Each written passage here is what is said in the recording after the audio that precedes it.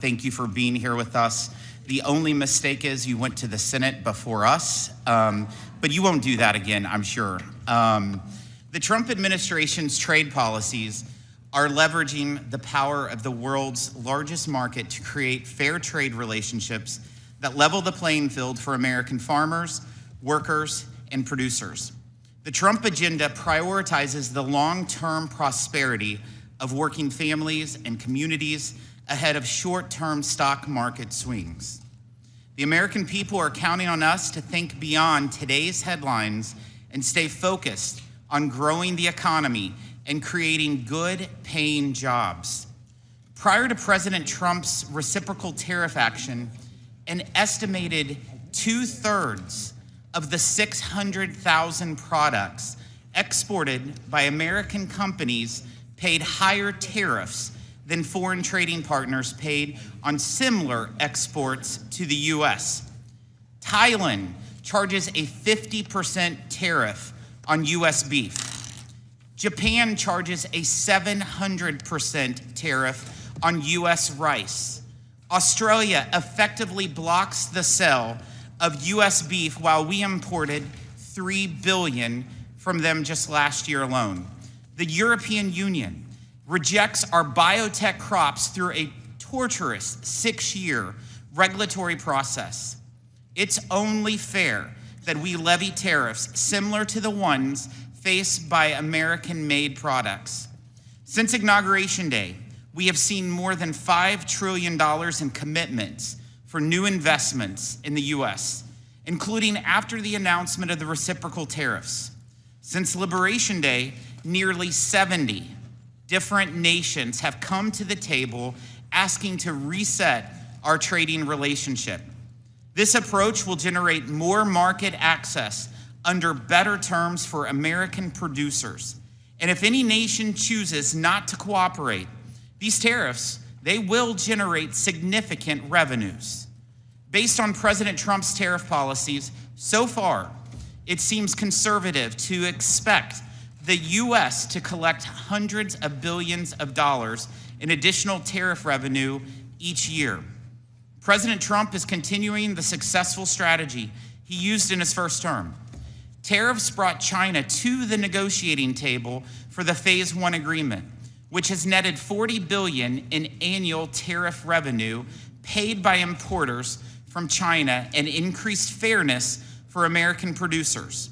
Other agreements, like USMCA, opened markets for American-made products and ensured fairer treatment for our workers and businesses. An America First trade policy is needed now more than ever. America ran trillion-dollar goods trade deficits all 4 years under Biden. Previously, America has never run even one year. We ran a $32 billion agriculture trade deficit last year. Under President Trump's first administration, we had an average annual agriculture trade surplus of $5 billion. The Biden administration failed to counter China's moves to reorder the global economy around Beijing. Failure to assess whether China was adhering to the Phase 1 agreement meant the agreement was never truly enforced. The Trump administration is reviewing potential violations of the agreement, as well as exploring Section 232 and 301 investigations to further address unfair trade barriers ripe for enforcement actions. President Trump has made good on his promise to tackle China's abuse of our trade laws and ended its access to the Diminimus privilege. The administration's actions mirrored committee legislation passed last year to crack down on the instance of China's trade abuse, and President Trump has now set in motion a process to end the de minimis privilege globally to improve trade enforcement. The Biden administration had to be dragged into fighting Canada's denial of market access to our dairy farmers and Mexico's similar treatment of our corn farmers. The Trump administration will enforce trade agreements to benefit farmers and ranchers. Strong enforcement should be complemented with trade relationships that respect American workers and manufacturers. President Trump's tariffs have set the stage for the United States to negotiate from a position of strength. I fully anticipate more nations to come forward to reset their trading relationship with the United States. I represent an agriculture and manufacturing region under unfair trade policies. We've had factories shut down and lay off people in our district.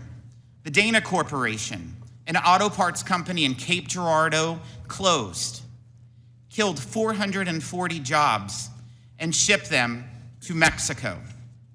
A Briggs & Stratton factory where my mother worked in Rolla, Missouri, closed, killing 450 jobs, and shipped them other places. The Brown Shoe Company in Sikeston, Missouri, was just one of numerous brown shoe factories in our congressional district that closed, costing hundreds of jobs. Nordine closed in Poplar Bluff back in 2013, cutting 500 jobs and moved that production to Mexico. Noranda shut down its aluminum plant, costing 900 jobs in New Madrid, Missouri in 2016, before the aluminum tariffs. I could go on, as could every member on this dais, changing course and undoing the damage caused by years of unbalanced trade relationships won't happen overnight. President Trump's economic agenda, from tariffs to tax relief to deregulation, is about making it competitive again to build, manufacture, grow, and produce in America. I look forward to working to change our trading relationships to a source of our nation's economic strength and revenue, not a source of decline and dependence. Thank you for coming before the committee, and I look forward to hearing your testimony. I'm pleased to recognize the ranking member, Mr. Nill, for his opening statement. Thank you, Mr. Chairman, and I want to thank you, Ambassador Greer, for being with us today. There's a new political caucus, as you know, that has been formed in this town. It's called Republicans for Tariffs. This is the first time that we've heard them ever embrace tariffs. And I must point out that Liechtenstein doesn't stand a chance. From the economic soft landing that President Trump was handed, a low unemployment rate, 2.9% average growth GDP, and millions of jobs created during the previous 4 years, it's only taken him 79 days to inflict this permanent damage. Recession odds are getting higher by the day. We are following the largest tax and tariff hikes in decades. The average family will confront about $3,800 in new costs. Look at one's 401k, retirement savings, education plans, new home and auto sales been wiped out. The layoffs continue, and the plant closings that the chairman referenced today are continuing as well. Trillions of dollars have been lost just in the last week. The National Review and the Wall Street Journal, hardly left-wing publications, have both warned against the tariffs, and National Review saying today it's time for Congress to assert itself and end this trade war. Last night, the president said he's now coming for higher drug prices. Between the cuts they've planned to our programs at lower cost and the rising prices of these tariffs, their giveaways won't make a dent in the higher cost our colleagues have planned, apparently, for the American people. The Wall Street Journal editorial board said it best: this is the dumbest trade war in history.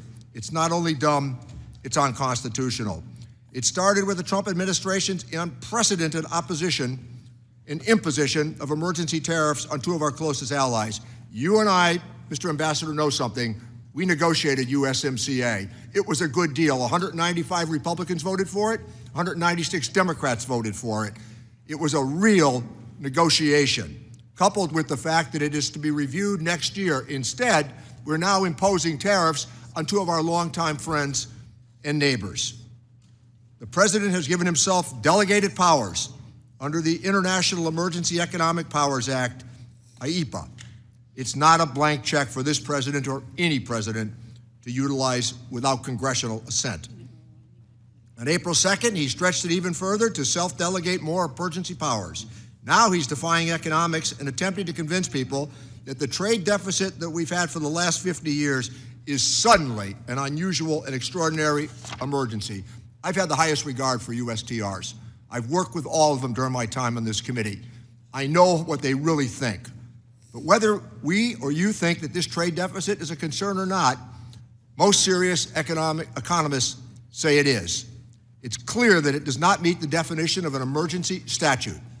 Republicans in Congress are missing in action, afraid to speak up, knowing that they've never embraced tariffs as an economic suggestion. I could never have imagined witnessing this as our Republican colleagues act as though nothing is happening.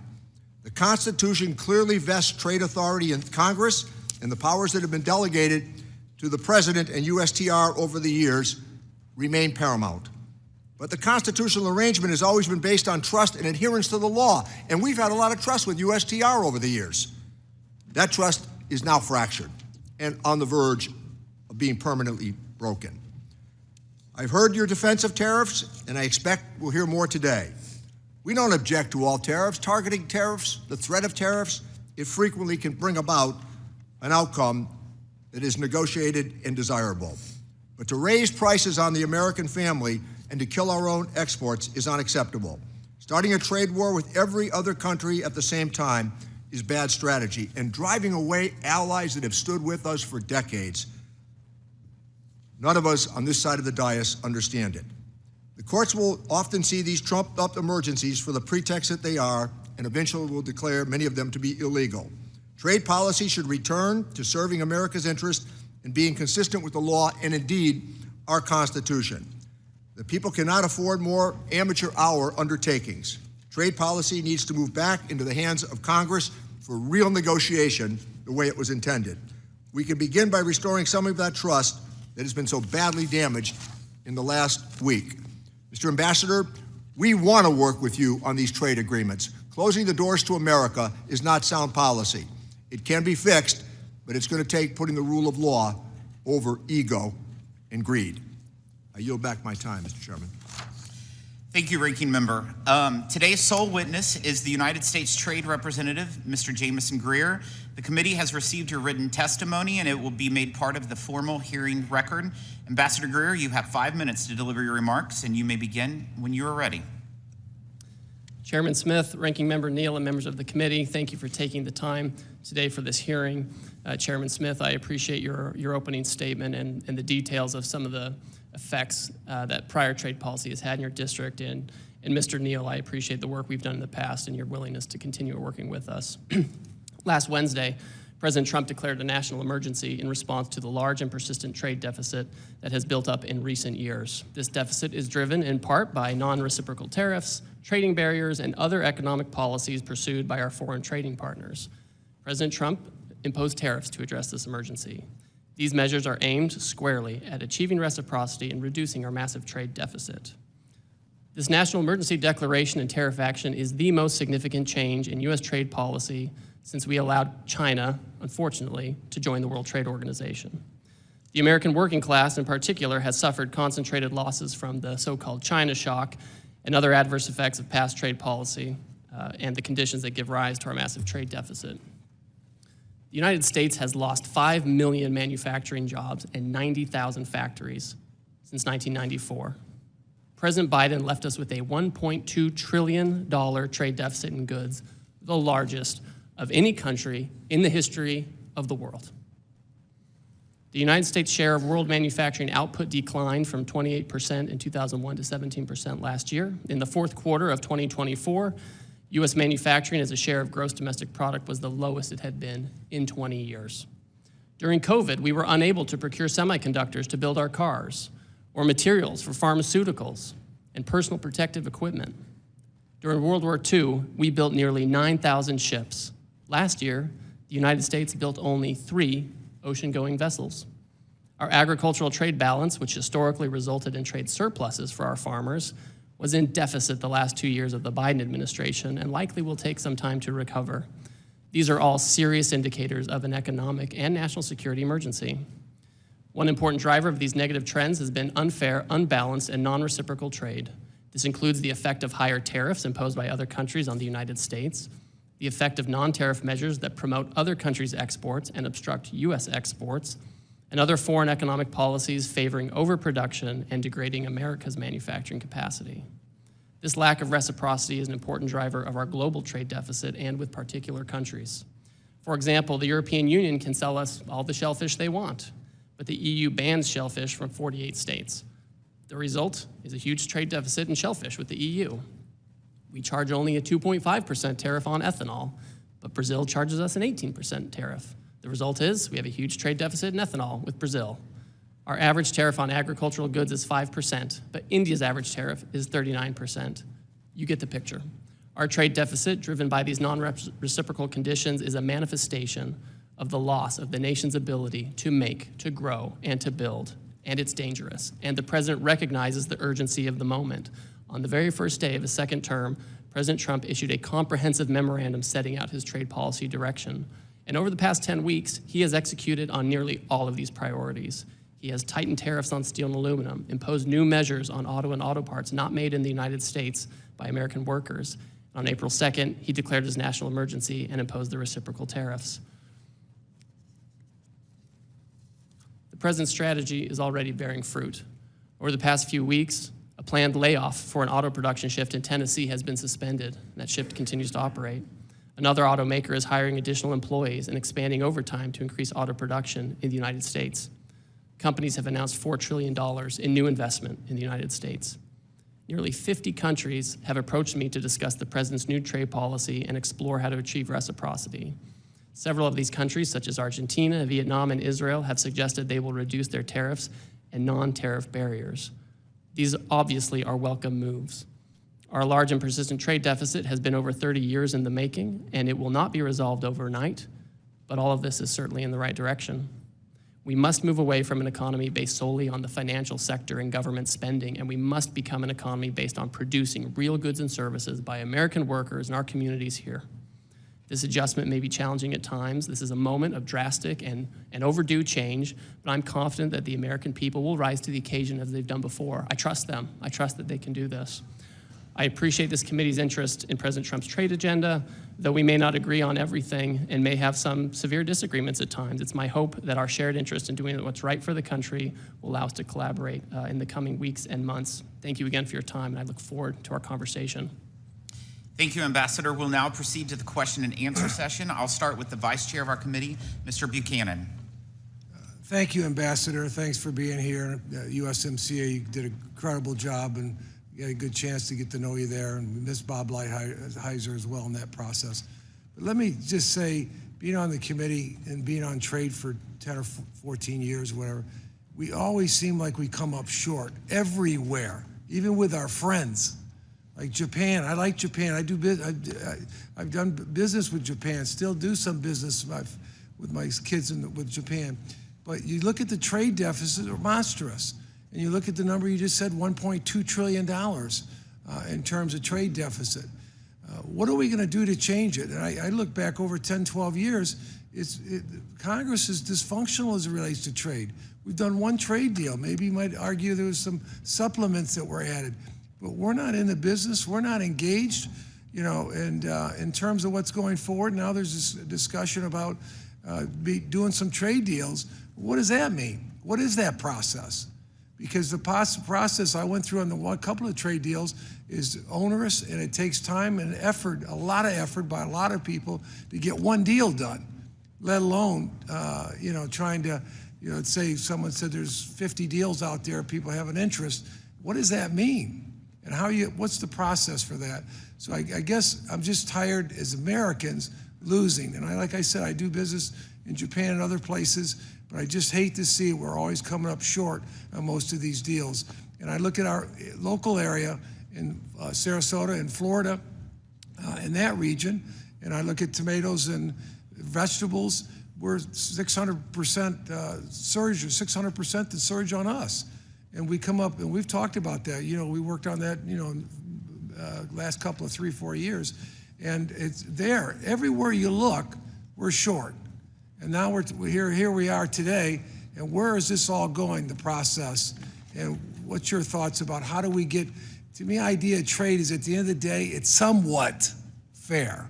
Somewhat fair. It doesn't have to be perfect. Some countries, maybe you might give them smaller country, work with them a little bit more. A lot of countries in Africa, it's one thing, try to give them some advantage. But these bigger countries, they're killing us.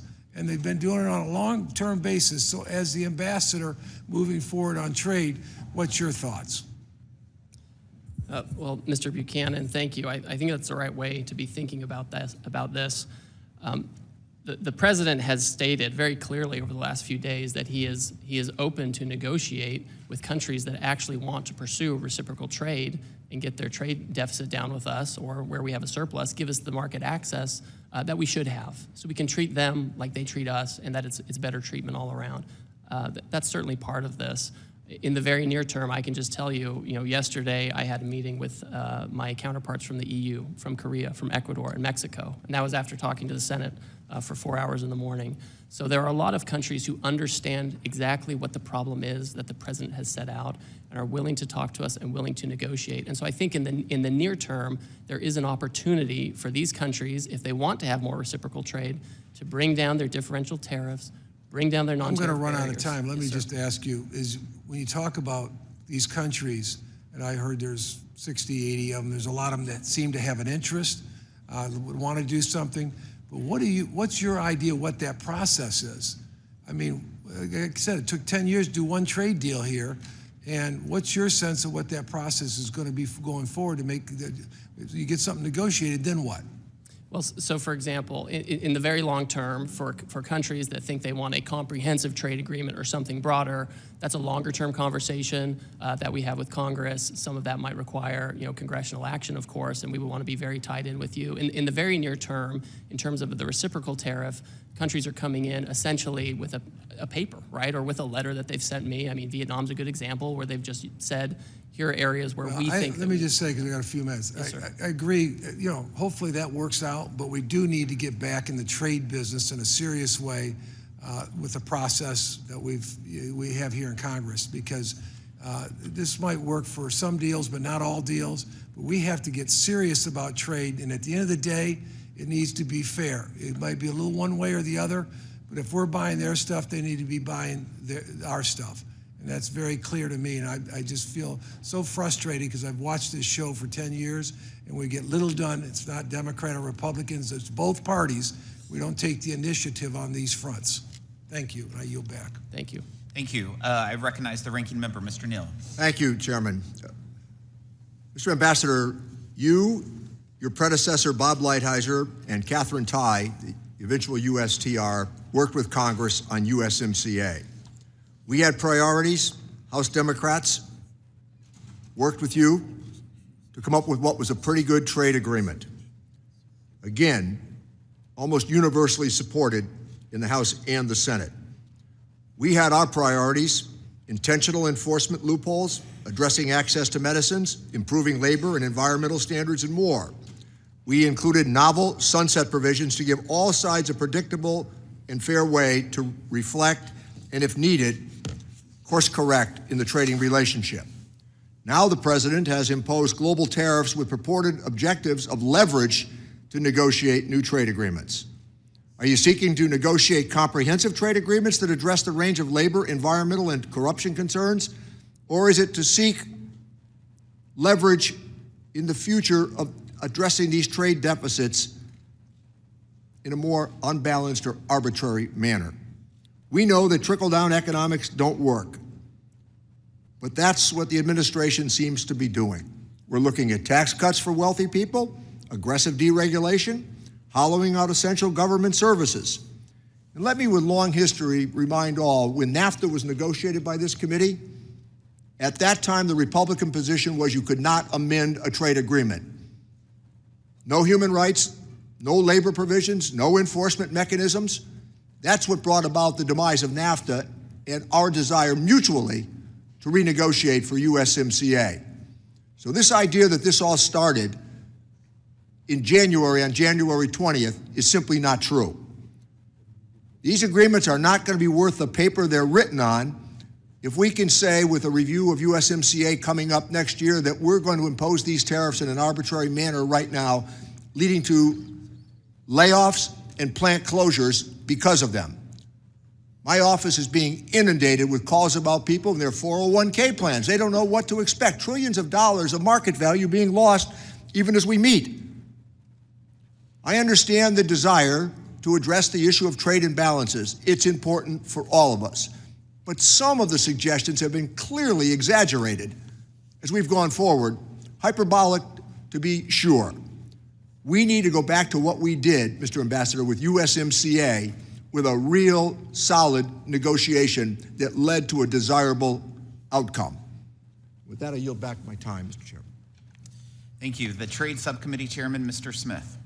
Thank you, Mr. Chairman. Thank you, Ambassador, for availing yourself here today on such important matters, and especially given the context, the broader context of timing.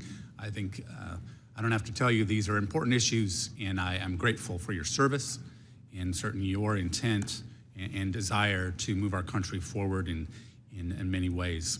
I would say there's no such thing as stagnation in trade. We're either gaining ground or we're losing ground. And I think over the last 4 years, we lost a lot of ground.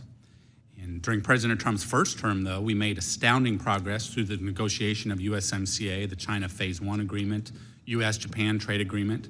These efforts unlocked new markets, strengthened supply chains, and empowered cooperation with important partners. Over the last 4 years, however, the Biden administration's trade agenda veered from slow-walked complacency to non-binding frameworks.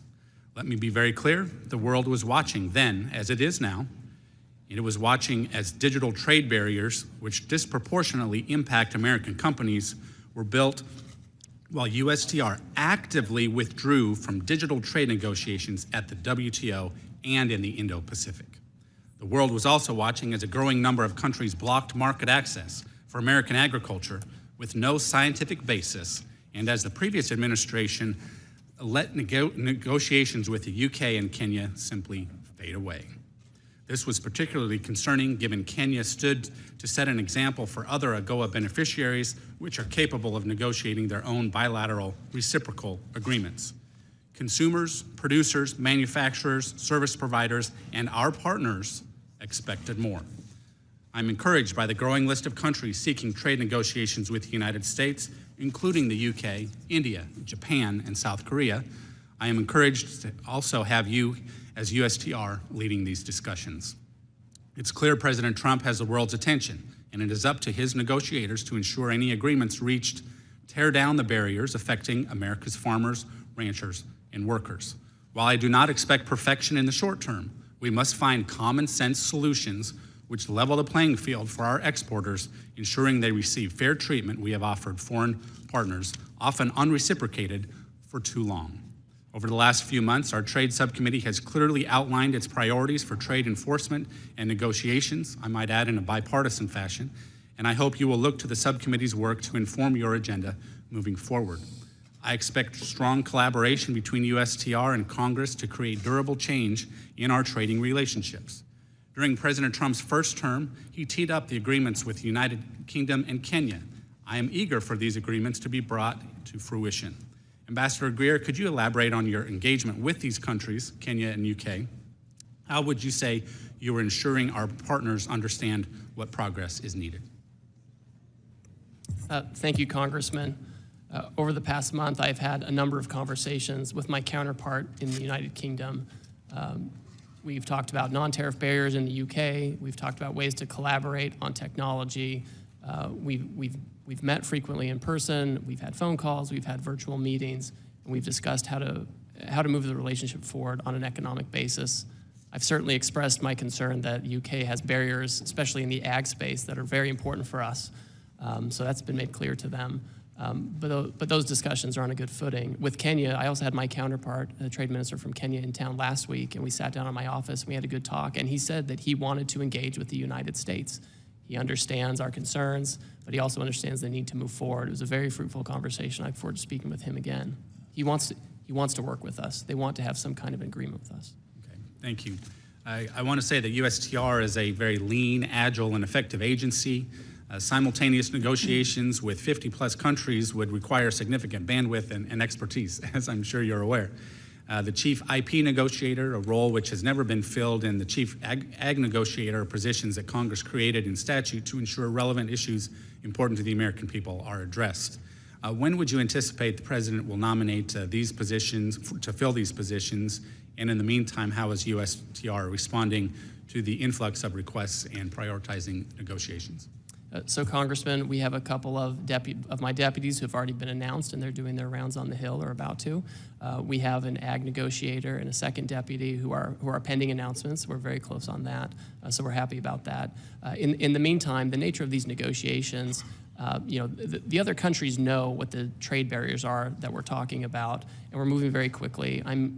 We're meeting every day with several trade ministers from other countries. The crack staff at USTR is working very hard as well to put together what would make sense in terms of near-term agreements with respect to the reciprocal trade. Thank you. I think it's important to note that oftentimes, even if we have a trade agreement with a friendly country, for example, we still need to stay on top of these things, whether it's investor protections in Mexico or beef in Australia, with the expectation of a level playing field. So thank you again for being here. Look forward to the discussion. Thank you. Mr. Doggett. Thank you, Ambassador. I have a number of yes-no answers, and if you feel you cannot answer them yes or no, just say you cannot, and I'll move on to the next question. The first of these, yes or no, the Trump tariffs will soon be levied on pharmaceuticals from abroad. I'd like to discuss that in more detail with you, sir. Is that true or not? Well, the president, he wants to get manufacturing production back here, and so he's going to conduct an investigation to see what's appropriate in terms of tariffs. So he hasn't decided to impose them as he said he would last night at the Republican fundraiser. He said that he will impose them. Now what the extent of that is subject to an investigation. Reclaiming my time. A simple question, Ambassador. Yes or no, do you agree with the president's senior Trump trade advisor, Peter Navarro, that higher tariffs are tax cuts? Sir, I don't get involved in the tax discussions, but we know tariffs have a revenue effect for sure. You think tariffs are tax cuts? I think that tariffs are an imposition on foreign goods that can protect American workers and American products. And again, yes or no, do you agree with senior trade advisor Peter Navarro that as Americans watch their savings erode and the stock market losses approaching $7 trillion, that what Americans need is patience? I think we all need to work through this period as we try to reshore and get over the $1.2 trillion deficit that Biden left us with. Do you agree with Commerce Secretary Howard Lutnick that we're not going to reverse course no matter how much the markets implode, and that these tariffs will be permanent? Well, the president has directed that we're negotiating with willing partners, and that's where I'm keying my guidance from. You just referenced the United Kingdom, and you have claimed that these trade deficits require these tariffs. Is it correct that large Trump tariffs were imposed on imports from close allies like the United Kingdom and Australia, even though we have a sizable trade surplus with each of those allies? There's a global deficit, and those surpluses should probably be larger because of the barriers they have. Again, sir, can you simply answer yes or no? Did we impose tariffs on allies with whom we have a trade surplus, not a trade deficit? We impose tariffs on every country because it's a global problem. So the answer is yes, even though you don't want to say it, apparently. Let me ask you also about experiences during the first Trump administration, because at that time there was discussion about the impact of the retaliatory tariffs from China on farmers. And as a result of that retaliation, there was a significant amount of farm welfare payments that were paid. We know this time that the tariffs and the retaliation are much broader, like the Chinese substituting Brazilian soybeans for American soybeans. Will American taxpayers be asked once again to finance welfare payments to farmers that lose foreign markets? Yes or no? It's not clear yet whether that will be necessary. Might have to and might not. Similarly, last time there were concerns about the selective nature and the exceptions that were made to these tariffs. And it seems that those who hired Republican contributors, lobby firms, did much better on exceptions. The whole exception process was criticized by the Government Accountability Office. Can I be assured that if one of my businesses hires a a Republican lobbyist and contributor who can get a table down at Mar-a-Lago that they will not get an exception to these tariffs or an exclusion? There are no exceptions or exclusions to this program exceptions for the president. All right. You know, it's not one of my regular allies, but the National Taxpayers Union sent me a question yesterday, and I'll pose it to you as they did to me. They note that the United States has run trade deficits for 48 straight years, during which time the U.S. economy has grown by 255% in real terms, that these decades of trade deficits have corresponded with increases in American wealth and household incomes that far exceed the progress in Canada, China, and the European Union. Do you think that this growth in American wealth as a result associated with deficits is something that constitutes a national emergency? The giant and massive persistent trade deficit that Biden left us with is an emergency. It's not like the small deficits from the 60s when we had auto workers here making production. We've offshored all this stuff, Mr. Doggett, and we are really in an emergency situation, and we're not passing the buck. Reclaiming my time, we seem to have done much better than in the Gilded Age, which the president prefers. I would just say that on the eve of his inauguration, the president promised to bring prices drastically down, and there's nothing that you've said in your answers or non-answers to me today that will give Americans any assurance to believe anything other than that their prices will continue to soar and their savings will continue to shrink. The president's lies continue to cost the American people dearly. I yield back. Mr. Kelly. Thank you, Chairman. Ambassador, thanks for being here. There's a quote in the movie Tora, Tora, Tora from Admiral Yamamoto, and he says, "What I fear is that we have awakened a sleeping giant." Thank God we've looked around at what's happening in the world. Twice America has gone to World War to save the world. We did it in World War I, we did it in World War II. And after World War II, the people that we saved and some of the people that we fought against were absolutely devastated. They had no way to build themselves back up again. So what did America do? We opened our markets because we have always been the most generous people in the world, and we're always the first responder. No matter what happens anywhere in the world, who's there first? It's always the Yanks. We have ceded so much market share. We have rebuilt, for most of the world, an economy that they never could have achieved on their own. Now we're facing a situation with all of those who we've helped don't like us playing in their market. They love coming to America, but they don't want America coming to them. They make it very hard for us to do trade with them, whether it's through tariffs or barriers, which our manufacturers can't meet. And we sit here today trying to make this a political event instead of a country-saving event. I come from a little town called Butler, Pennsylvania. Butler at one time was a home of a steel mill. Still is. We built railroad cars. Pullman was there. We built the first Jeep. We were known as that town. Blue-collar town. People get up in the morning, work hard, and what they look for is that chance to get some overtime. Last summer, we became known as the town with the attempted assassination of Donald Trump. We're resilient. We always bounce back. We always will bounce back. And I got to tell you, I have some statements from the people that actually work every day, get up and go to work, and they're looking at a market that they're constantly losing market share in, and they wonder, who is going to stand up and do something? Who's finally going to talk about the real problems in America and quit talking about the stock market? Stop talking about all these other things, because I've watched it go up, I've watched it go down, I've watched it go sideways, I watched it where some people say, I don't like to play in that because I don't understand how it works. Here's the one thing I do know, and you know it too. It's all about work. It's all about market share. Jamie Sychek from UAW 3303, we were in a dire situation, not because of foreign competition. That hurt us a lot. We went from a steel plant that were 7,000 people down to there's about 1,300. We produced something called grain-oriented electric steel, the only producer of that product in America, and we were in danger of losing it because we had an administration that had a blind eye and a deaf ear to what they were giving up.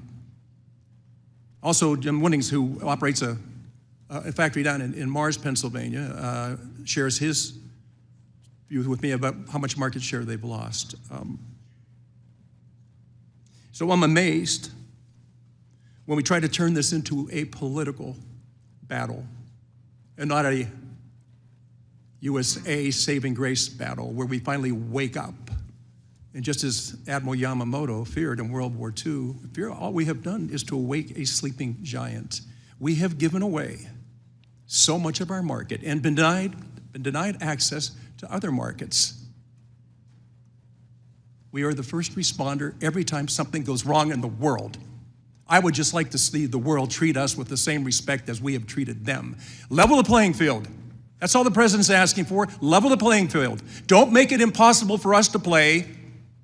Don't tell us, yes, you can come here as long as you meet these standards, knowing that the standards they've set we can't meet. Yet we still allow them to come in. I sell Chevrolets. I sell Hyundais. I sell Kias.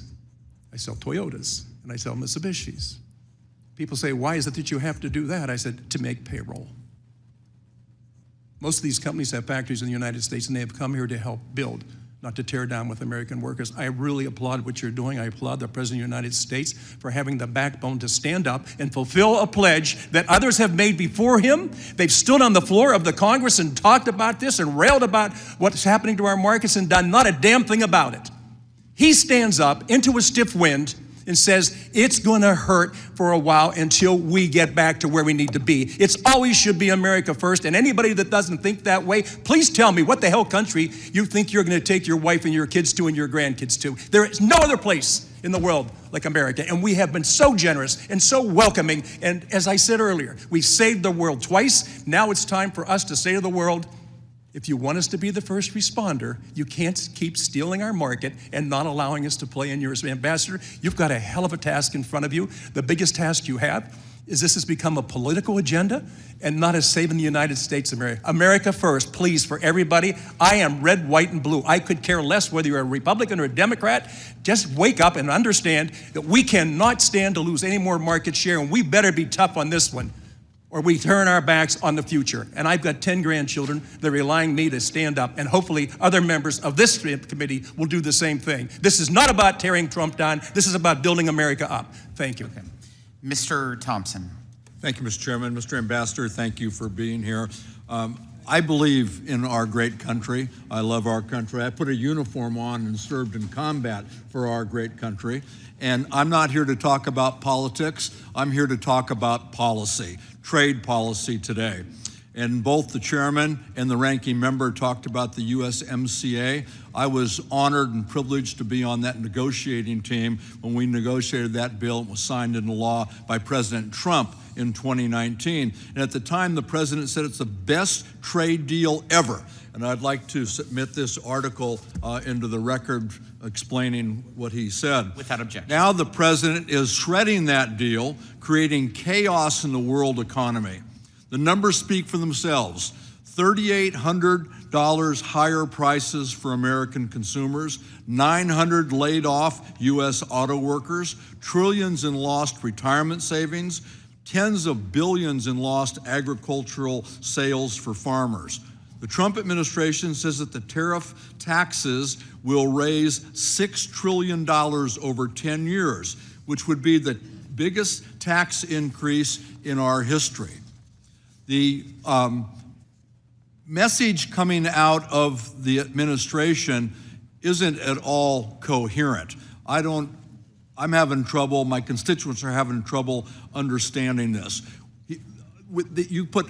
He puts a tariff on some 180 other countries, no tariff on Russia or Belarus or North Korea, and he's putting tariffs on UK, Ukraine, France, an island that only has penguins on it, but not a country that is clearly working against us and we have a trade deficit with. It's confusing in every instance. He says that tariffs are here to stay, to support domestic manufacturing and to raise revenue to pay for tax giveaways to people who really don't need that tax giveaway help. And at the same time, he's saying that tariffs are part of a negotiation to secure better trade conditions and that this will be over soon.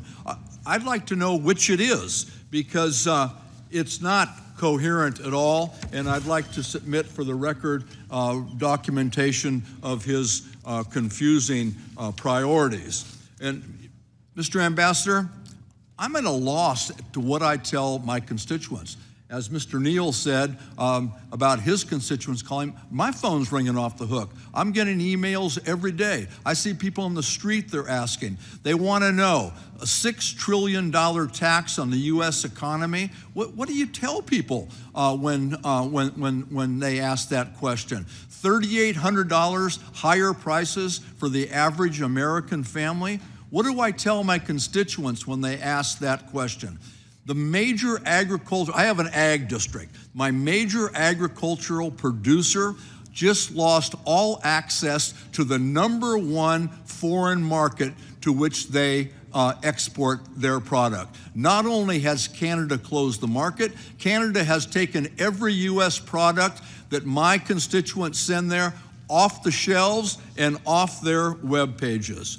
And what do I tell them when they say, I've been working decades to build that market share and it's all gone that quick? What do you tell them? What do I tell my constituents who say, I have a container that it's already paid for of products coming in, and I will not be able to afford the tariff when that container lands? What do I tell my constituents who say we've lost trillions of dollars in our 401ks?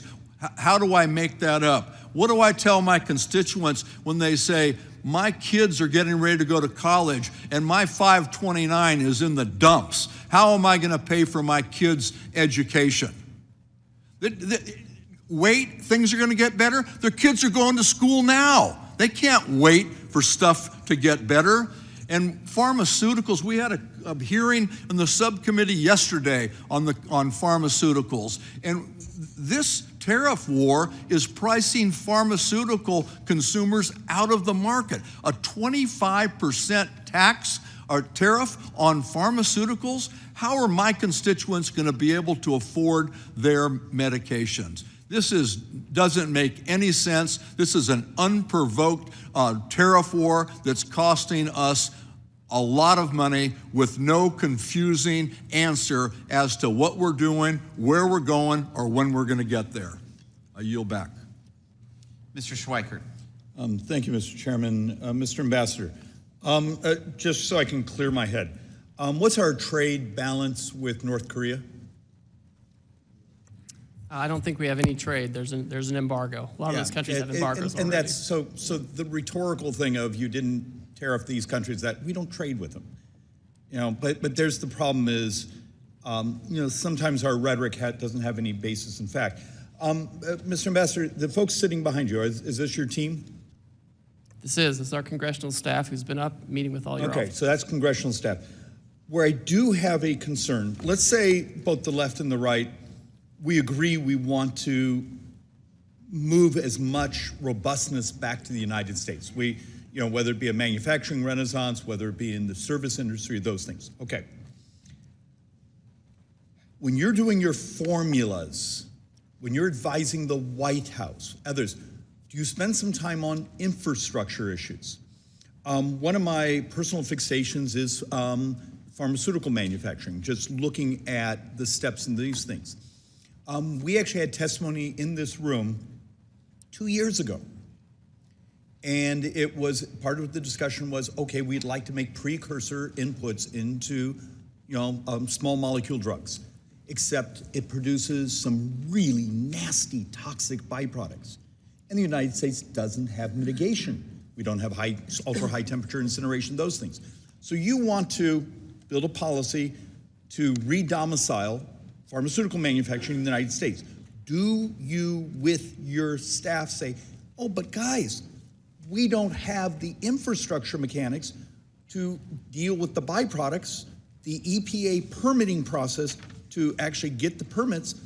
Maybe we should approach Congress and say, hey, guys, I need you to help us get these things so we can actually, whether it be through tariffs or other incentives, move them.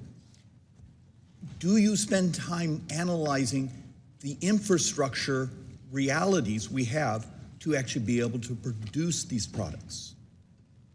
So yes, Congressman, absolutely. And when we talk about trade policy, which is in the news today because of the president's recent action, we're also talking about favorable tax policy, which is important for pharmaceutical production. We talk about permitting and environmental policy. All of these things go together. That's why President Trump had such a successful first term in terms of the economy, because all of it moved together, and we talk about that. So what's happened in the last week? Would I find that somewhere? Look, in many ways, I'm finding myself, I support the ultimate goal. I'm just wondering if the sequencing has been done with the details that are necessary to make it successful. And then I've been waiting for the team to provide people like me the input saying, David, I need you to get off your backside, and we need this on permitting reform, or we need this on certain regulatory issues. And I haven't seen that input yet on, do you see where I'm going? Is if this is the ultimate goal, how do we get there? Is it straight through a tariff regime? Or do we have to have our series of sequencing before this actually happens? I think we certainly would welcome Congress supporting the reshoring of manufacturing. I think, unfortunately, during the last administration, we saw a lot of studies by the Biden administration about how to reshore pharmaceuticals, which is valuable. But we could kind of do studies for years and years and never reshore this. So you have the information, so you have the studies, so you know what we need to do. And the president can do what he can do, right? He doesn't have the power of the purse, but he can create incentives to drive people back. This is beyond manufacture sense. Even the infrastructure mitigation, it's not enough if to say the company wants to get it back here in our country. They can't get the permit. And that's why we're working closely with other economic cabinet members. We're talking about the importance of this. And I'll tell you, Administrator Zeldin and others, they're out there. They're trying to expedite permits. They're trying to make sure that regulations are appropriate to allow the kind of reshoring we need to. So, Ambassador, what do you need from us? What can we do? The ultimate punchline here is, what do you need from those of the members of Congress who actually support the ultimate goal? A little concerned about the path, but ultimate goal. What do you need from us? And please bring that to us so we can actually do our work. I have plenty of ideas. I'm happy to talk to the White House Office of Legislative Affairs about that. I think there's a lot Congress could do if they would like to. We look forward to those documents. Thank you, Mr. Ambassador. Thank you, Mr. Chairman. Mr. Larson. Thank you very much, Mr. Chairman and Ambassador Greer. Welcome to the committee. Thank you for all your service. I just have a direct question because I'm a little puzzled. Being a great James Bond fan, I was kind of wondering what this whole deal is to Russia with love, and why, as has been pointed out, that on April the 2nd, the president excluded Russia, Belarus, Cuba, and North Korea from the new global tariff. The Treasury sector said Russia wasn't on the list because they already imposed sanctions to prevent most U.S.-Russia trade, making higher tariffs unnecessary. The question's kind of twofold. Is that the case with Russia, Belarus, Cuba, and North Korea? While trade in goods has decreased, trade with Russia is still significant. Last time I checked, it's like $3.5 billion, well above the volumes of trade for many smaller countries that my colleagues have already been through that are impacted by this. So first, was this an oversight, or is the president trying to reinvigorate trade with Russia?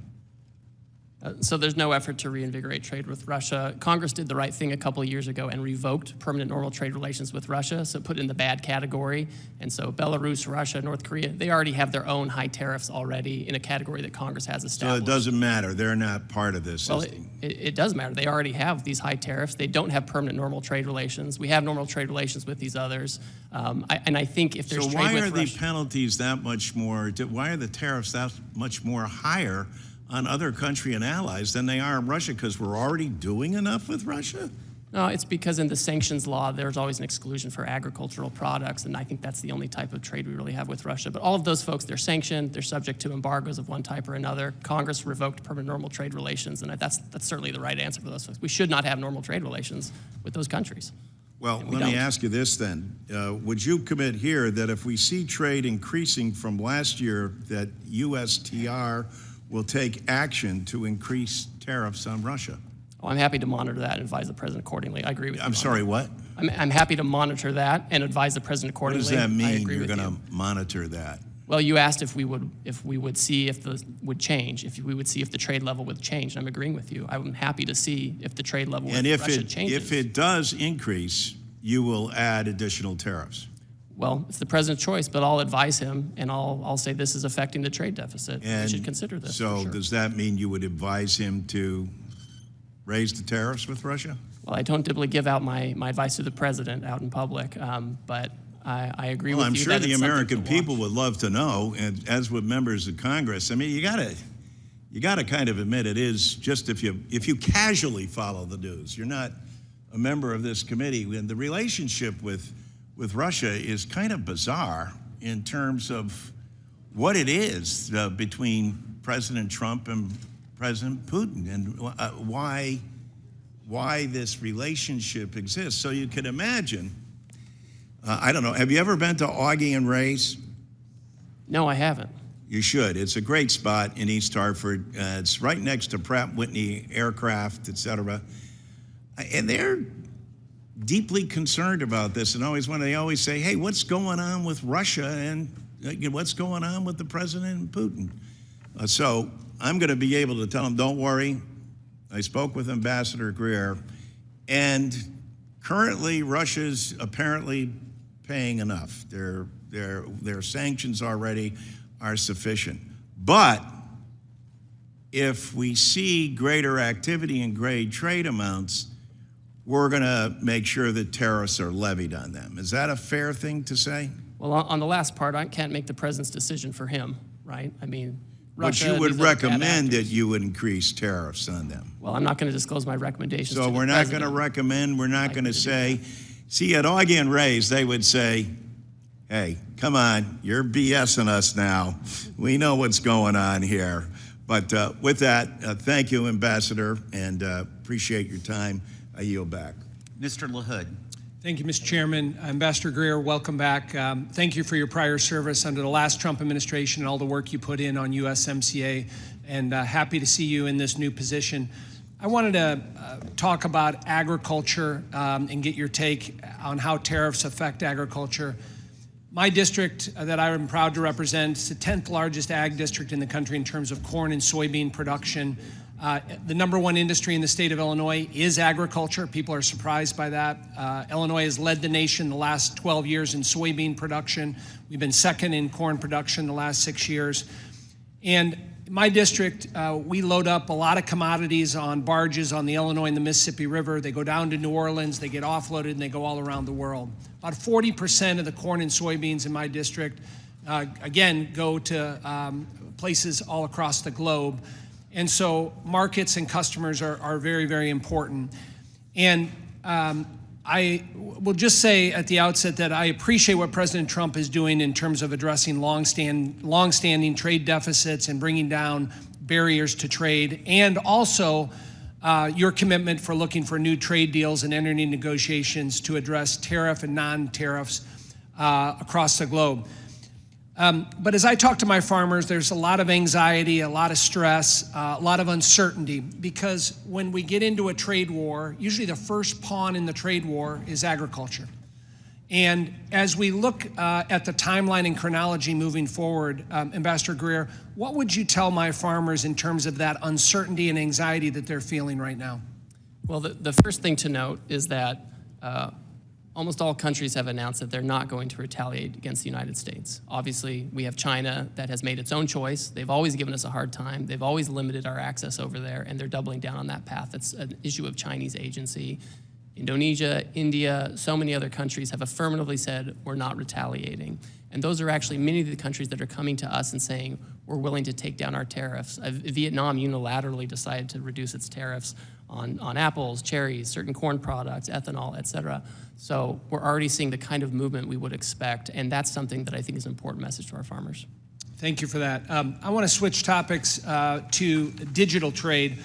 And I believe we have a tremendous opportunity in digital trade, and the United States must lead in setting global rules and standards. We can't allow non-market adversaries like China in particular to set these standards and further manipulate the digital trade agenda. Unfortunately, under the Biden administration, we ceded this authority, and we've seen the consequences of discriminatory policies hurting U.S. innovation. I think we can be aggressive working with our like-minded partners and allies to build on the progress made during President Trump's first administration, including the digital agreement with Japan and the robust standards set in the digital chapter of USMCA, which is, in my view, kind of the gold standard for future trade agreements. What can you say today, Ambassador Greer, on how you view the expanding U.S. leadership in digital trade moving forward in this administration? Well, I think it's a huge comparative advantage that we have. Our digital commerce companies and digital trade companies are the most competitive in the world. And they're competing with ones from China. And in that competition, we have to win. And if I have other countries discriminating against our champions, that's bad for America, it's bad for our companies and workers, and it's bad for the world. And I know we're having a national conversation, politically on how to regulate, digital tech, et cetera. But in no case can we allow discrimination to undermine our competitive advantage here. Thank you, Ambassador Greer. I yield back. Thank you. I now recognize Mr. Davis for 5 minutes. Thank you, Mr. Chairman, and thank you, Ambassador. It is important that the executive administration respect and recognize that Congress has authority over trade agreements, and its purpose is to guide and/or direct the administration on the content of that agreement. Unfortunately, what we have seen from the Trump-Musk administration in the trade and tariff space over the past month has been anything but comprehensive, well-balanced, and measured. In fact, the president's recent approach to advancing his America First trade policy has been confusing, chaotic, inconsistent, and at times even contradictory. Ambassador Greer, I represent companies in the vehicle supply industry that assemble and produce parts for the automotive industry. The vehicle supplier industry employs more than 930,000 people directly and 4.8 million indirectly. Individuals across the country representing the largest sector of manufacturing jobs in the United States. Tariff impact on the automotive industry is massive and may result in shutting down businesses within the automotive supply chain, which will harm the U.S. economy as a whole. The automotive supply chain is not agile in its ability to make changes. However, the motor vehicle parts sector and many others have adjusted supply chains to support more regional production. My question is, since it would take years to adjust production and supply chains back to the U.S., in the meantime, the auto sector will be hit with multiple layers of tariffs that will soak up any free cash that could be used for the very investments in the U.S. that the administration is seeking. Is the administration planning any relief for auto part suppliers and the auto industry? And what other help can the government provide to these suppliers due to the most recent changes in tariffs? So, Congressman, the autos action is under the Department of Commerce, but I'll just make two brief points. First of all, right now, if the parts comply with USMCA rules of origin, the agreement we all agreed to 5 years ago, they continue to come across duty-free. So that's a good development. And second, the United Auto Workers are huge supporters of the action on autos and auto parts. And they put out a long statement supporting this long overdue issue. We have Chinese vehicles flooding global markets. The only reason they're not in this market is because President Trump put a tariff on Chinese automobiles in 2018, and the Biden administration kept them and put them in place. It's really critical that we protect our auto industry, and the auto workers understand that. We've accounted for parts that have U.S. content and content from Canada and Mexico, and we have to be very deliberate about doing this to save this industry. Thank you. And let me ask you, have you conducted an analysis on the net impact of tariffs across different sectors of the economy? And what steps has your office taken to mitigate negative employment effects? So with respect to, we have a lot of historical data about tariffs. For example, the International Trade Commission, they put out a report following the Trump first term tariffs, and they found that there were positive effects on domestic production in terms of employment and better profits for domestic production. We know in the first term when we put tariffs in place, inflation went down, unemployment went down, and real median household income went up. We expect that with good energy policy, good trade policy, good tax policy, good permitting regulatory processes, this can all rise together to again lead to an increase in real median household income for Americans. Thank you very much, Mr. Chairman, and I yield back. The gentleman yields back and now recognize Mr. Estes for 5 minutes. Well, thank you, Mr. Chairman, and thank you, Ambassador Greer, for joining us today and taking time out of your schedule to meet with us. Ambassador, I just welcome you again to the Ways and Means Committee, which has the sole jurisdiction for trade issues in the House. It's great to have you here working with the administration that prioritizes free and fair trade, unlike the previous administration, which placed pretty much zero emphasis on trade enforcement and on new deals with foreign nations, in effect putting America last. I represent Kansas 4th District, the air capital of the world, which is a microcosm of the United States. We have large aerospace manufacturing core in Wichita, as well as other manufacturing operations, and a widespread agriculture base in the surrounding rural counties. This cross-section of the country every day works to feed, clothe, and provide energy for the entire world.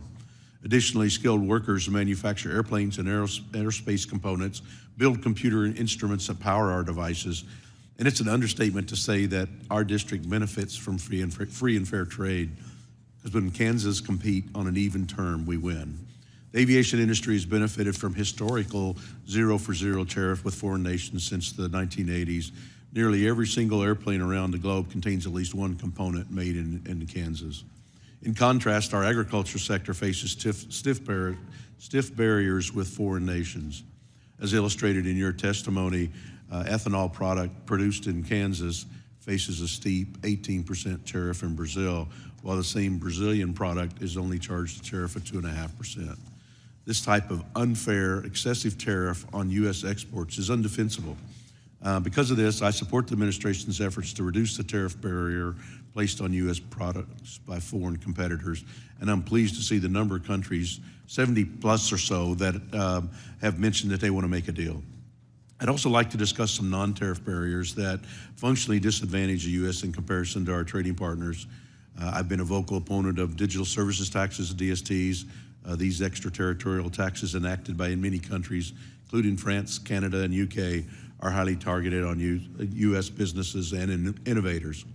Many of my colleagues agree that DSTs are a revenue grab by countries that restrict technology, innovation, and envy American companies that are successful in this space.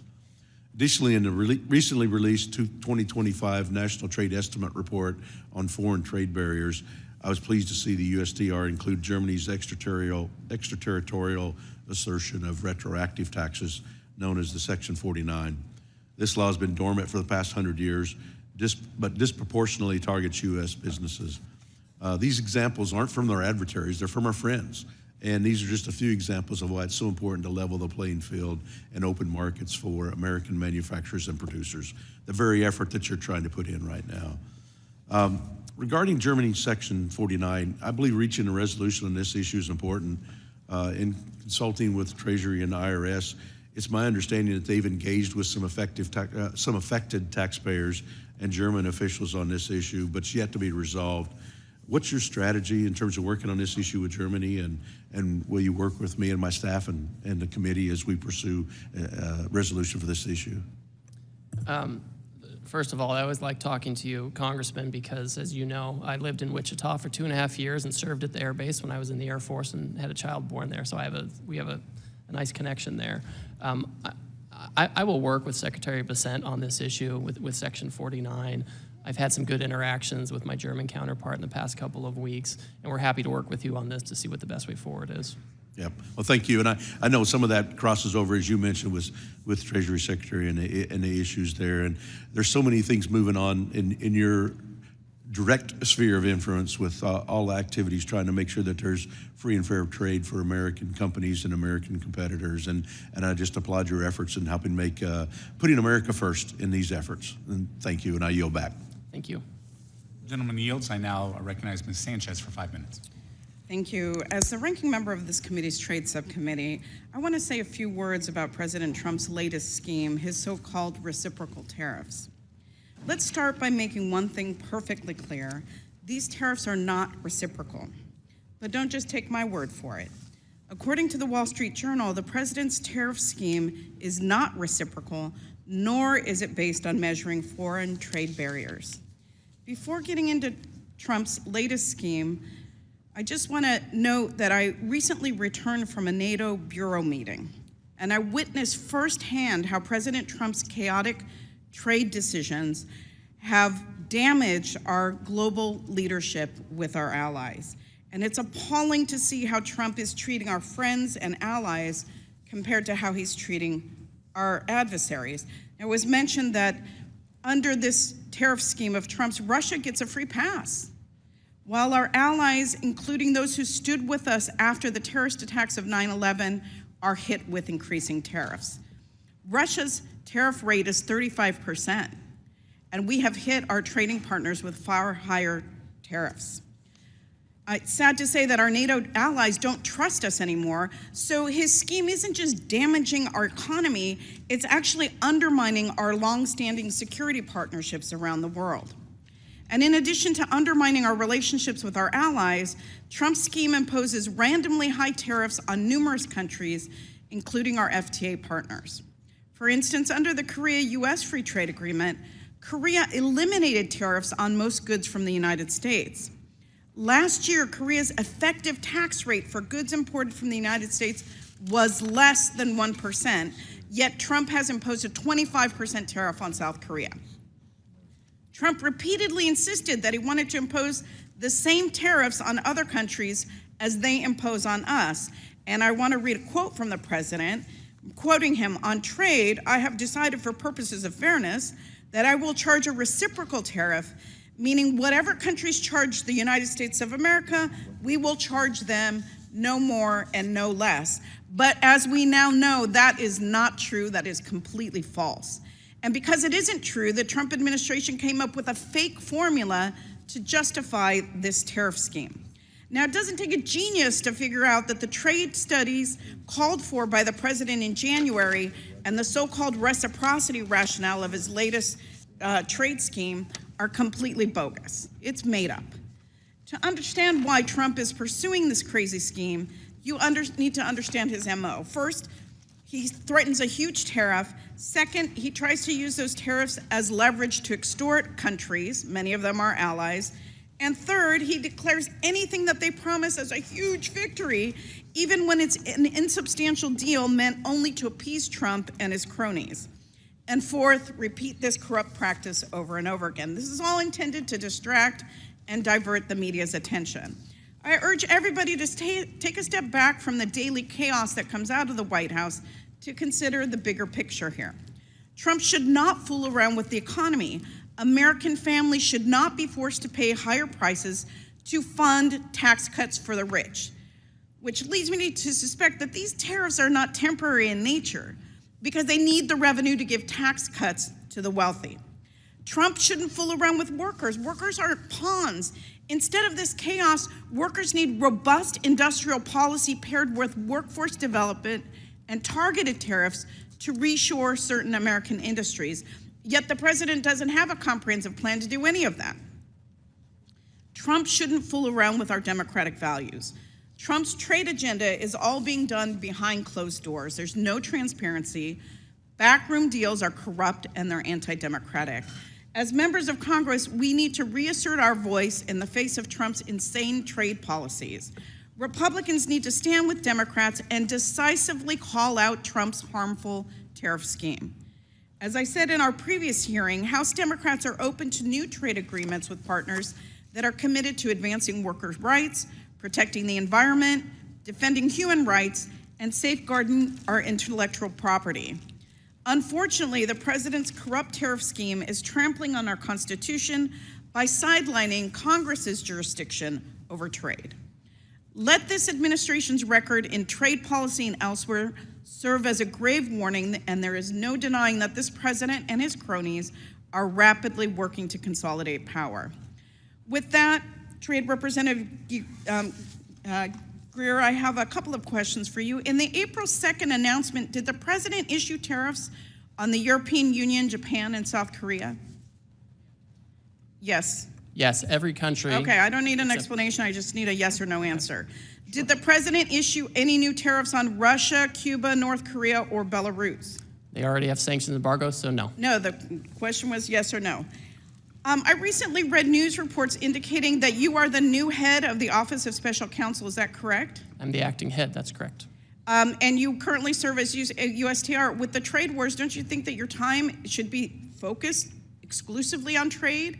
And isn't it a gross conflict of interest to be the body that oversees your own agency and position? Oh, I certainly would recuse myself if there was an issue involving Well, me. I think it's ridiculous that you hold both, and I urge you to resign as special counsel. It makes no sense for you to have oversight over yourself. That's not true oversight. And with that, I yield back. Member's time has expired. I now recognize Mr. Smucker for 5 minutes. Thank you. Excuse me. Thank you, Mr. Chairman. Hello, Ambassador.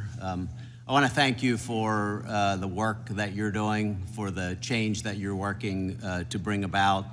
And I also want to point out the differences that we've seen in the past 4 years of the Biden administration compared to the 4 years of the Trump administration, specifically in regards to trade. I think Democrats and Republicans alike were very unhappy with the past administration's approach to trade, basically, which was to do nothing, to try to generate new agreements, and to not do nothing to try to open markets up for American manufacturers, to do nothing to try to bring jobs back to America. And that's just in such stark contrast to what we saw during the previous Trump administration. He had a bold and effective approach to trade, one that really delivered prosperity and brought our trading partners to the table. So we appreciate the work that the president did during his previous administration. We appreciate the work that he's doing and that you're doing on trade. It's a refreshing change to what we've seen over the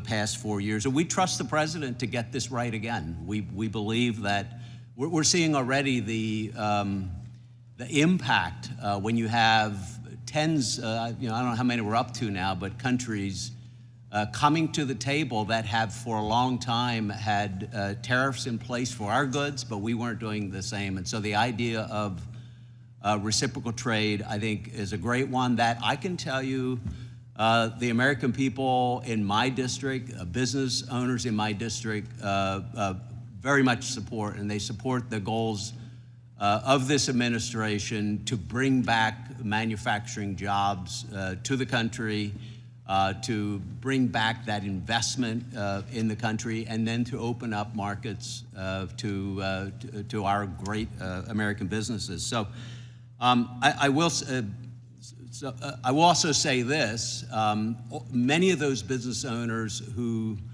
love what the president is trying to accomplish are feeling a little consternation. They're concerned about what this, how we're going to achieve what the intent is here. They still believe in what the president is doing, as I think every, at least Republican member here agrees with that. But I just want to give you an opportunity, if you don't mind, to just sort of expand maybe on some of the things that you've said previously, but with that sort of audience in mind. What would you say to, for instance, a copper manufacturer in my district who you and I have spoken about previously, but this is impacting their business in a big way? And what would you say to other businesses who are in a similar situation? And maybe if you could just paint a picture of what success will look like here, again, in the context of the successes that we've seen with USMCA, negotiated under previous administration and all that, but take us out a few months, take us out a few years.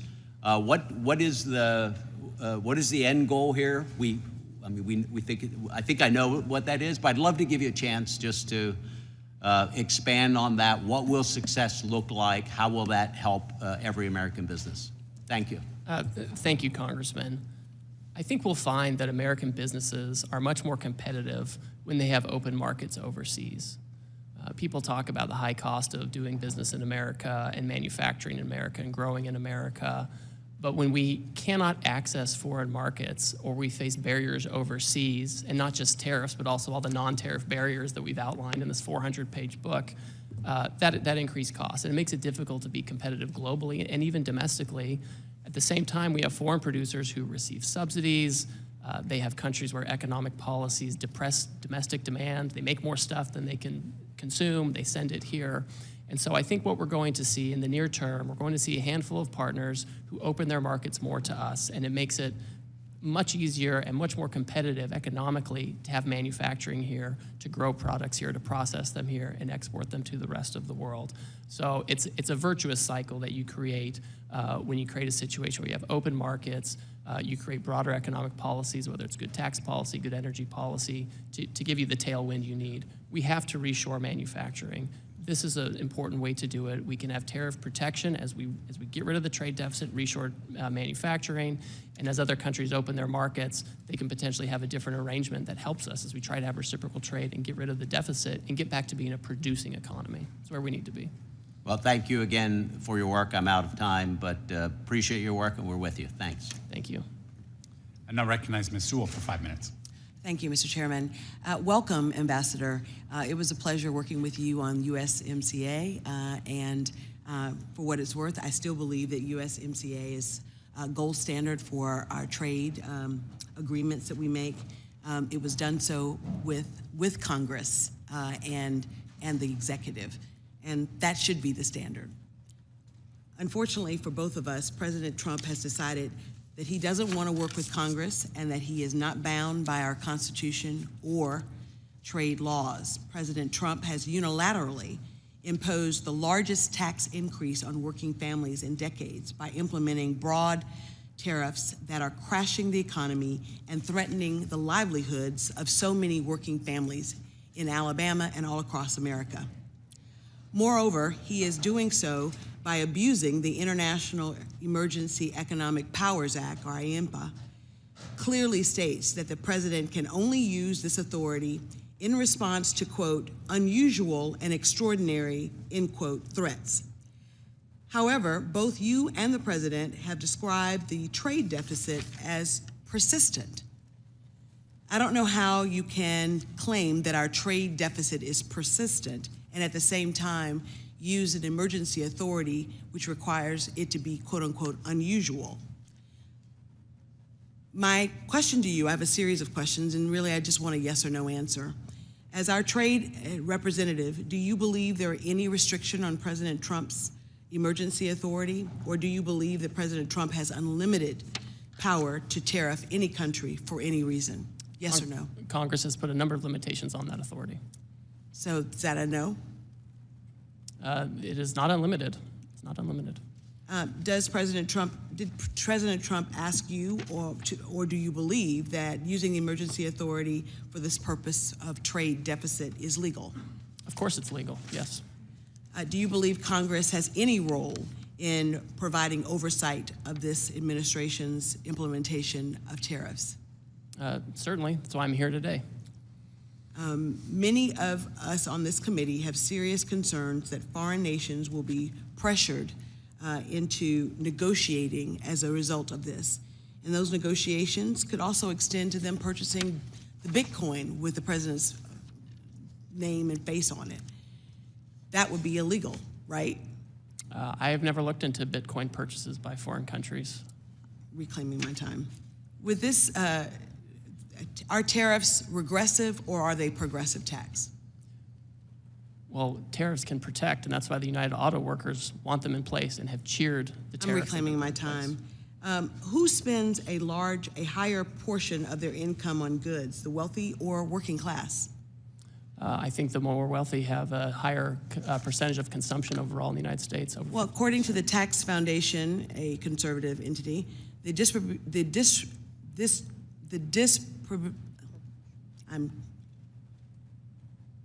how things are distributed are more regressive and put a higher burden on lower income households more than higher income households. The top 10% of incomes account for about 50% of consumption. They do. And so I think for what I'm getting at, Mr. Ambassador, is that my Alabama constituents are very, very worried. I was home this weekend, and Miss Jackie, who owns Reflections, a coffee shop in Selma, Alabama, right near the Edmund Pettus Bridge, a place that she couldn't have, when she was growing up in Selma, go into, she now owns. It's a coffee shop, and she's really, really worried that the price of coffee will go up so high that she will not be able to keep her store. And she just, this is year number 3. It's a very popular store. But in Little Selma, Alabama, where the price of coffee is already $5, $4.99, increasing it even more would shut her down. And so my constituents have lots of questions to me and to, and to this president with respect to why we are choosing to go down this path. His tariffs amount to the largest tax increase on those families. It's bad for Alabama farmers who are facing retaliatory tariffs. It's bad for consumers who will see prices skyrocket. It is horrible for those who are retired and depend upon their retirement to live, and seeing the stock market go out of control. So, sir, this is really dire for a lot of folks that I represent. Dire for a lot of folks that I represent. And we can't wait for things to get better. And so I really urge you and the president to think about the least of these, the most vulnerable in our society, and how they're going to weather the storm. And to my Republican colleagues here on this committee, I hope that you will push back on these escalating, sweeping tariffs that have done so much damage to our economy. Thank you, and I yield back. Members' time has expired. I now recognize Mr. Hearn for 5 minutes. Thank you, Mr. Chairman. Thank you for being here today, Mr. Ambassador. I really appreciate you being here to recognize the relationship between the executive branch and Congress as it relates to trade, so thank you. Over the last 4 years, trade has been neglected at best, and it's long past time for a real trade agenda and a president who wants to strengthen America, not cede its interests to foreign governments. As a matter of fact, the American people elected President Trump in November under the premise that he would rebalance trade with our allies and others around the world to bring manufacturing back to the United States, to create high-paying jobs in America, make things in America. And as you just alluded to, it's been applauded by many people, including our great auto workers, as they talk about reconstituting those manufacturing jobs where they're needed most. You mentioned in your testimony that Israel is one of the countries looking to negotiate, and to my knowledge, they were the first to remove all tariffs for the United States. It is heartening to hear that our allies are coming to the table and taking quick action to remove trade barriers with the United States. Last Congress, I introduced a resolution in support of the free trade agreement we have with Israel as a way to support one of our greatest allies as they face an existential threat from Iran and its terror proxies. I appreciate President Trump's strong support of Israel, and I hope that this first step by Israel to move to a zero tariff policy will lead the way to an even stronger trade and economic relationship between our two countries. Trade policy should reflect not only economic interests, but also national security and ideological alignment. Strengthening relationships with allies who share American values is essential to reducing reliance on adversarial nations. Mr. Ambassador, how can we ensure our trade policies prioritize strategic allies like Israel and Taiwan who share American values and are willing to join us in enacting common policies to counter our adversaries? Thank you, Congressman. I'm happy to report that Sunday night I had a meeting with Prime Minister Netanyahu about this very issue, and the Taiwanese have also reached out. So this is something where we're having close, high-level talks about how to move forward. I would also say, as we talk to our allies, we're encouraging them and hoping that they will align with us on things like export controls and investment screening to make sure that as we trade with them, we're trading in a way that increases our economic security and not just our economic growth. We know calculations are going on and into the reciprocal tariffs, include more than just tariffs other countries place on the United States. And as you're undergoing negotiation with our allies, is the President and your office taking into consideration things like export controls, as you just mentioned, foreign military sales, foreign direct investment as it relates to their relationship with the United States? So we certainly consider those things and appreciate them. Remember, with foreign direct investment, because they export so much to us, they have all these hard dollars, and the best place to put them is here. And so that's kind of a natural outgrowth. We are very focused on making sure that we have a trading goods that is fair and make sure that we're not getting dumped on or have overcapacity overflowing into the U.S. and that we have export market opportunities. But we certainly are encouraged by and the $4 trillion in new investment that's been announced by foreign companies. Are military sales included in that? So that's a good question. We've thought about that. When you look at the trade numbers, I think foreign military sales, official ones, don't normally show up in those trade numbers. But I know that's been raised by several of our allies, and of course we want our technology to be the technology that allies are using. The last 4 years under former President Biden, USTR failed to adequately address discriminatory extraterritorial taxes and digital trade barriers harming American companies. Last year, I raised concerns with Ambassador Tai when USTR failed to include digital trade barriers in the 2024 National Trade Estimate, the NTE, report on foreign trade barriers. The internet and digital technologies have revolutionized commerce, enabling businesses of all sizes to access global markets and consumers like never before. However, this potential is being undermined by the rise of digital trade barriers imposed by some of our trading partners. Those barriers come in various forms, from data localization requirements to discriminatory regulations and censorship measures. That not only stifles innovation and economic growth, but also undermines the competitiveness of American business in the digital age. In 2023, the U.S. exports of digitally enabled services accounted for 64% of all U.S. exports, and the U.S. had nearly $300 billion in digital trade surplus. Will you make it a priority to, unlike the last administration, to address this digital trade barrier? Yes, we're focused on this. We're not political or choosing sectors we like or don't like. And we've recorded in the trade estimate this year different digital trade barriers. Obviously, Congress is going to regulate and decide how we're going to manage digital trade, competition, those kinds of things. But we just can't have discrimination, and I won't accept that by our foreign trading partners, especially in this area where we're so competitive. I want to thank you again for coming here, and I appreciate you answering everyone's question. Again, it shows the understanding of the relationship between the executive branch and Congress as it relates to trade. Thank you again. Appreciate it. I yield back. Ms. Del Bene. Thank you, Mr. Chairman. Thank you, Mr. Ambassador, for being with us today.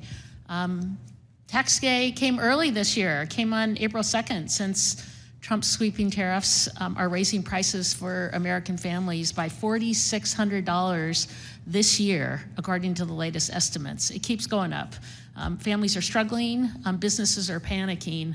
I talked to a business in my district that talked about being tariffed out of business. We have businesses who have a lot of export, who manufacture right here in the U.S. and export, who are losing business.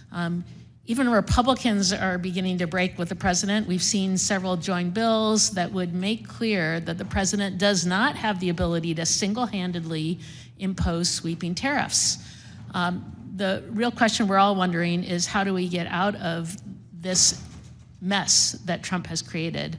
Chairman Smith recently said he hopes that the Trump tariffs will give USTR leverage to negotiate new trade deals. But Ambassador, how can any country trust the U.S. enough to make a trade deal?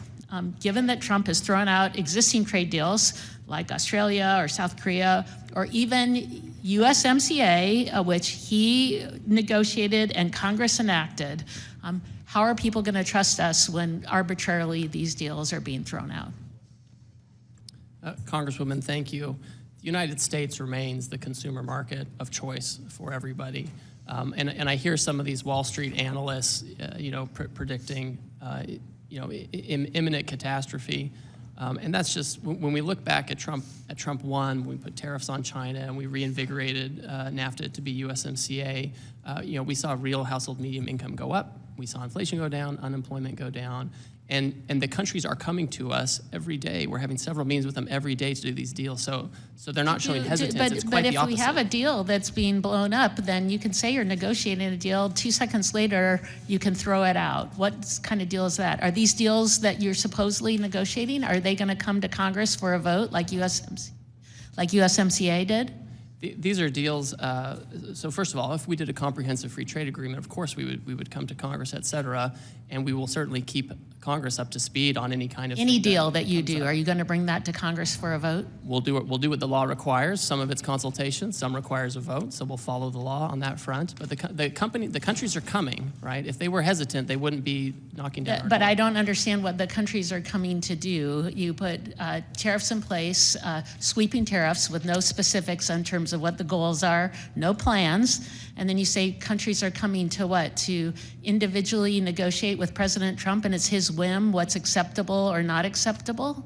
So for example, I get a letter from the Vietnamese, which I received recently, and it outlined a number of tariff lines where they want to reduce their tariffs and non-tariff barriers that they want to remove, and they want to engage with us on reciprocal trade. But what are the objectives of the negotiation? You didn't lay those out. The plan, there's no plan that was laid out by the president. I've seen no plan from USTR on what the goal of the tariffs are. We're damaging companies. We've thrown out existing trade deals that we already have, and now you say there's a negotiation with no clear goal what that negotiation is, or whether or not Congress is going to have a vote on a potential deal? So we have a 20-page order laying out the basis for the order and the emergency we're facing, which is the trade deficit that President Biden left us with, the offshoring that it represents, the non-tariff barriers it represents, and we're looking to eliminate that. And a tariff is a way to do that. And if a country has an alternative method that they think will help us meet those goals, we're happy to entertain. Can we talk about the emergency powers of the emergency power statute that Trump invoked, IEPA, to impose his tariff? It states the president, in every possible instance, shall consult with Congress before exercising any powers. That didn't happen. Our staff came, our USTR staff came up to Congress and did consult. I've had with who? With what members? With what members of Congress did you consult with? I'm a member of the Ways and Means Committee. I'm a member of the Trade Subcommittee. I called both the chairman and the ranking member the day before, the morning of. So if you talked to, if you called to, how could you consult with folks when there wasn't even a deal that was proposed? In fact, it wasn't till April 2nd when the tariffs were put in place. No one even knew what exactly was going to happen. There was nothing to consult on. So how did that consultation take place? I had a phone call with Chairman Smith and Ranking Member Neal. About a non-existent deal? Well, I told them about the IEPA action that was coming, and I sent my staff up here to brief the committee staff as well. So I argue now we did not have that consultation. Here we are. There was no plan in place. There's no plan in place going forward. The American people are hurting, and now in the rule vote that we're going to have just after we are done with this hearing, Republicans are already putting in a provision to make sure that they don't have to vote on the tariffs that are in place. Congress should have a role here. It's terrible that my colleagues on the other side of the aisle aren't willing to have a vote too. Thank you, Mr. Chairman. I yield back. Ms. Miller. Thank you, Chairman Smith. Welcome, Mr. Ambassador. Thank you for being here. It's my opinion that part of the reason President Trump has taken such drastic action on trade is due to the fact that there was no trade agenda under the Biden administration. And I didn't hear any sniping from the other side about that. The past administration's failure to engage in meaningful conversations with our trade partners opened the door for countries to run afoul of the World Trade Organization tariff agreements and to impose excessive non-tariff barriers.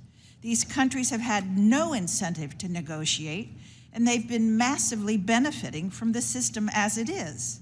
For example, in my state, the hardwood companies have been pummeled by China, dumping their hardwood in the American market. China gained at our expense while we were asleep at the wheel. Thankfully, that is not the policy of the United States today. Due to President Trump's swift action, more than 70 countries are knocking down our door, ready to negotiate a trade deal. Today, I want to focus on the future of our trade agenda. Looking to the very near future, the administration is required by statute to undertake the United States-Mexico-Canada Agreement review process in 2026. I can't understate the importance of the USMCA to my constituents. The growth in the manufacturing sector, spurred on by our cooperation with Canada and Mexico, has helped sustain thousands of jobs in my district. I'm well aware that this agreement is not perfect, and we are fortunate to have the review process in place in order to make the necessary improvements. Ambassador Greer, what commitments can you make to us today in regard to the USMCA review? Specifically, how will you use this opportunity to advance President Trump's goals of promoting domestic manufacturing, and how will you engage with Congress to facilitate this process? Thank you, Congresswoman. And I'll just note that goods coming from Canada and Mexico right now that comply with the rules of the agreement continue to enter duty-free. This is an important agreement. I met with my Mexican counterpart last night. I have worked in the works. I have a meeting with my Canadian counterparts, and we expect that we will initiate the public consultation process that's required by the statute at some point at the time required. I think with the USMCA, it's important that Canada and Mexico not be used as an export platform for third countries. That's not what we want. USMCA should be an agreement that promotes manufacturing in America, and that we can rely on our partners to the north and south if needed. But it can't be a situation where countries can just come in, China or Vietnam or somebody, build a factory in Mexico, assemble it with parts from there and send it across and get the benefit of an agreement where they've taken no obligations. So I want to make sure that it truly is an agreement that helps America first. Thank you. I've greatly appreciated your leadership in protecting American digital companies abroad. You and I are in agreement about the dangers of South Korea's anti-competitive policies towards American digital companies.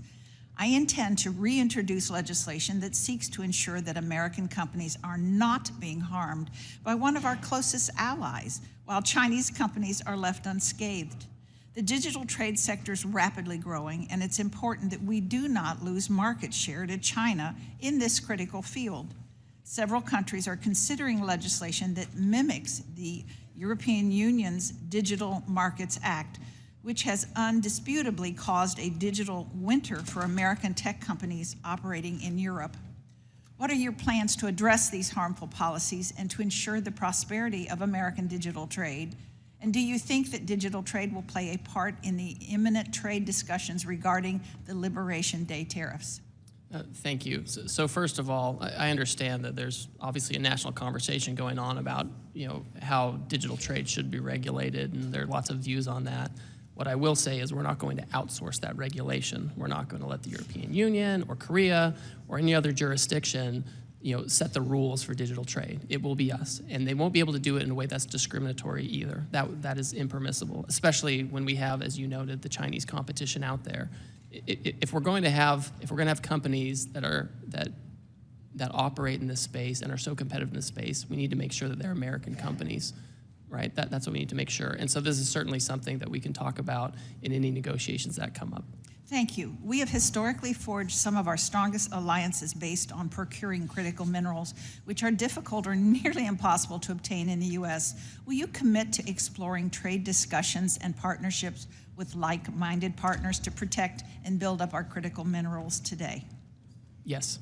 Thank you. I yield back. Mr. Neal. Thank you, Mr. Chairman. I want to invoke a moment of a point of personal privilege. When the ambassador called me, it was more to inform me of what the administration was going to do. It wasn't to consult or to seek my opinion as to what they were going to do. Mr. Murphy.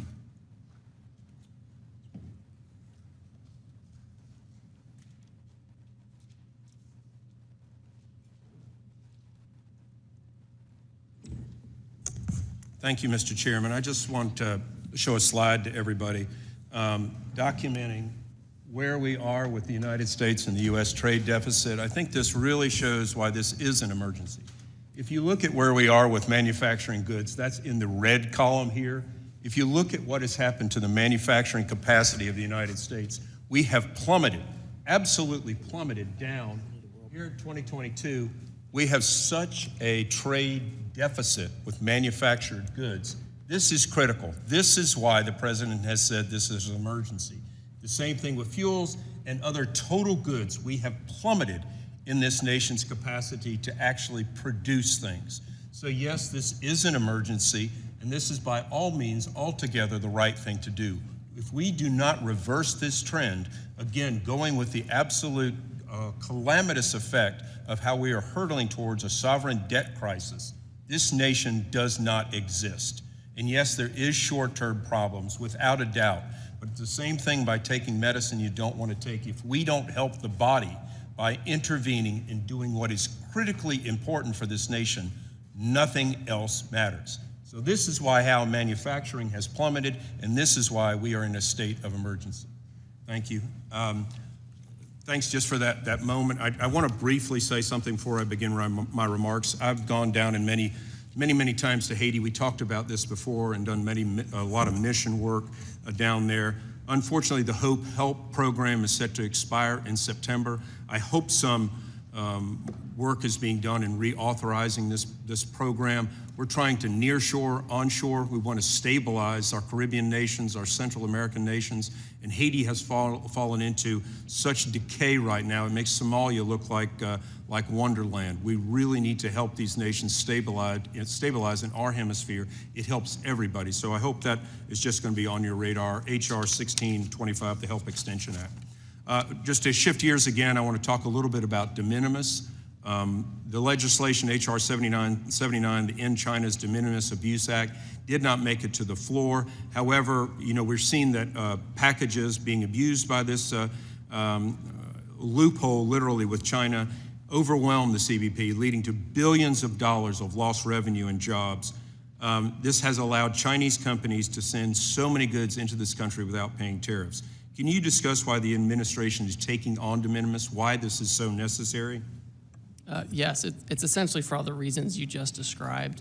De minimis originated as a way for tourists or others to go overseas, buy souvenirs, come back, bring them in duty-free, and that persists, right? That continues. I think everyone's comfortable with that.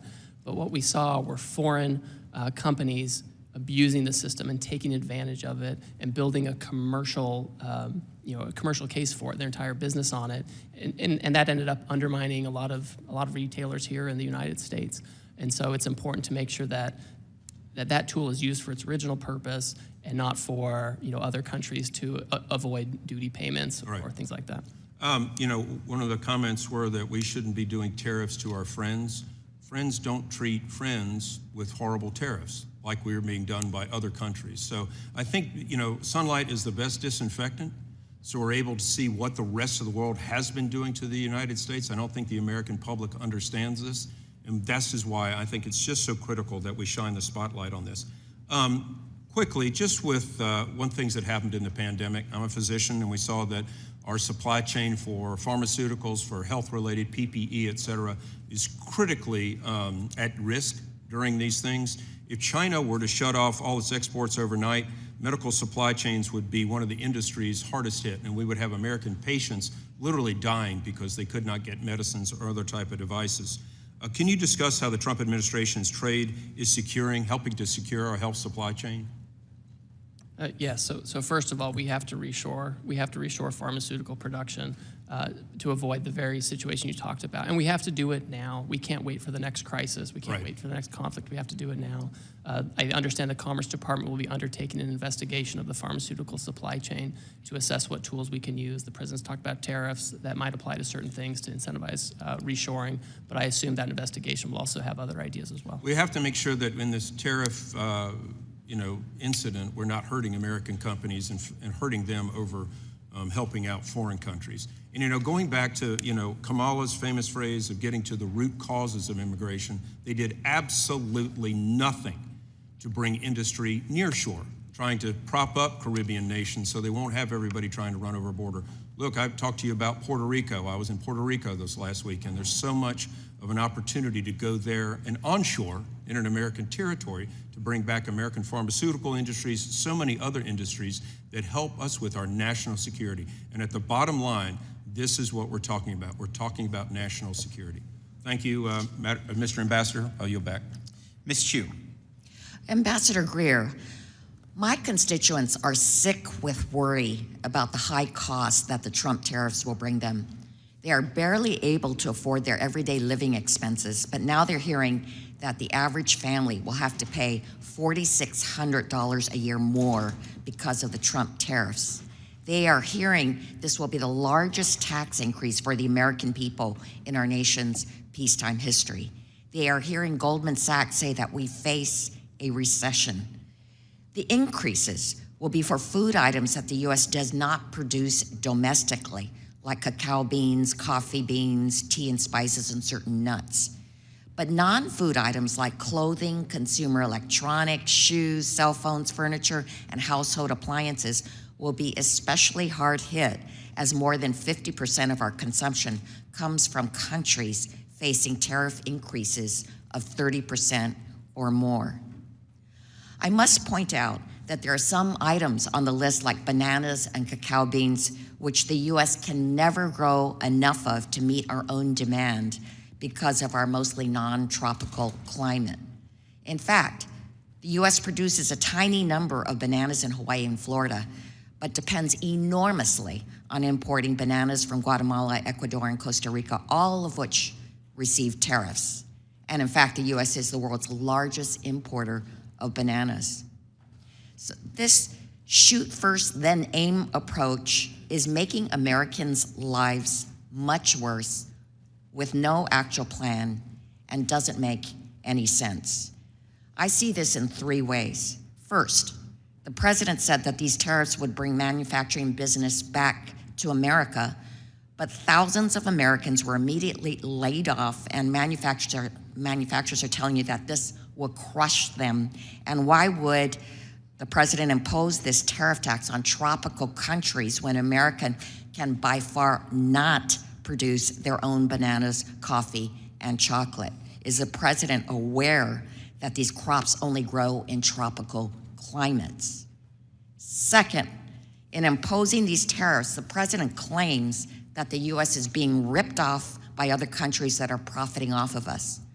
Yet these tariffs are being imposed on countries with whom the U.S. has trade surpluses, including the Netherlands, the UK, Belgium, Panama, and so on.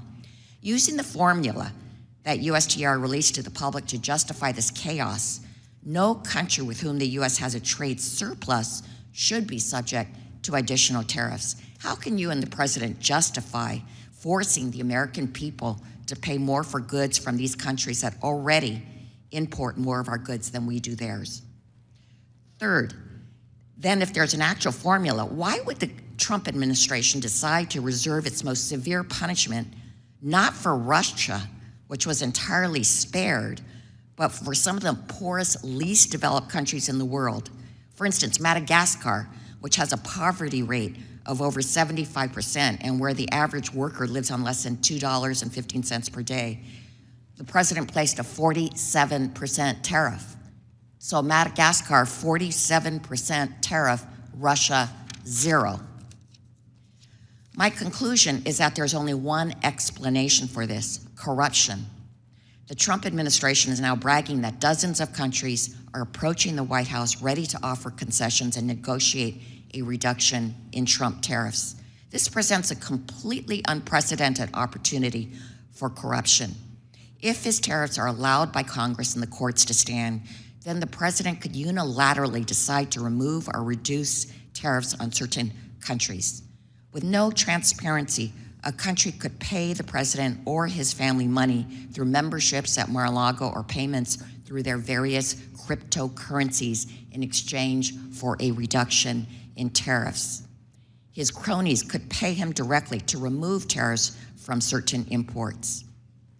So, Ambassador Greer, I would like to ask you 2 yes or no questions. My first question, you're putting tariffs on crops that we, for the most part, don't grow, like bananas, cocoa beans, coffee, and vanilla. Is the president aware that these crops only grow in tropical climates? My Yes, he's second aware. question, yeah, you answered yes. Can you promise that there won't be a pay-for-play system where companies and donors make the pilgrimage to Mar-a-Lago to get exemptions? You have my promise. Well, my constituents don't have that access, nor do most of the American people, but because of these Trump tariffs, it is they who will have to pay the exorbitant costs of these actions, and that's not right. Mr. Kustoff. Thank you, Mr. Chairman, for convening today's hearing, and thank you, Ambassador Greer, for appearing today. Ambassador Greer, I represent part of Memphis, Tennessee, and most of rural West Tennessee.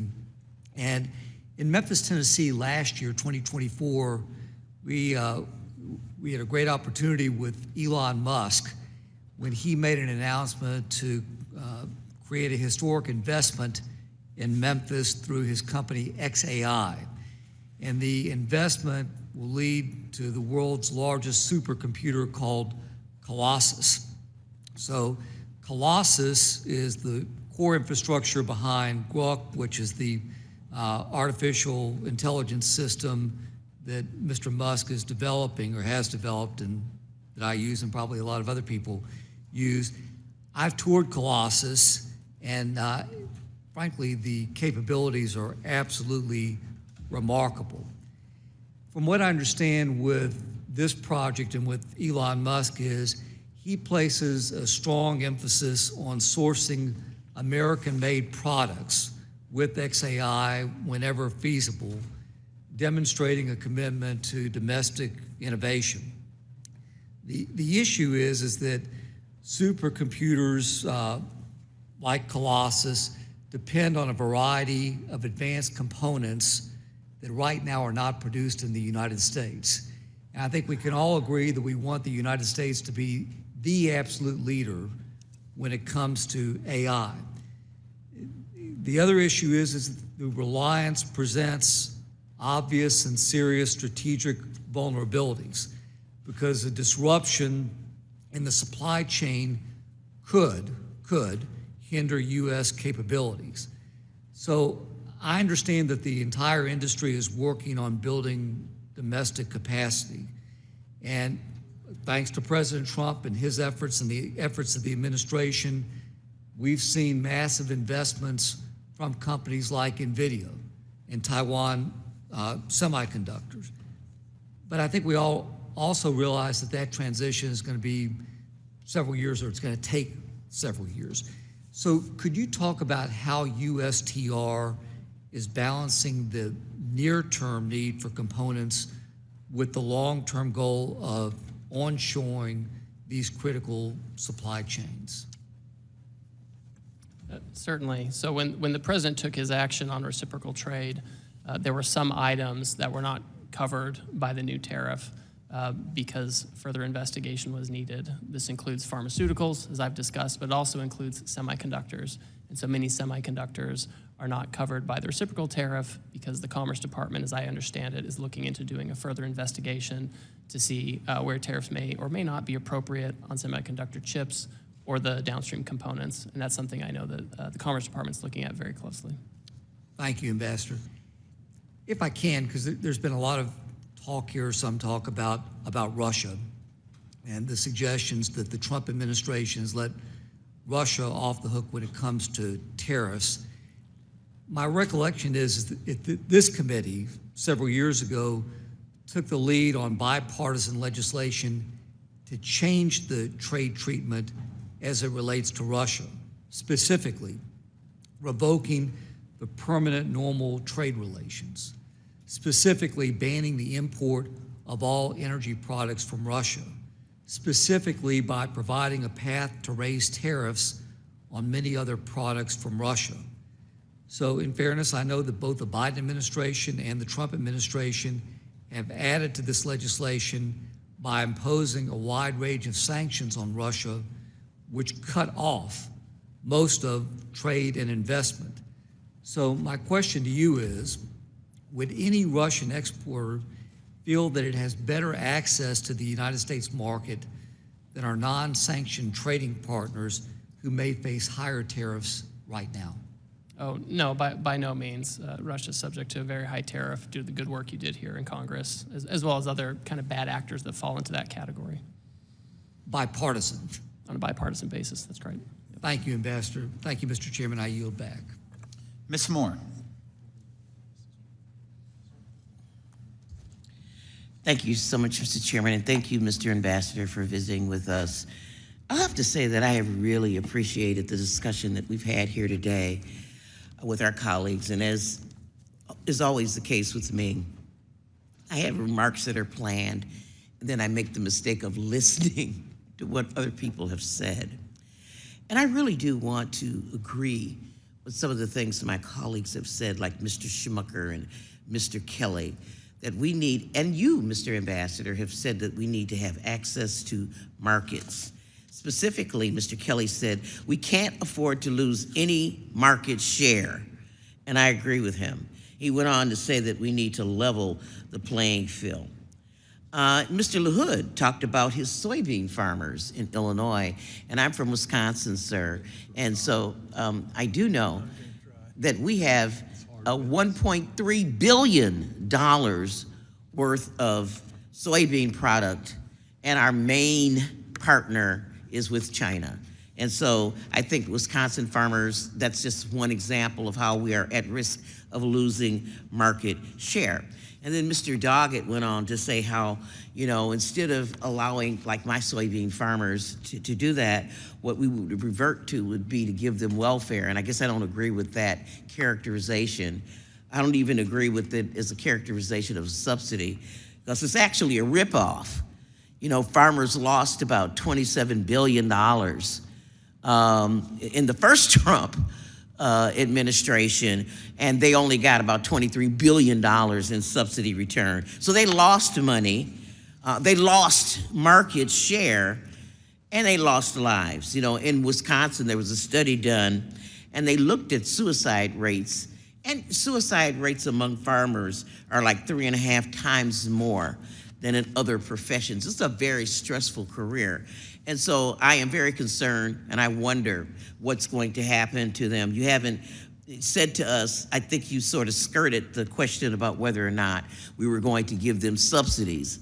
But even if we would give them subsidies, that would not prevent them from losing market share. And farmers they don't want a check. They want to be able to farm. I also wonder, sir, I'm just saying, I think that when you look at trade deficits, I think we have to look at more than just what a tariff may or may not do. Our trade imbalances over time have been caused by us not having a trade balance on issue of labor laws, making sure that there's no slave labor and child labor, that the environment is protected when we extract materials and do stuff, that people have the ability to bargain in their countries and to make sure that they get a wage that's commensurate with their efforts. And, you know, I agree with Mr. Kelly that we need to level the playing field on those fields, and that a rising tide will lift all boats. I do wonder, Mr. Ambassador, whether this administration's trade policy, and it seems that it does, my colleague here just mentioned the trade deficit that we have with Madagascar. I had the privilege to go on a trip with the committee to Madagascar where there was a 75% poverty rate. So I'm wondering if they will ever be able to give us a trade balance. Speaking of Madagascar, they belong to AGOA. And I'm wondering if this administration's policies would eliminate something that's been bipartisan, the trade preference programs that we've had under AGOA. Yes or no? Are we going to have an AGOA? So, Congresswoman, thanks for your AGOA. remarks. Well, it's up to Congress. Congress has to decide if they're No, up to the president. He's in charge of trade. We've sort of. Do you have a bill? I haven't seen the bill yet on this. If there's a bill, I'll advise the president accordingly on how we should approach it. Okay, I'll just say one last question to you. You say that we have got to reshore manufacturing. You did not say where folks will get the money and the confidence, really, to make these investments. Is any of the money that you plan to get from tariffs going to be targeted to incentivizing manufacturing? I've got a factory that made car frames, A.O. Smith. 10,000 people working there. When are we going to reopen A.O. Smith, sir? If the chairman. I would love to reopen that. And when? Will I be alive? I'm going to be 74 in 9 days. I hope so. We should go there, you and I, and talk to them about what they need in order to reopen. We've put tariffs in place. I mean, on they've been foreign autos and shuttered auto parts for years. We want to create incentives so they can reopen. What's the timeline between the suffering that they're doing now and when A.O. Smith is going to open again? Part of the problem is we've offshored jobs for so long and no one's taken action. We've sat on it. We have this huge, it is an emergency, and I agree with you, and I think your comments have been very thoughtful. I don't have that much time. I mean, I'll be 74 in a few days. It's 10 years. It takes a long time to open up a factory and to get the investments. That's why the president. And is it going to be 10 years? How long before we just have to be patient? That's why the president's acting now, because we can't wait anymore. We have to reshore now. Now, like a microwave now. Thank you, Mr. Chairman, and I yield back. Thank you. I'll recognize myself for questions. Ambassador, thank you for calling and consulting with me before a lot of these trade agreements, so I appreciate the correspondence there because you have. I also want to just raise the significance that I believe AGOA has for this country and those trade preferences with those African nations from a security perspective is extremely important. And I hope that the administration continues to see from a security perspective that trade preferences with those African countries is extremely important. Well, Chairman, I will certainly share your views with the president, and I've shared them before with others in the White House. And I understand the importance of AGOA to this committee and Congress, and I would encourage the committee as you look at it and potential renewal to think about ways to improve it. And I would love to work with you all to make sure that we can do that. It's just very important.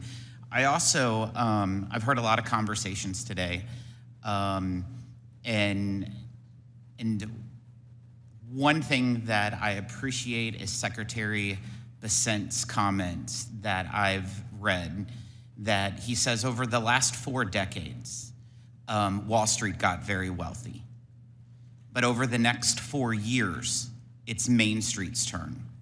And that's in fact who the president's been fighting for, is for all those forgotten people in Southeast Missouri, in rural America, that their place of employment is now vacant. My mother was one of those individuals. I have numerous family members that's one of those individuals. And people will talk about their 401ks. But the reality is that the top 10% own 88% of all the stock market. The top 10. Then the next roughly 12%, as the secretary has said, the next 12% ownership of the stock market is the next 40%. So that bottom 50%, the people who make less than $42,000 a year, those people, they're worried about their debt, their credit card payments, their interest rates. And that is who President Trump is fighting for in bringing more jobs and manufacturing, open up factories and coming down here. And I want to thank you for standing here. I want to thank you for working for this cause. And I think it's extremely important, and it will be transformational. It may be bumpy for a while, but it's about time Main Street is representative instead of Wall Street. I want to ask you a few questions about the European Union. As you know, I have shared my opinion about the European Union and how disappointed I am of how they've taken advantage of U.S. farmers and U.S. agricultures. I heard them say that they're willing to lower their tariffs on industrial goods. That's not good enough, Ambassador. They have to address their non-tariff barriers when it comes to agriculture goods. The country of Honduras purchases more pork than the entire European Union. And there's only 10 million people there. There's 450 million people in the European Union. And then you look at the country of Angola, one of those African countries. They purchase more chicken from us than the entire European Union. And the European Union has a GDP times 200 of that in Angola. These are trade problems. And this administration better continue to fight for the American farmer, that Missouri farmer who's been screwed for such a long time by our friends. And I want to thank the president. I want to thank you for continuing with it. I do want to ask you, do you agree that there's a serious trade problem when it comes to agriculture in the European Union? Yes, Chairman, it's fundamentally unfair. It's structurally unfair. It has been for decades, and I've been very clear with them that any kind of agreement or negotiation or anything, it has to have an ag component for all the reasons you described. Super important. Last year, I requested the International Trade Commission to complete a detailed study of the competitiveness of the U.S. rice industry, with a particular focus on the ways that unfair subsidies and other practices in other rice-producing countries harm American rice farmers by distorting markets and reducing export opportunities. The study was completed earlier this year, and I was not surprised to learn that India is one of the worst offenders. Its subsidies and particularly are particularly problematic because of the lack of transparency around some of them. Do you share my concerns with unfair practices in India and elsewhere that harm American rice farmers? And will you attempt to address these issues through any negotiations with India? Yes, I will. And as you know, Chairman, I'm from Northern California, from rice country there too, so I'm particularly sensitive to that. Appreciate it. Thank you for being here. Mr. Boyle. Thank you, Mr. Chair, and thank you, Ambassador, for being here today. 3 times in this century, 3 times in the last 25 years, we've had a recession. 2001, right after the September 11th attacks, 2008, when the housing bubble burst, and 2020 with COVID-19 pandemic. All 3 of those were caused by some external event. Now, most economists and most Wall Street firms agree that it is more likely than not we're either in a recession now or headed to one. This will be the first recession in at least 25 years directly caused by the president's policies. The last week has been an unmitigated disaster.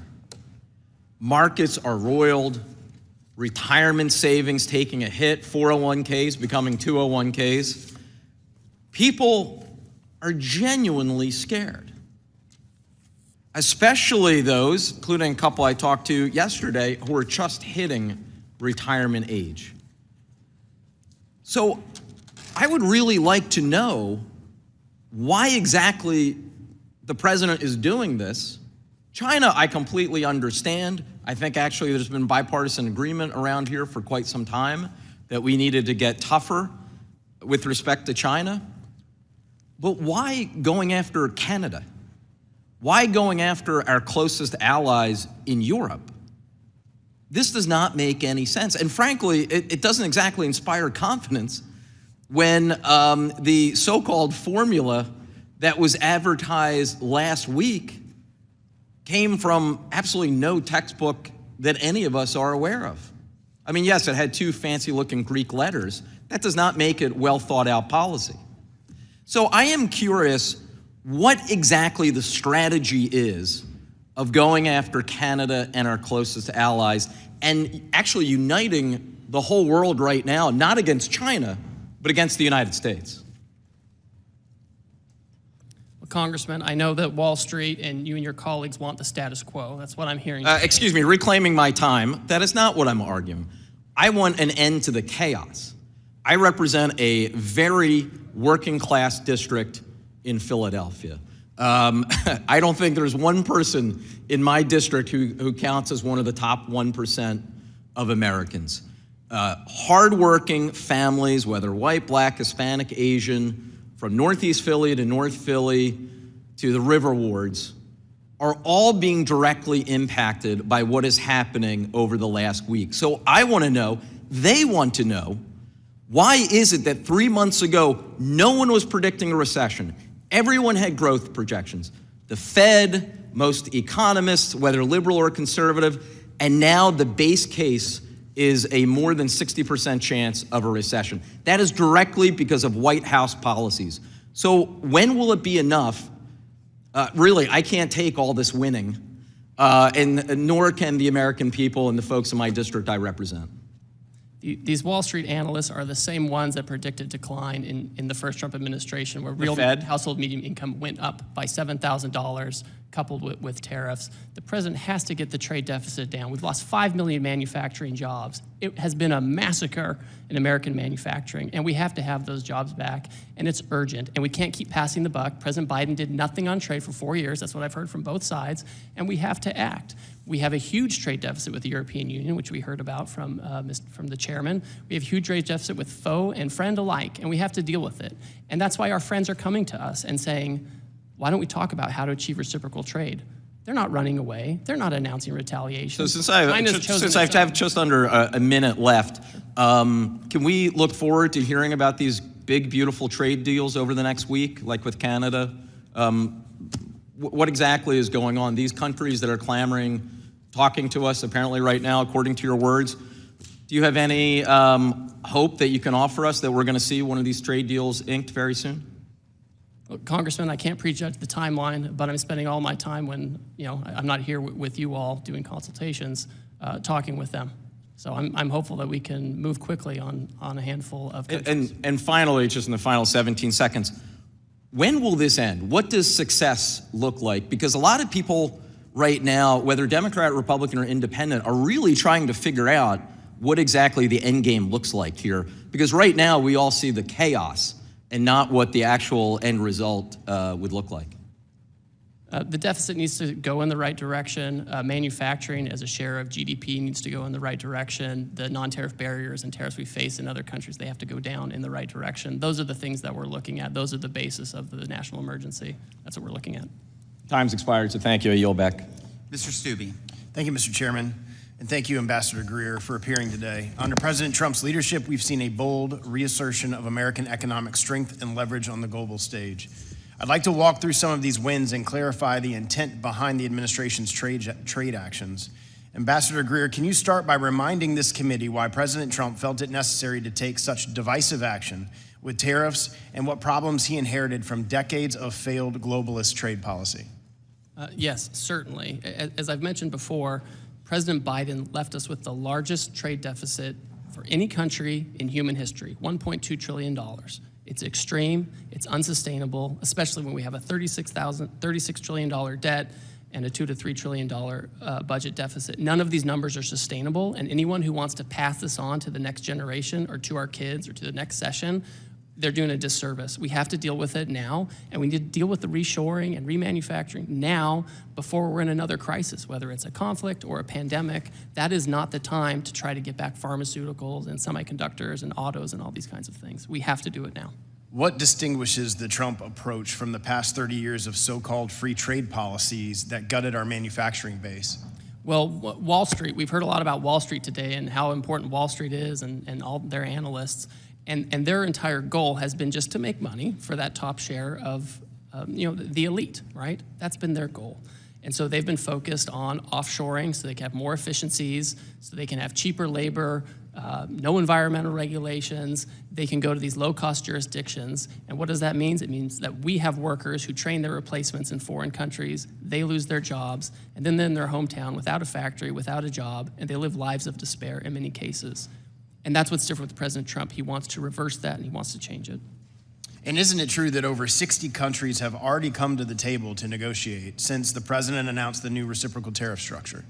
Well, I'm starting to lose count, but yes, that's the neighborhood of the folks who want to come in and work with us on reciprocal trade. And what does that say about the global leverage we've regained under this administration? Well, that's exactly right. We are the market of destination for both consumption, investment, et cetera.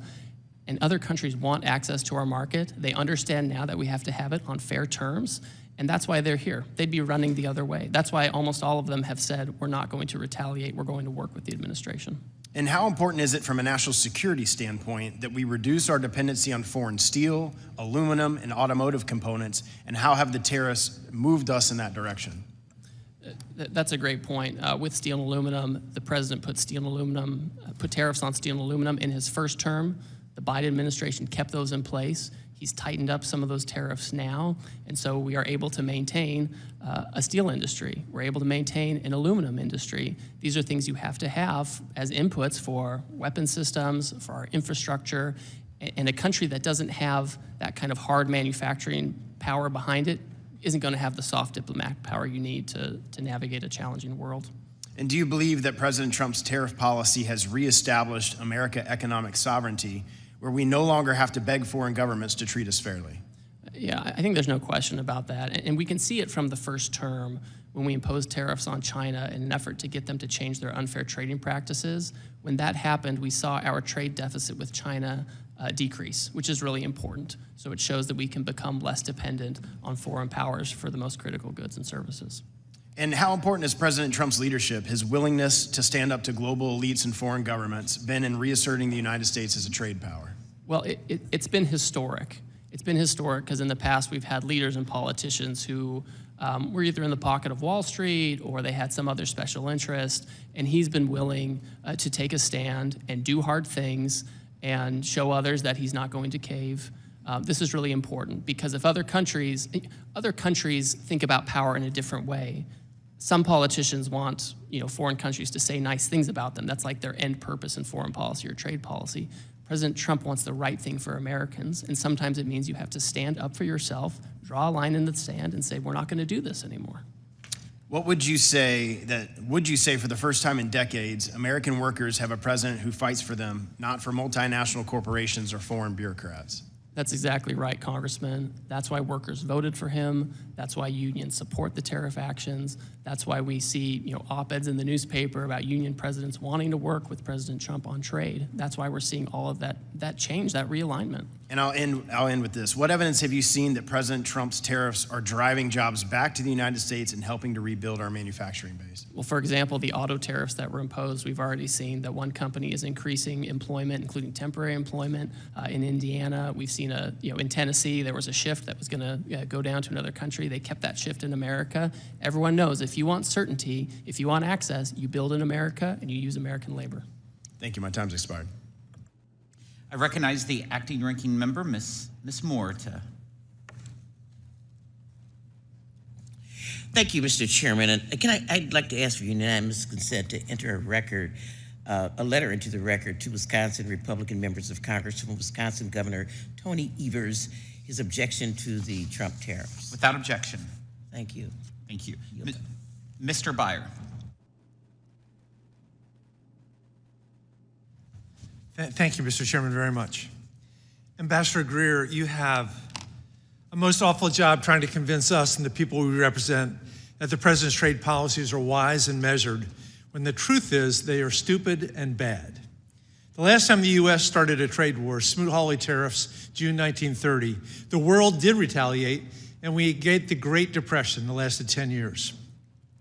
I want to quickly run through a few of the ways the logic behind the Trump tariffs make no sense. You got the math wrong, according to the people whose research you cited.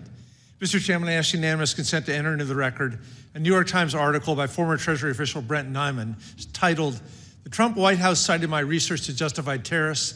It got it all wrong."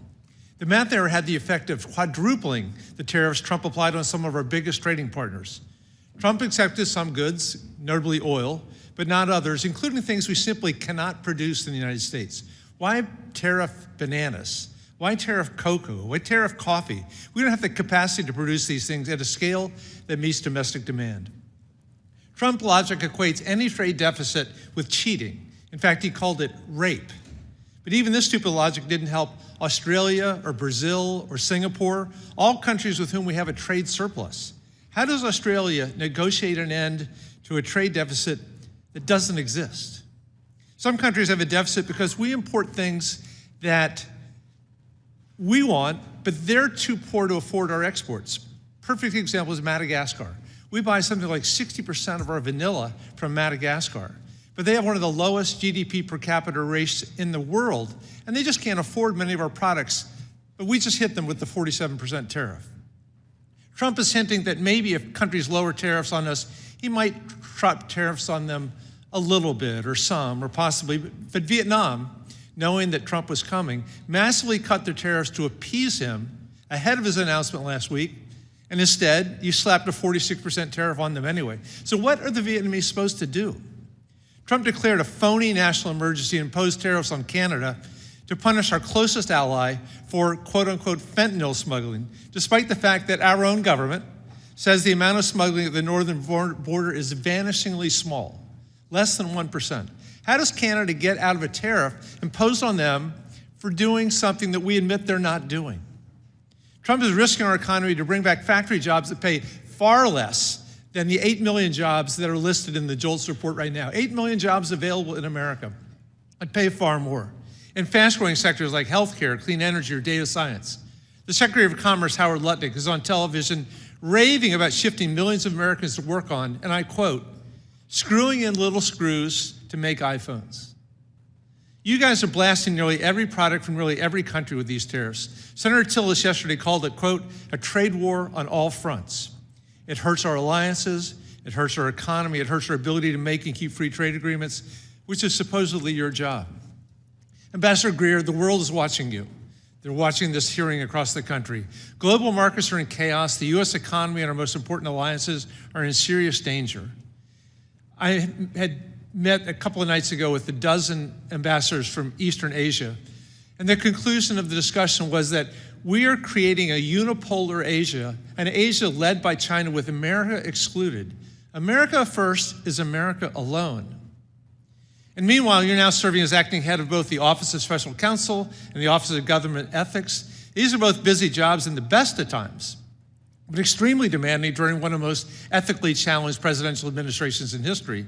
It's absurd to think that you're actually doing these jobs, but I think it's fair to ask if the many hats you're supposedly wearing are causing dangerous mistakes that damage our country in ways that's going to be difficult to recover from. You know, President Trump also imposed tariffs on China. China responded with tariffs on agriculture. European Union today announced $21 billion worth of new retaliatory tariffs on us. China's announced 84% retaliatory tariffs on us. The legal pretext, you said, is that this is a national emergency.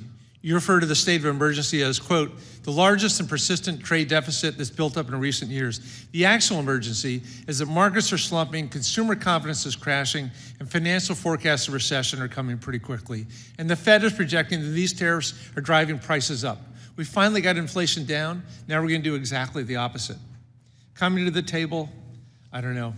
Our trade balance has been in the negative for 50 years, and yet we have built the strongest economy in the history of mankind. This is a terrible way to fix the way of bringing back meaningful employment to our low-income Americans. This is not the way to do it. Mr. Chairman, I yield back.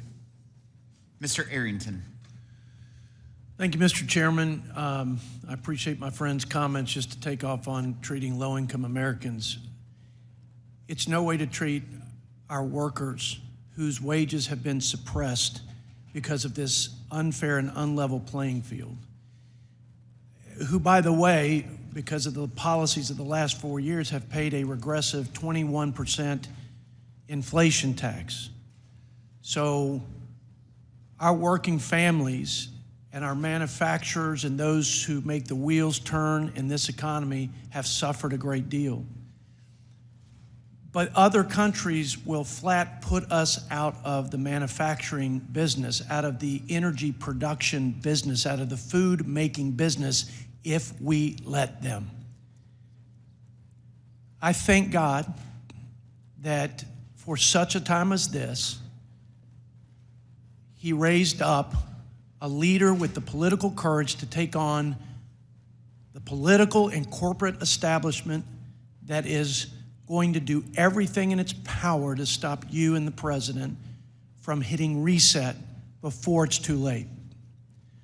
Before we not only beg for our drug making and our chip making from other countries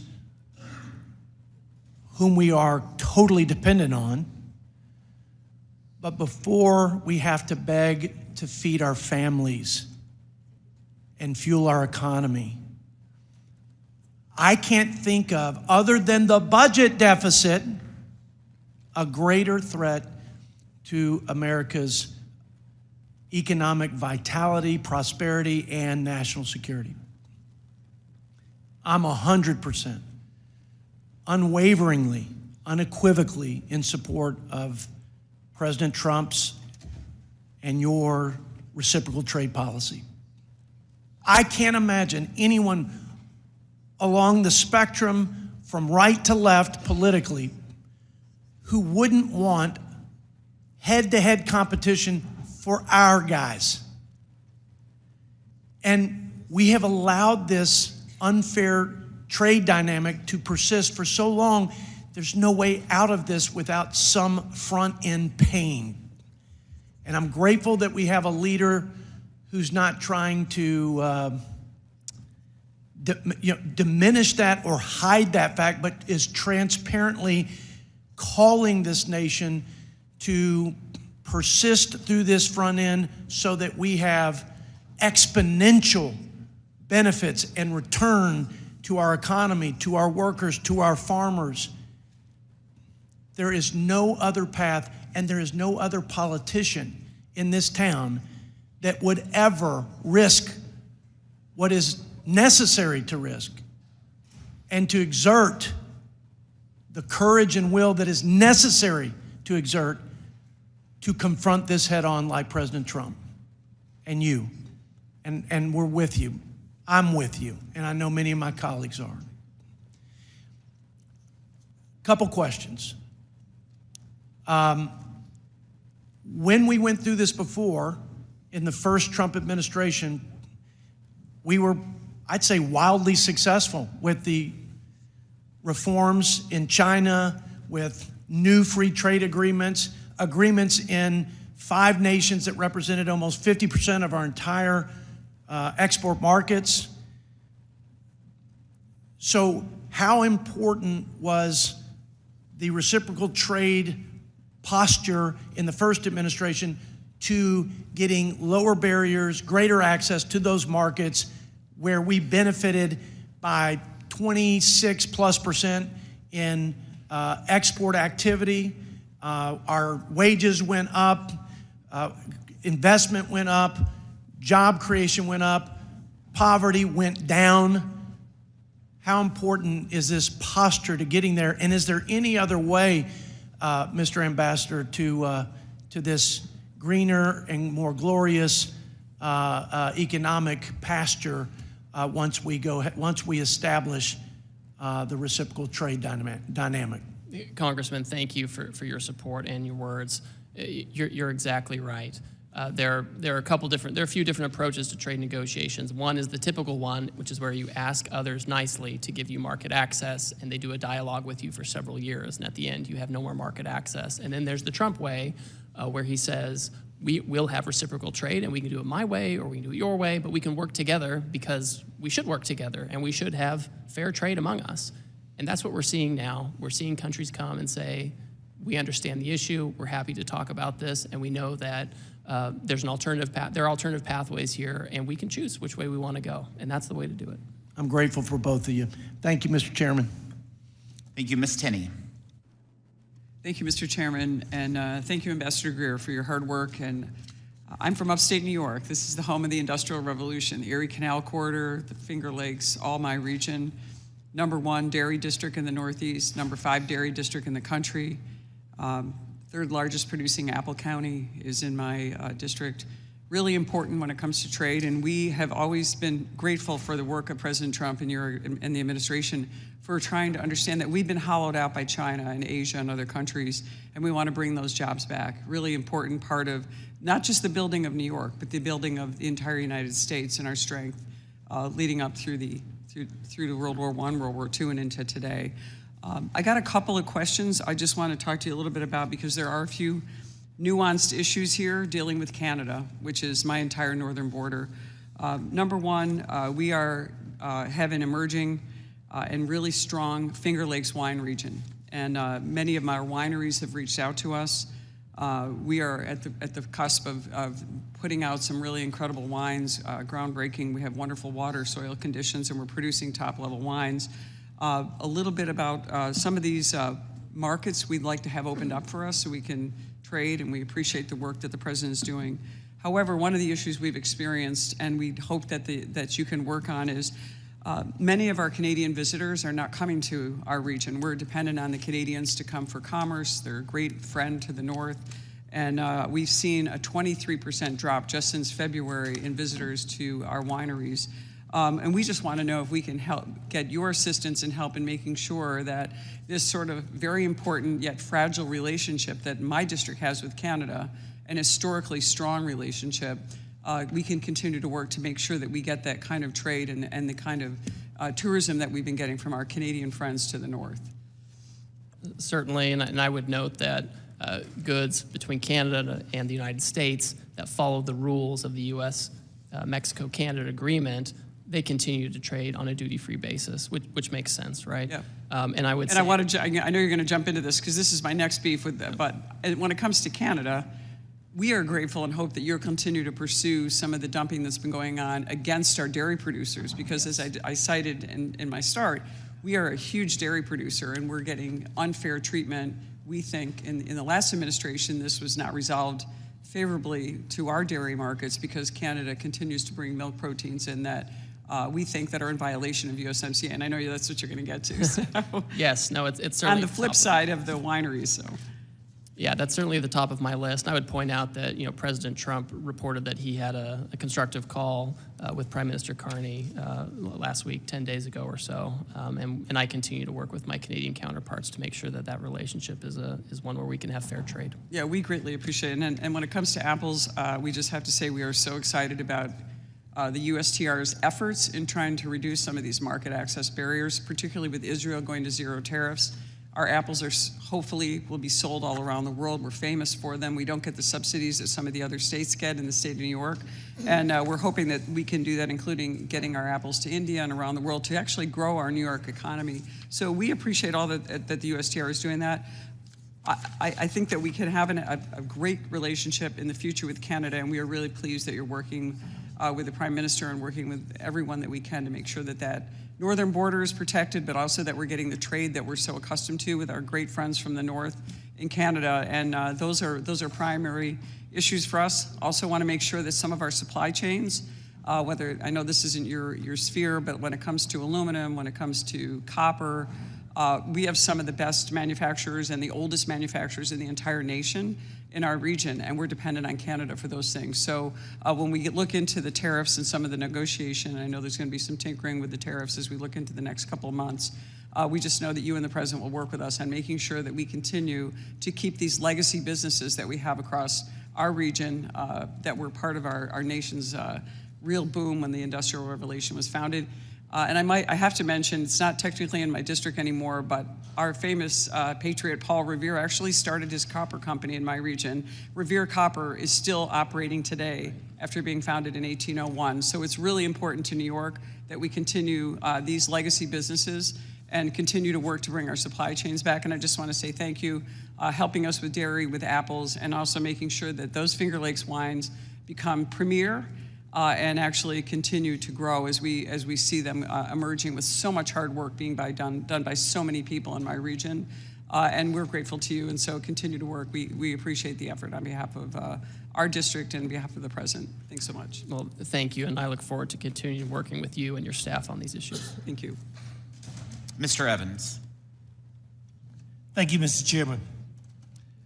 Mr. Ambassador, I'm deeply concerned about the tariffs, and we are talking about it today.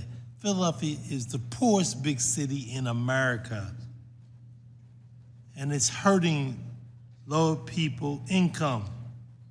There's a lot of money for a lot of people. Tariffs can only be used in a smart and effective way. And I feel from what I heard, it is not. It is something that we are concerned about. And I'd like to start out with this question, Ambassador Greer. My first question: what specifically is the president hoping to help the residents of Philadelphia deal with the higher cost of living that these tariffs will put on the average household? Does the president have a very specific plan and strategy to address the near-term harm it has created?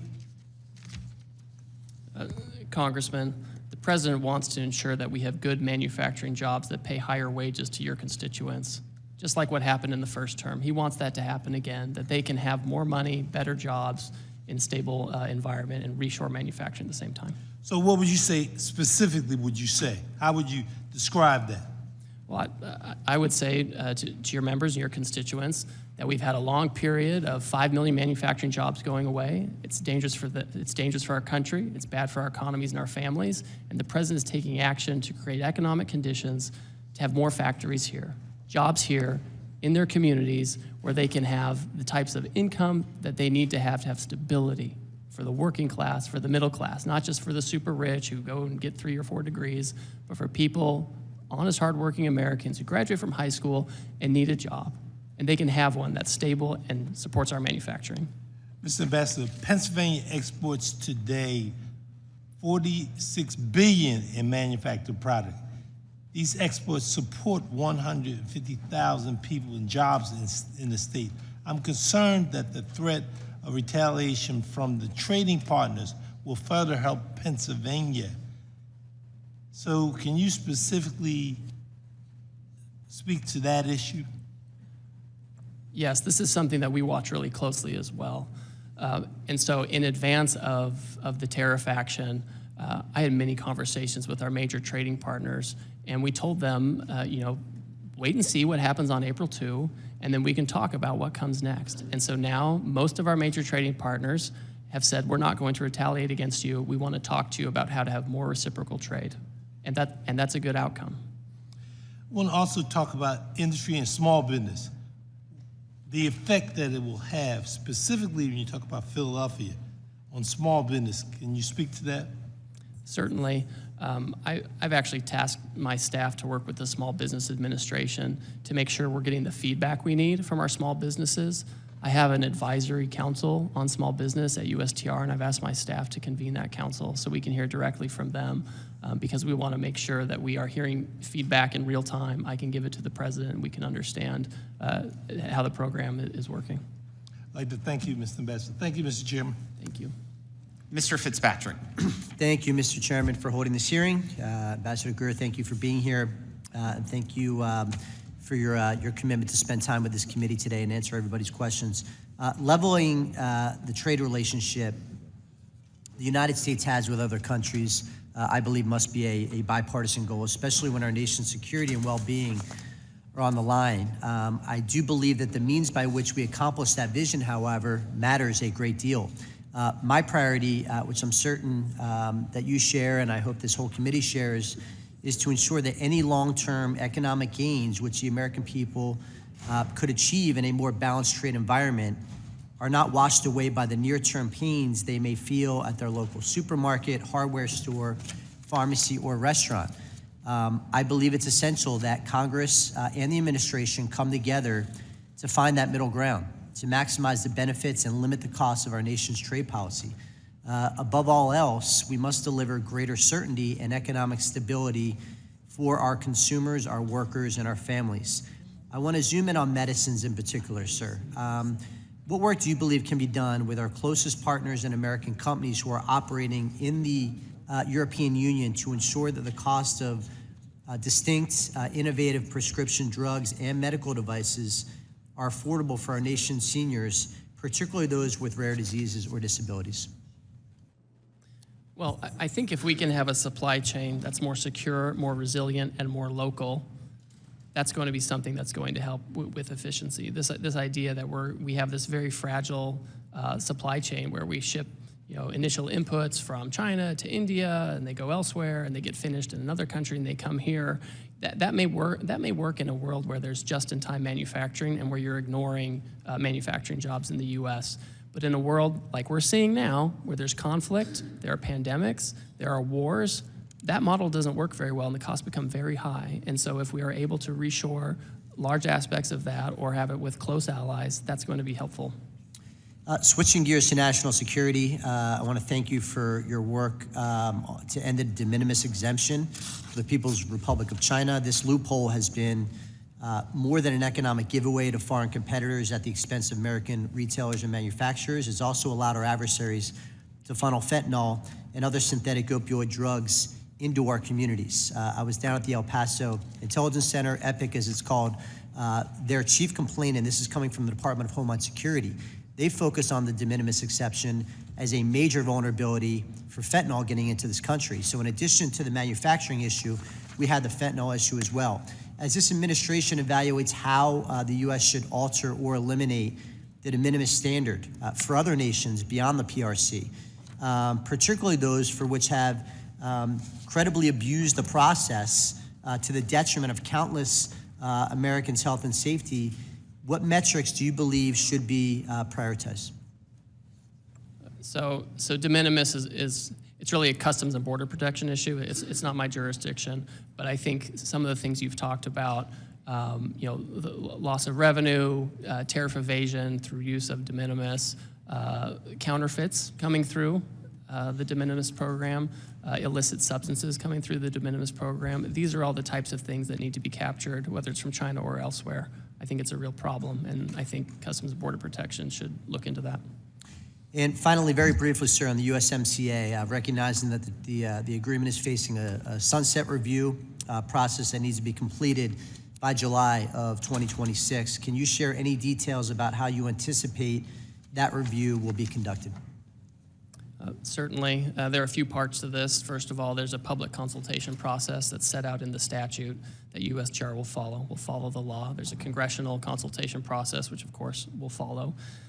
When I think about ways to enhance USMCA or our relationships with our trading partners, one thing that I'm very focused on is making sure that other trading partners don't benefit from the agreement without agreeing to the obligations of the agreement. I'm thinking of China or other Asian countries that want to use Canada and Mexico as an export base into the United States and benefit from the USMCA. I don't think that's the right approach. We need to change that. Just one follow-up. Will USMCA qualifying trade, which was not covered under the April 2nd tariffs, continue to be excluded in advance of this review to ensure certainty for our manufacturers?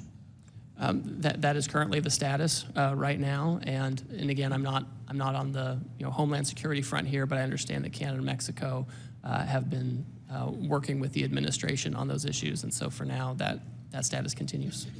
Thank you. I yield back, Mr. Chairman.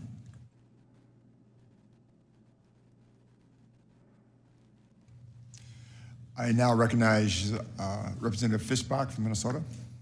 Thank you, Mr. Chair. And thank you, Ambassador, for being here and for all of the opportunity that we've had to have conversations or discussions about what's happening. And thank you for answering all of the tough or maybe not so tough questions today.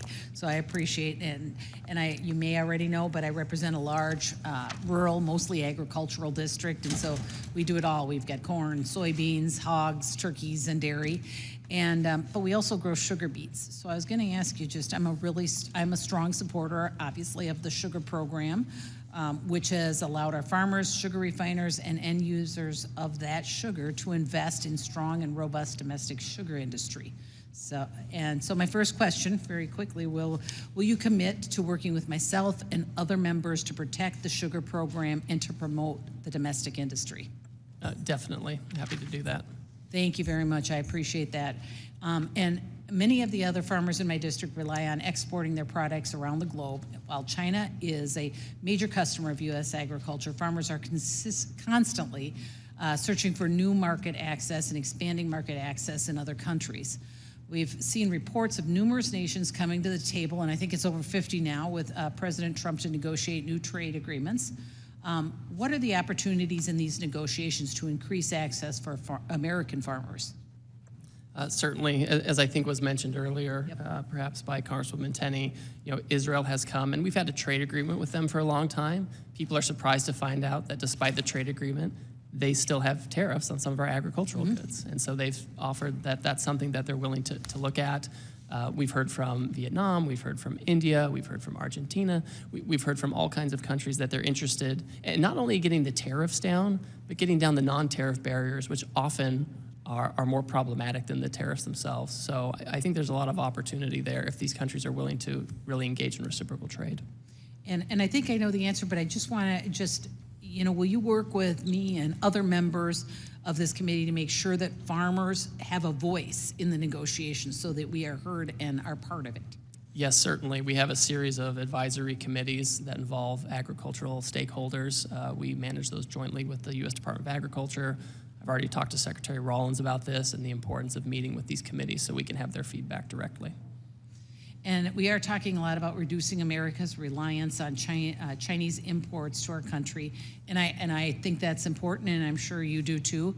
I think we learned a lot during COVID and over the last few years, but I think it's also important that we give farmers the opportunity to reduce their reliance on exports to China by providing them with new markets. And I know that we just kind of are talking about that, but I think it's important that we say it over and over and that we make sure that we include those farmers and that we are looking for new markets, because that is what they want to produce, and they want somewhere to sell it. So maybe that's not even a question as much as just a statement, but I appreciate your willingness to work with us protecting the sugar program, making sure our farmers are involved in these negotiations, and that we are doing our best, because it's been the last few years that we have not had that kind of outreach to create new markets and find new markets for our ag products. So I hope that we are going to be very aggressive about that and really helping our farmers, because it's important that we strengthen and build that market and the farms in our country. So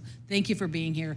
I hope I made it real easy on you, because you've had a tough day. So, but thank you very much, and I yield back, Mr. Chair. Thank you. Thank you.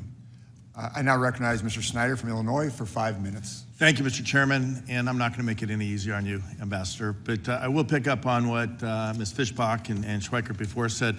Ambassador Greer, yes or no, didn't Israel zero out all tariffs on U.S. products before President Trump announced his across-the-board tariffs on April 2nd? They indicate they're willing. Just yes or no?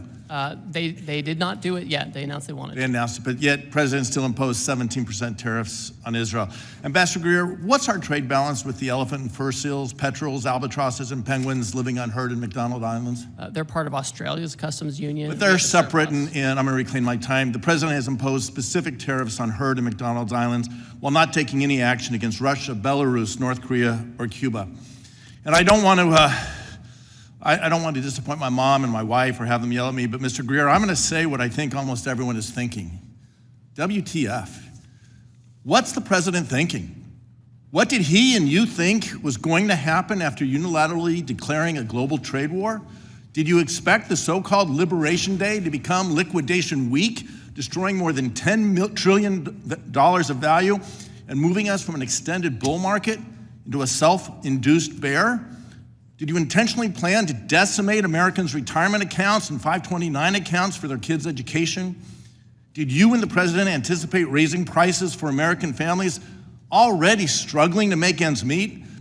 Did you mean to make American businesses less, not more competitive in global markets?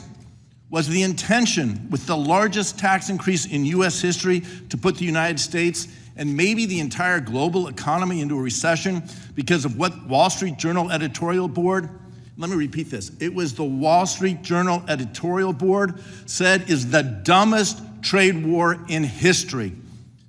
Already, Diane Swank, the chief economist at KPMG, is saying that her baseline forecast is a recession starting this quarter. Jamie Dimon and JP Morgan have raised their probability of recession to 79%.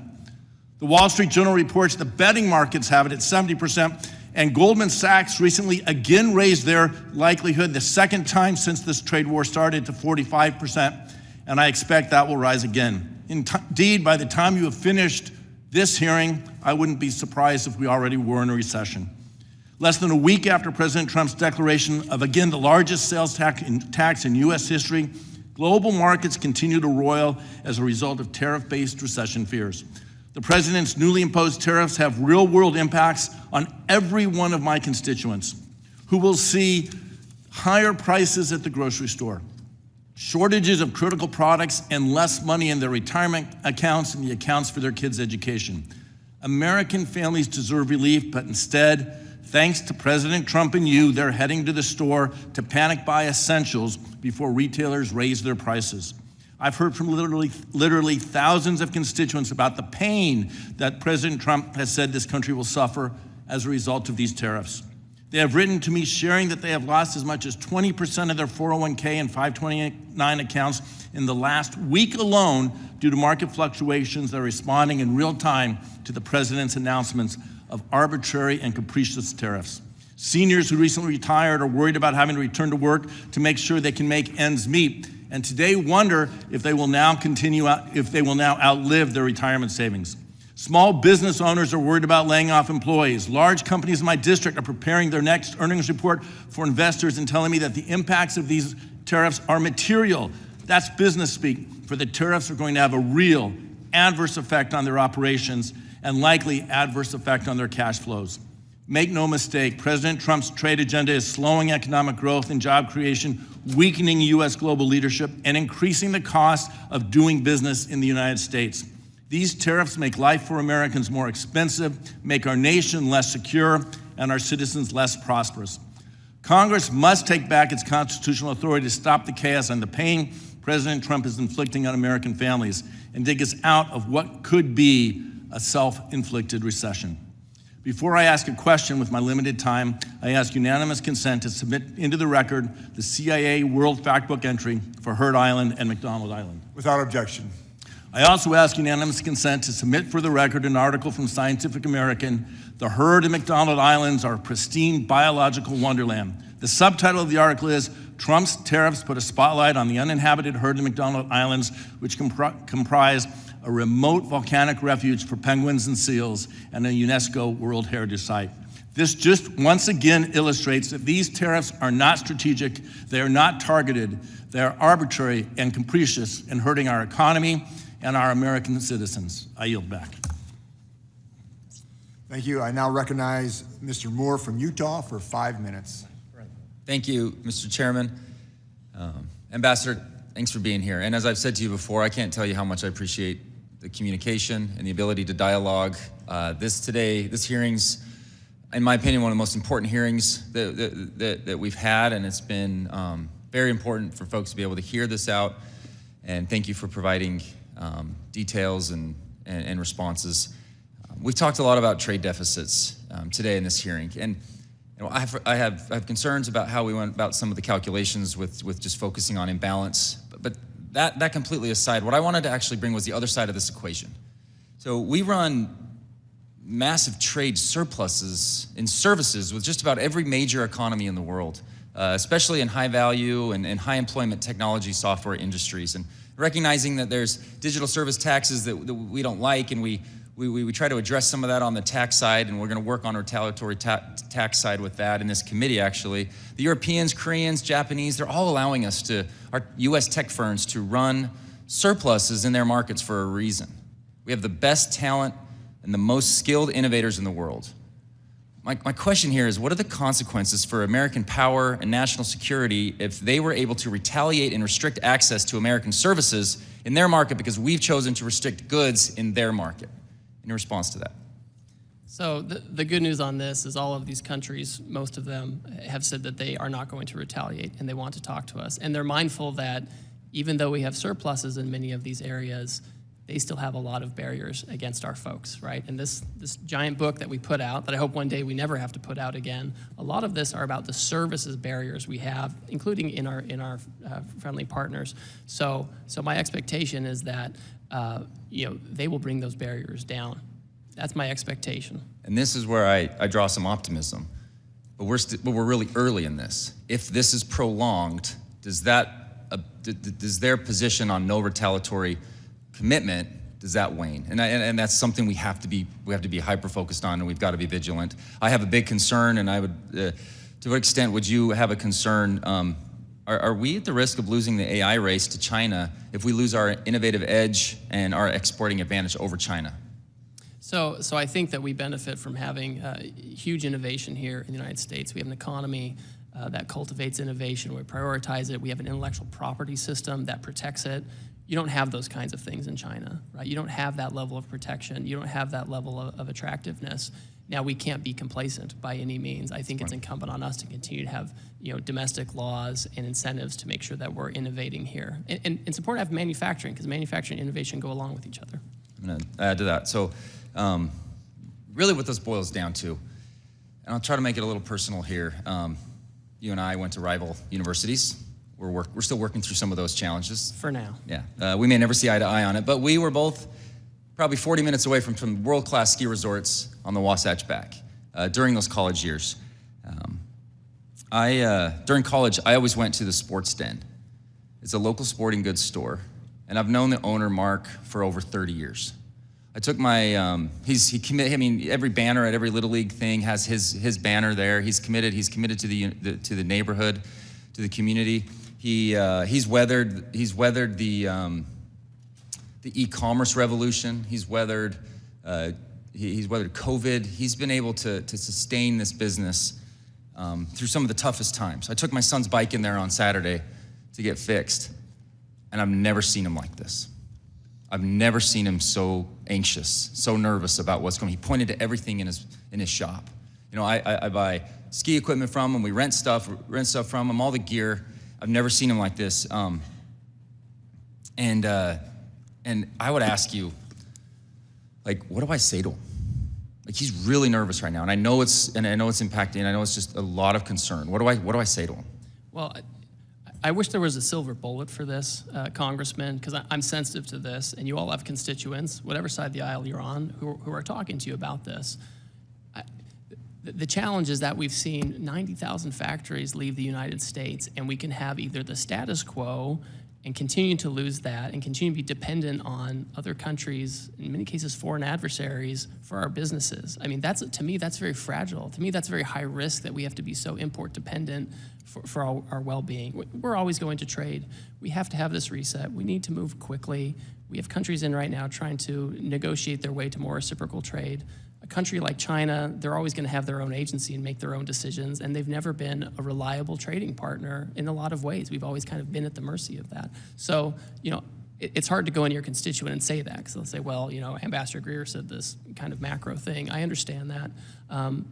Please keep in touch. I mean, as we hear these, the effects of this, it's good for me to know about it so I can tell the president and I can continue to communicate this. We've heard stories about this, and we are concerned. So that's what I said to him.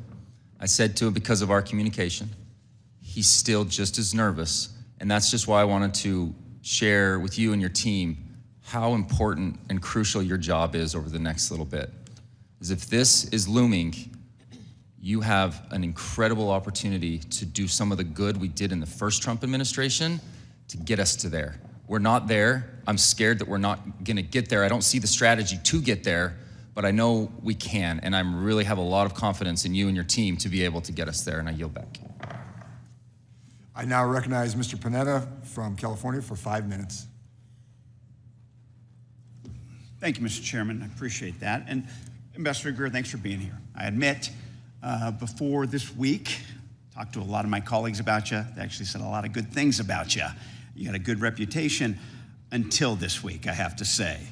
because I actually wanted to work with you on solutions when it comes to free trade agreements. I think we still can once we get past this, and I hope that's the case. But unfortunately, you're defending a policy here from President Trump that's absolutely incoherent and inchoate. It's a self-imposed tariff regime of 10 times the amount of tariffs that were in place before this president took office. It is the largest self-inflicted wound to our economy in history, a self-inflicted wound that if it stays in place, it could constitute the largest tax increase on working families in more than 40 years, costing households more than $3,800 per year. A self-inflicted wound that prompted one of the largest three-day moves on the markets since World War II. And it's a self-inflicted wound that's leading investors to expect a severe economic slowdown. 8 years ago, this president talked about American carnage. Little did we know that he would create economic carnage that is spreading something similar across the entire global economy. Now, the reason for these tariffs is based on a national emergency that we have trade deficits, according to him and you. Unfortunately, the president's thinking about trade is reflected in this policy.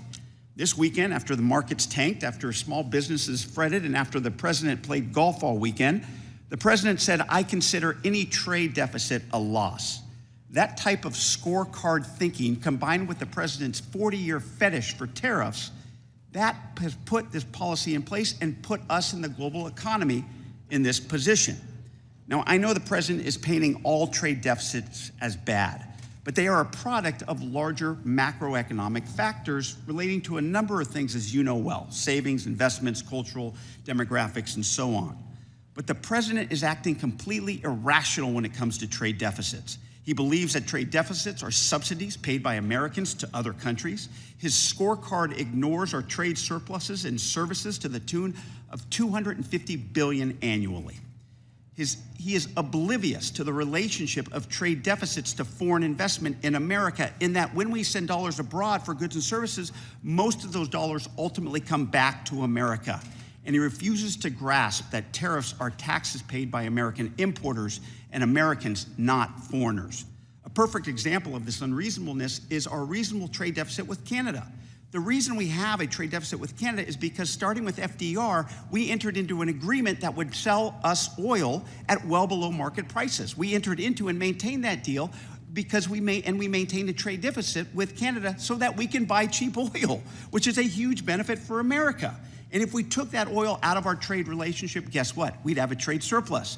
Yet Trump says we're getting ripped off, even though we are actually getting the benefit of that sweetheart deal. Now, absolutely, sometimes a trade deficit is a loss. Foreign trade barriers are a problem that includes tariffs and non-tariff barriers, but there are ways to remedy these things. Free trade agreements, as I talked about. Free trade agreements that don't require a tariff policy that cripples our economy. Yet, due to the president's fetish for tariffs and superficial thinking on trade deficits, the president has imposed a trade policy that makes the global baseline of 10% with countries that have trade surpluses like Singapore, Australia, Netherlands. Countries we have free trade agreements are getting tariffs at 10%. Countries that are free trade countries are getting tariff at 10%. It does make no sense. It makes no sense of exactly what the president wants to fix or how he's going about these tariffs. Now, it's really contradictory based on the lack of clear messaging out of your administration.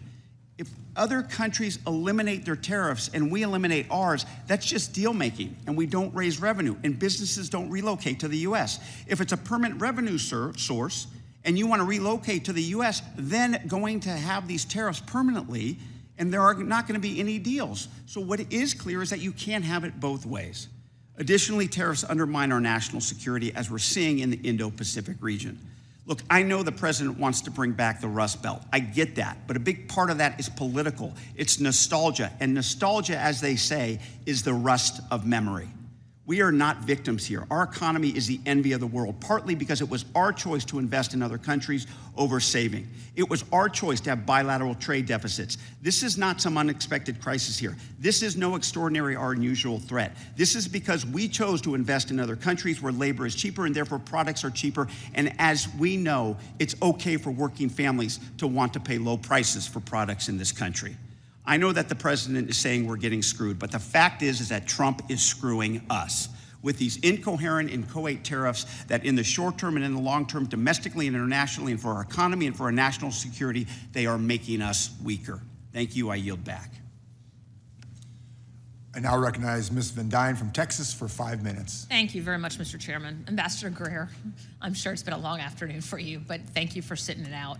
I want to thank you for being here today and for your engagement thus far on trade matters that are very important to all of us. Quite the contrast from your predecessor. I know that we've heard that the trade deficit, according to the president, isn't fair, but it's fact, is it not? That we are experiencing $1.3 trillion deficit in trade, that Americans pay out over $360 billion last year in tariffs, and yet the U.S. collects less than $80 billion. I would say that that's fact. That's not just what the president thinks. It's fact. And let me be absolutely clear. President Trump's tariff policy is not a fetish. It's results-driven. For decades, we let our trading partners take advantage of us. China flooded our markets with subsidized steel. India slapped double-digit tariffs on U.S. goods. And the EU buried our industries in red tape. And meanwhile, Washington shrugged. But thanks to this administration's unapologetic use of tariffs, countries like Israel, India, Vietnam, Mexico, and the European Union are back at the table. And they're engaging because they know the United States is now finally serious. And when I hear Democrats criticize tariffs as some kind of economic sin, I have to ask, what's their alternative? Appeasement? President Trump's approach isn't theoretical. It is producing concrete results, as we have seen in the last few weeks. Results that the last administration only talked about. Tariffs are working, and not because we like them, but because we need them. They're leverage. And now they're actually making deals from a position of strength. I think that is very important. In North Texas, look, I've seen firsthand the value of trade that is fair, reciprocal, and firmly rooted in America's strategic interests. These are principles that are championed by you and President Trump. And I also understand something too many in this town seem to forget, is that trade without enforcement is surrender. And under the previous administration, enforcement was weak, inconsistent at best. Mexico violated its obligations under the 1944 Water Treaty, and they violated the USMCA with impunity. And American businesses were the ones that had to pay. We saw it firsthand with the case of Vulcan Materials, a company that operated lawfully in Mexico for decades, but then had their property invaded, shut down, and seized by Mexican armed forces. As we approach the USMCA review, can I ask how the administration is planning to protect these American business interests and ensure that Mexico complies with its obligations? Yes, certainly, and thank you for your comments. What we see is that Mexico, despite their obligations under the USMCA, continues to discriminate against U.S. companies and U.S. products. We've seen this particularly in the energy sector, for example, where they have favored state-owned industries over American industries, which are cleaner and efficient. You mentioned the situation with Vulcan. That's something where we're paying attention. Mexico, we won a case against them about how they treat our corn, and they have a little constitutional amendment they're doing. We're watching that very closely to make sure they don't hit that. So there are a variety of unfair trading practices that Mexico has or threatens to have, where we're watching that very closely. And we expect any renegotiation or review of USMCA to focus on those types of issues. Excellent, thank you. And while the tariffs are seeming to make progress in the right direction, I'm still really concerned with China's third country subsidies and their transshipment to the steel and aluminum industries, specifically in my district. That is very important, which have enacted and enabled them to evade our duties and our tariffs. Can you comment on the specific actions that we can expect to see from this administration in terms of cracking down on transshipment and duty evasion through third country circumvention? Certainly, and this is, for example, you mentioned steel and aluminum. The president recently tightened exclusions and exemptions under steel and aluminum because of those types of issues. I think that we need to pay attention to whether goods coming in from Mexico and Canada, for example, whether they contain a lot of Chinese content. Some of this is Customs and Border Protection needs to do more enforcement. I know that they're focused on this, but I think that we need to make sure where we have trade agreements that the benefits of the agreement are going first to Americans and then, of course, to trading partners who follow the rules. And we have to have enforcement. And enforcement means tariffs. People say they want enforcement, but in the trade space, enforcement means tariffs. So we're going that direction too. I'm concerned that our current trade remedy laws will not suffice, which is why I'm leading the Level the Playing Field 2.0 Act with Ms. Sewell. Do you agree it's time for Congress to update trade remedy laws? Oh, I certainly agree with that, yes. Awesome. All right, Ambassador, we're at a pivotal moment. We finally have a trade policy that doesn't just talk about fairness, but it actually demands it. The Trump administration has sent a clear message. The era of taking advantage of the United States is over. Thank you again for your testimony and leadership, and I yield back. Thank you. Thank you. I now recognize myself for 5 minutes, and I just want to say thank you, Ambassador Greer, for taking the time to speak with us today. It's great to hear a voice of reason. I want to first thank you for including Germany's withholding tax on IP on USTR's list of investment barriers in the National Trade Estimate. And I look forward to working with you on this and ensuring fair treatment of American businesses across the world. I saw the list, and that was one of them, Section 49, so thank you very much. I am from a district, the second largest ag district in the country, #1 in cattle, hogs, corn, soybeans, and so forth. 20% of our ag production in the United States goes to the export market. So my hope is to see tariffs imposed last week quickly lead to fair and reciprocal market access and to end many of the long-standing agricultural trade barriers around the world. I mean, that is really my hope. So if I may ask you, it's a really interesting time. We have 70 countries that President Trump said last night, 70 countries that want to negotiate, which is incredible. Can you talk to me, do you have the staff and resources to manage all these negotiations at this time, and how can we help? Thank you. I, of course, could always use more staff. We had some folks leave, USTR career folks leave during the last administration. We have my deputies who are currently going through the confirmation process, but we have a strong staff. We have most of our political appointees in. We have career veteran USTR folks who know these issues, who have been there for many years. I know them from the last time I was there. I work very closely with them. This is a situation where we have embraced the agency, and these folks are truly at the tip of the spear. They're the ones who helped put together this book with all the non-tariff trade barriers that we're putting together. So they know their brief, they know what they're doing, and when the countries come in, there's not a lot of extra homework that needs to be done because we know exactly the barriers we're targeting. So we're doing our best with what we have. I always welcome more staff, of course. That's great to hear. So there's two types when it comes to trade. Obviously, there's the barriers, the concerns, but also there's the opportunity. I think about agriculture, that we can expand our markets to the UK, to India, to Kenya.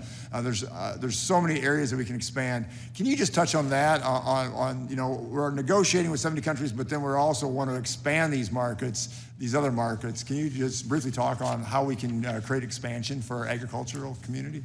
Certainly. Again, the foundation of the president's action is to achieve reciprocity, because we think the lack of reciprocity, we know the lack of reciprocity is a driver of this trade deficit that's left us in such a challenging situation. And so as you're seeking reciprocity, and again, we have countries coming and saying, we're interested in reciprocity, part of that is making sure that they're treating us as we treat them. That means that they have to lower their tariffs, they lower their non-tariff barriers, and that's where you get the market access. That's where you get expanded markets. That's where our ag and other producers have the chance to really get their foot in the door instead of little bits and pieces here and there or an uncertain access. You get real access, you get reliable access, something that our farmers can count on. So just to clarify that, so I can tell my farmers by the end of the day, after this is all settled, we should have dramatically expanded markets for them. Would that be a fair statement? I think that's the expectation. Yeah. I think that's the expectation. We certainly want to, I mean, listen, with some countries, it's easier. They have fewer barriers. With others, it's harder. It's going to take some time. And in the meantime, they'll have that tariff. But my hope is that we can have a lot of these countries have reciprocal trade with us and make it, we can be more competitive, whether we're farmers or manufacturers or producers, if we have real access to these other markets. We'll be more competitive here and produce here. I want to thank you for your response to my letter to the USTR's proposed measure on Chinese-built marine vessels and for discussing it with me last week. The proposal of the USTR to counter China's shipbuilding industry would significantly increase freight costs on U.S. soybeans and soy products, in turn making the price of U.S. soybean products uncompetitive versus other countries. I'm hearing from my constituents that global soybean orders are simply being canceled and grain shippers cannot secure freight past May due to this uncertainty. I just wanted to hear from you again. So what can I tell my soybean producers? I'm the largest in the country, to give them some peace in this matter and what's happening? Well, first of all, we should have final decision on that by the middle of this month. Second of all, there were a lot of proposed measures in that Section 301 action on shipbuilding. I think that, and this could have been a communications issue, I think some people thought that all of those measures would be imposed. Those were proposed measures for people to comment on and receive feedback. We've now had that process where we've had the feedback, and now we consider which of those measures is most appropriate. Thank you very much. I now yield myself back.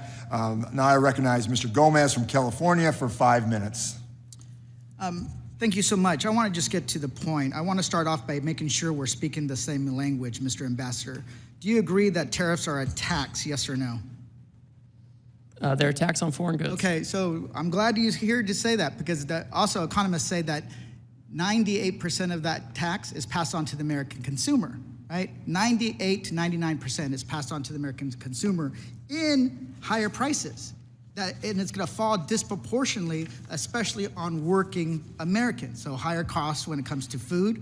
40% of our produce are produced out of the country.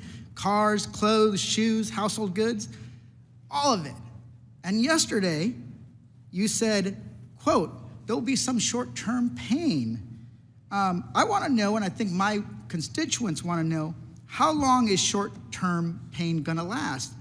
Is it 24 months? I don't think it's 24 months, no. 2 years? I don't think it's 2 years. The reason why, is it 3 years? Is it a month? Because here's the thing, you also said yesterday, the other thing you did say yesterday, is you said the trade deficit grew over 30 years. It didn't happen overnight, so this problem is not going to be solved overnight. So you're saying on one hand, this is not going to be solved overnight, but then the long-term pain, it's going to be short-term pain. That doesn't compute. People don't believe it. And here's the thing. Just yesterday, it was said that it was going to be a $3,800 a year increase falling on working families and the cost of higher prices. It increased to $4,600. We had to actually cross that out because we made this board yesterday. What is the tax increase going to be tomorrow? Is it going to be $5,200? So, and the reason why is that we have different definitions of short-term pain. What was your last, before beginning confirm at USTR, where did you work? I worked at King & Spalding. King & Spalding. How much does a partner make at King & Spalding? Well, it depends on a lot of different factors. But so it makes I can pull up your financial disclosure. I don't have it in front of me, but one of the things that we're shown, it's about $1.5 million. My constituents don't make that. The average American consumer doesn't make that. The way we do it is every single month, we look at our budgets and see how much we spent, and then actually have to decide what do we have to pull back on. I grew up in a mobile home working several jobs. So here's I know what it means. Here's the thing. You in also a mobile have, home. You also have a cabinet of billionaires. You have Lucknick, you have Bessent, you have the president himself, you have Elon Musk, Donald Trump, who has billions. So for them, $4,600 doesn't mean anything. But for the average worker, it does. So this is where I say, you guys are out of touch when it comes to things. And I recognize you're working a lot of different jobs. So I'm going to move on to ask a question. In your testimony, you said Ms. Sanchez said you are the acting head of special counsel. Aren't you also the acting head of the Office of Government Ethics? I was recently assigned to that position, yes. Correct. Mr. Gomez. So let me get this straight. You are the chief USTR representative, the active chief of ethics. You're also the chief whistleblower, and now you're leading negotiations of 70 countries. So where's your priority? Those other jobs, or is it the trade agenda? Well, my first job is USTR, and we have staff at the other agencies So the to help reason why execute it doesn't seem right, here's why. Because I've learned over the years, if you want to make somebody feel special, you give them more titles. Because in the end, who did Donald Trump said was actually running the trade agenda? Well, the Commerce Secretary Lucknick, that's who he said. Here's another question. Are you using Signal to communicate with the executive branch? Yes or no? with the community. We do some logistics from time to time. Okay. Well, make sure you're as required by the Presidential Records Act and Federal Records Acts that you're submitting those for posterity. We'll talk to our general counsel to see what's required by law. Also, do you still stand by the formula that was used to assign the tariffs? Oh yeah, the White House economist. Yeah, it's driven by the deficit. Okay, the reason why is that conservative economists have said that this formula was actually, there's miscalculations in the formula. That some people are even saying that it was ChatGPT was used to come up with the formula. That's not true at all. So it's completely false. Here's the reason. It's completely false that ChatGPT was used. The reason why is like, nobody has confidence in what you're doing. Because you're basically, you guys are saying, trust us. Trust that it's going to be short-term pain. But here's what we see. We see a plan that doesn't make any sense, a formula that has flaws in it that people have torn apart, that you've seen the price increase in the stock market crashing and red lights blinking on a recession. So, and then you impose tariffs on an island that is inhabited by penguins. So the consumer confidence is plummeting and it's going down, down, down. And you guys are saying, trust us. That the Republicans, Donald Trump, Elon Musk, and you guys know what you're doing. So that doesn't pass the smell test. It doesn't make any sense. We worked on other issues before, and I hope we can work on other issues moving forward, but you guys need to be straight on who's running the show, because this is gonna fall and hurt the American worker. With that, I yield back. Ms. Malliotakis. Thank you, Ambassador. I very much appreciate your testimony here today. And I understand the President's goal of wanting to reduce unfair tariffs that are placed on the United States, that he wants to level the playing field, that he wants to reduce the trade deficit, that he wants to remove barriers to entry, and he wants to reshore manufacturing. I think we need to be cautious. I get concerned about doing too much at one time, about biting off more than we can chew. To date, though, we have seen trillions of dollars in new private investment since the President has taken office. Domestic and foreign companies are expanding or opening new facilities here in the United States. And as you mentioned in your testimony, there's over 50 countries that are coming to the table because they want to make deals. I just want to bring up some of the concerns I've heard from manufacturers, importers from New York that I've spoken to, and they want to make sure that you're considering the impact that tariffs could have on materials, on parts, on supplies that are needed to manufacture here in the United States. Because obviously the goal is to bring those jobs home, to reshore as much as possible. But if there's tariffs on plastics, lumber, metals, it obviously makes it very difficult to manufacture here at home.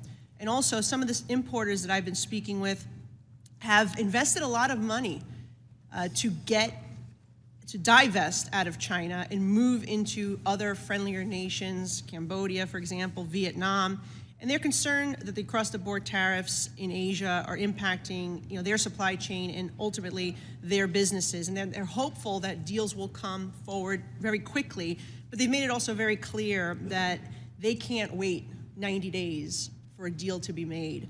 And that it would literally close their business. And so I just want to hear from you on where you think you're making inroads there, on making deals with some of these countries to avoid that type of scenario, and if you could just answer those two, comment on those 2 points first. Certainly, I'm happy to do that. And again, just to reiterate, we've had these, this enormous trade deficit that developed under President Biden. These things are supposed to be self-correcting under normal economic theory. When they're not, it shows that there's something structural at risk here. So that's what's being addressed. We now have so many countries saying, we're not going to retaliate against you, we're going to work with you, we're going to try to figure out a way forward, that the President is looking forward to trying to find a way forward to make deals with these folks.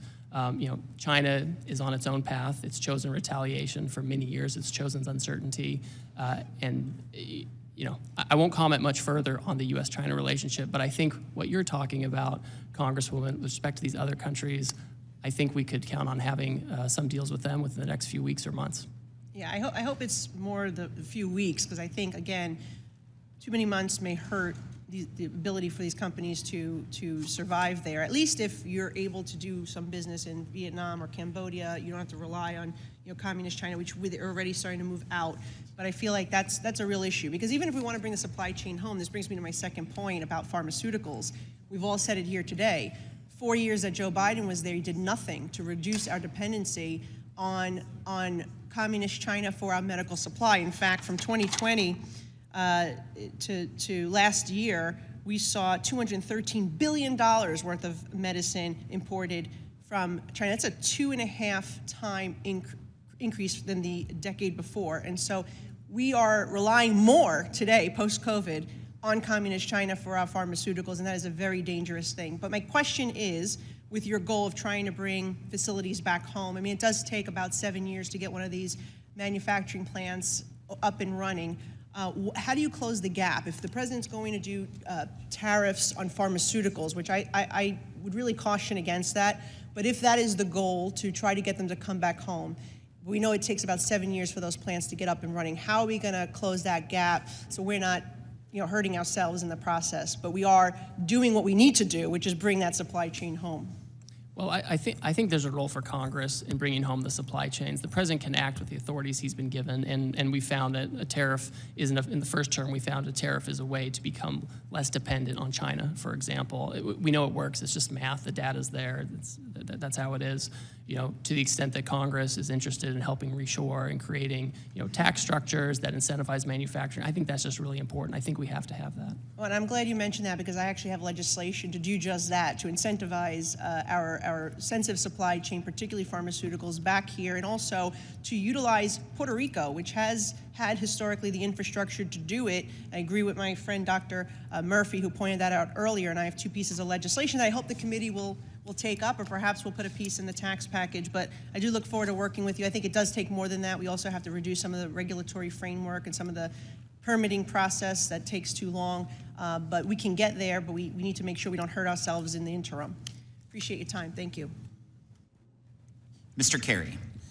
Mr. Ambassador, a pleasure to be with you today. Thank you for your testimony. I also want to compliment you. I think anybody that has had a successful career on the private sector, who's willing to come back into the public sector, says a lot about the character of the person. So I appreciate your service to the country, sir. I was pleased to see the administration's decision to exclude oil and natural gas from these new reciprocal tariffs on countries with unfair trade practices. As we all know, one of the administration's top priorities is increasing U.S. oil and gas production, which is a shared goal of mine. As many of you know, Ohio is one of the largest coal-producing states east of the Mississippi River. But in order to accomplish this, the energy industry will need access to key materials and inputs to bring these projects online and help keep the U.S. as the top supplier of energy resources. Many of these products, including specialized steel, are not currently produced in the United States. I mean, it's just a matter of fact. These products are designed to handle unique operating environments like higher pressures and temperatures needed for energy production. Many of these specialized products, there really is no domestic option. I mean, it's just, there isn't. So can you share how USTR is considering treatment for these types of key end-of-use materials like specialty steel in regard to the tariffs, especially considering that many of these products cannot be sourced in the U.S. and are essential to help deliver the administration's energy agenda? So, Congressman, the specialty steel you're talking about is not covered by the reciprocal tariff. The Commerce Department, using Section 232 action, they oversee any tariffs on steel and aluminum, and so I'm not trying to pass the buck, but they're much better placed to talk about how that's being implemented. I just want to identify this as something that is very concerning to a lot of people. So we'll follow up with your team, and we'll follow up the right people. The other thing I do want to bless you. Bless you. Sorry. Bless you. I yield back the balance of my time. No, Ambassador. I also want to echo Congressman Feenstra's comments about the Chinese-flagged vessels that are going into certain ports. That's a very big issue for a lot of commodities. I don't care whether it's corn or coal or soybeans, whatever it is. So I appreciated your remarks on that, but it's something that we will definitely follow up with you on. One of the things, President Trump unleashed the American LNG industry by ending the former administration's era permitting pause. And as you know, the U.S. LNG industry is already being targeted by nations that are subject to the president's new tariffs. So my question to you is, do you have any plans to prioritize America's newly restored LNG export capacity in conversations with foreign nations? That's something that comes up regularly. Obviously, we've been talking about the trade deficit, and many countries have been quick to say, one area where the U.S. is very competitive is oil and LNG, and it's something that they want to buy. And so it's been very common in these conversations for them to suggest that that is one way to help achieve, more trade balance, et cetera. I appreciate your answer. And lastly, I'd like to briefly touch on the USMCA sunset review, if you don't mind. USMCA qualifying trade was excluded from the tariffs announced on April 2nd. This will help many of the U.S. manufacturers. The reason I wasn't in the room most of the days, they were in my office, that have made investments under the rules President Trump negotiated 5 years ago. USMCA is facing a sunset review process that needs to be completed by the end of July of 2026. Will the tariff exclusion continue to the lead up of that review to give the manufacturers more certainty in the upcoming months? Well, that's the current status. All right, I don't want to get ahead of the president on how he wants to treat that, but that's certainly the current status, and I would expect that if Canada and Mexico continue on this path, that would continue to be the status. And again, I want to compliment you for your service to the country and being willing to go back into the public sector. A lot of people don't realize you're giving up on a lot. You're spending a lot more time, probably a lot more hours, a lot more time away from your family, and so I just want you to know, as a member of this committee, I certainly appreciate your service. So with that, Mr. Chairman, I yield back. Mr. Horsford. Thank you, Chairman Smith, and to the ranking member. Mr. Trade Representative, are you aware that the tariffs have been paused? I am, yes. When were you made aware of that?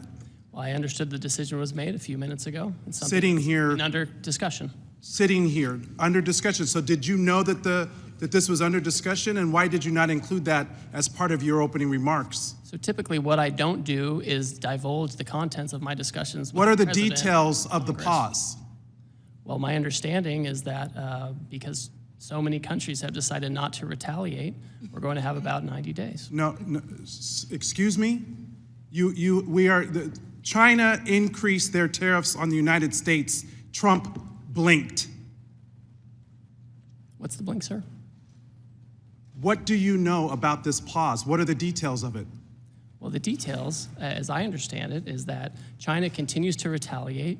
Other countries didn't retaliate. The president 2 or 3 days ago said we wanted to negotiate with those countries that asked for meetings. That's what we're doing. What are the We've had details? discussions. How long is the pause? How many days? How many weeks? I understand it's 90 days. I haven't spoken to the president since I've So been the in this trade hearing. representative hasn't spoken to the president of the United States about a global reordering of trade.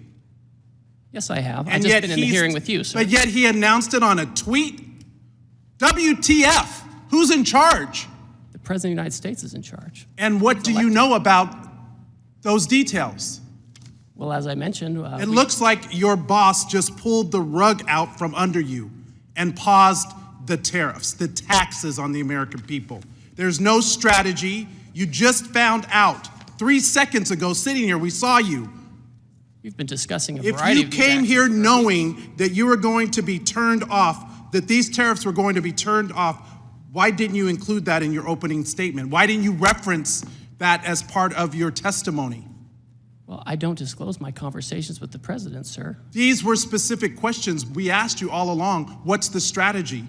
These are real consequences for the American people and small businesses. I had a group of small businesses in my office earlier today talking about the impacts of these tariffs on aluminum and steel. This is amateur hour, and it needs to stop. What does this even mean for your negotiating strategy? How are you in charge of negotiation if the president is tweeting about this from wherever the hell he is? The president was elected, and he runs the trade policy, and I advise him and execute his Who trade executes policy. the trade policy? I execute the trade Did you policy know with the that president. this was happening? We have been discussing all kinds of And there's another options. member of the cabinet, Bessent, who just canceled coming to the Hill to avoid talking about the market because it's in turmoil. This in just days because there was no strategy, there was no plan. The president chose to take actions that he didn't even have the authority to take. He's put our economy in disarray and near collapse. We have small businesses and Americans who are concerned about their well-being, people's retirement, people's 529 accounts went down because of this administration. We have people that are planning to send their kids to college this fall. People who are retiring whose benefits have declined. Is this market manipulation? No. Why not? If it was a plan, if it was always the plan, how is this not market manipulation? It's not market manipulation, sir. Well, then what is it? Because it sure is not a strategy. We're trying to reset the global trade system. You're, that has offshored all of our factories. And what has that done? How have you achieved any of that? But to enact enormous harm on the American people, which was our concern from the very beginning. Tariffs are a tool. It can be used in the appropriate way to protect U.S. jobs and small businesses. But that's not what this does. So if it's not market manipulation, what is it? Who's benefiting? What billionaire just got richer? And all the while, there are not even any Republicans left in this hearing. They all left because they don't even want to defend this. But meanwhile, the speaker is rushing to the floor to pass a budget reconciliation to screw America by passing the biggest tax cut in history on the backs of the American people. WTF? Who's in charge? Because it sure doesn't look like it's the trade representative. You just got the rug pulled out from under you. I wish I could feel some empathy, but the empathy I have is for the American people whose very well-being and livelihoods are being affected. This is not a game. This is real life. I yield back. Let the record reflect that there's more Republicans in this chamber than there are Democrats currently in this committee room. There's 6 of us, there's 5 of you. So let's make sure we get the facts right. I appreciate the president did not blink on China, as was said earlier, and it needs to be corrected in the record. In fact, he increased China by 125%. Would you yield, Mr. Chairman? I do not. Can we have a colloquy? No. We don't want to talk about the trade policy here in the Trade Committee. This is our jurisdiction. Your time has expired, and I'm more than happy to talk to you. I asked if you would yield. And I said no. Because you don't want to defend the policy or the strategy. Kick me out. What you gonna do? Kick me out of Mr. Yakum, you're recognized. Thank you, Mr. Chairman. Ambassador Greer, it's good to see you today. As we discussed in the past, Indiana's 2nd District has the type of production economy that he would like to make for the entire country. We manufacture 85% of the nation's RVs, 60% of artificial knees and hips, as well as boats, trailers, buses, auto parts, Humvees, you name it. We also have a ton of ag in my district: corn, soybeans, eggs, dairy, ducks, beef, pork, lumber, potatoes, and tomatoes. I could go on. Lumber alone, I was actually just meeting with a cabinet manufacturer here a few minutes ago. I couldn't even remember if I had been to that cabinet manufacturer's site because we have so many of them in my district. I don't know how we do all that in one area, but somehow we do. All this to say, supply chains matter, both getting inputs in the door and outputs out to market.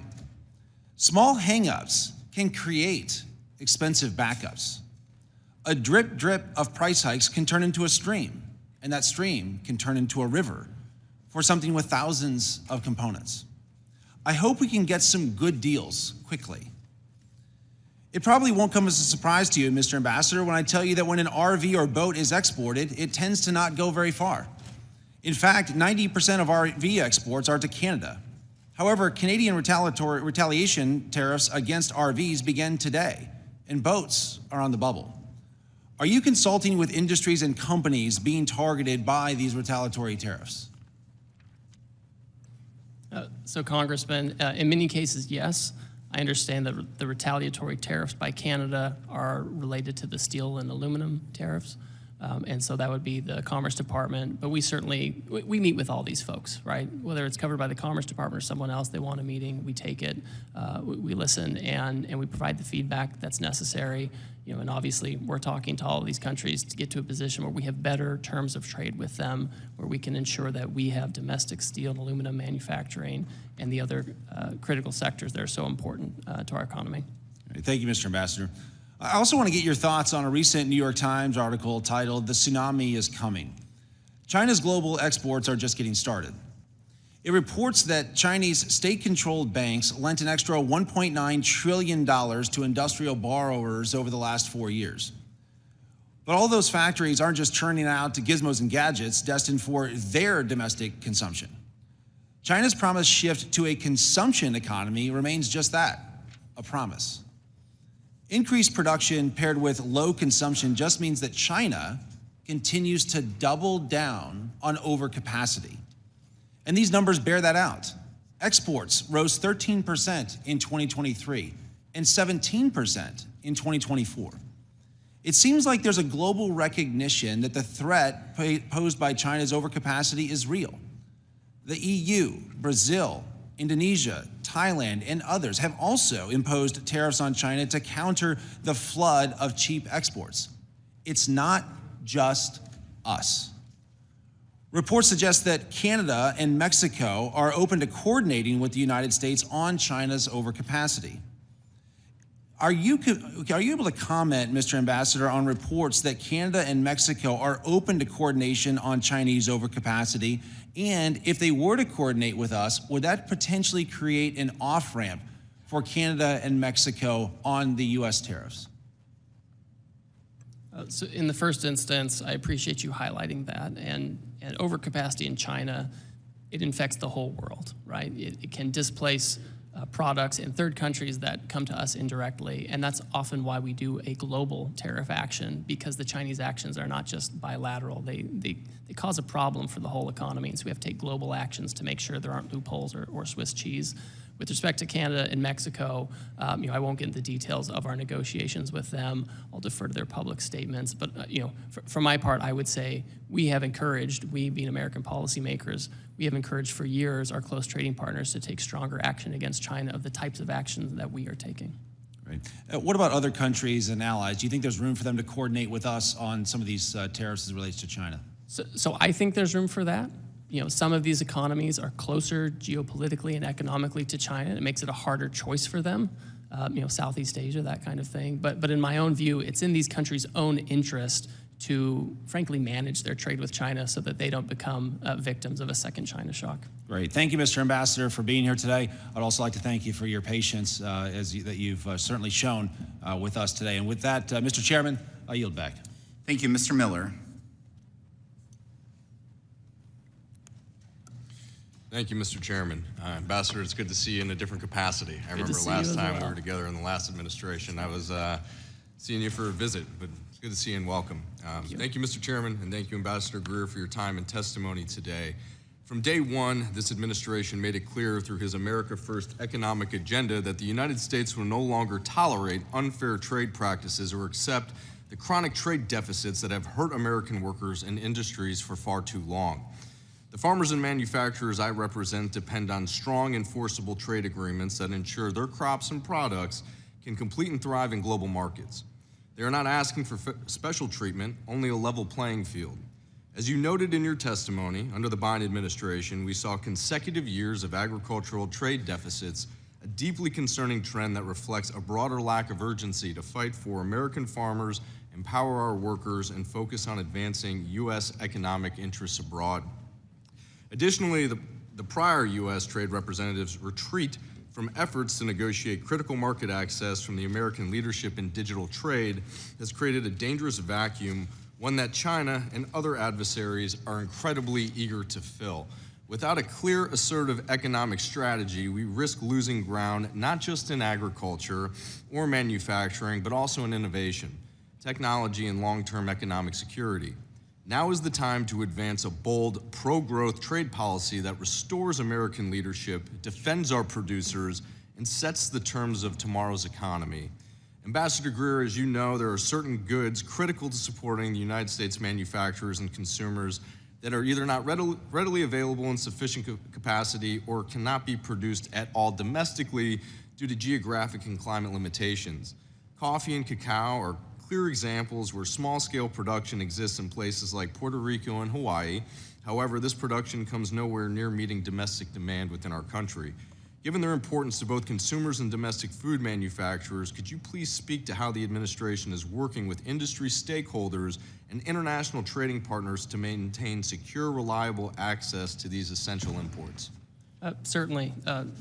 First of all, I appreciate your comments in pointing out this, because the global economy is complex.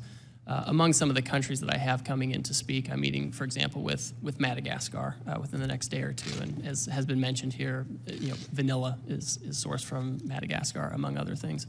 So we're certainly engaging in conversations with those countries, including those who have some of those things that cannot necessarily be grown here. So that's certainly part of it. We're sensitive to those needs. And again, I've mentioned this before with respect to US, Canada, and Mexico, where we have a lot of components and parts that may come across. That's currently not subject to a duty if they comply with the rules. Thank you very much, Ambassador.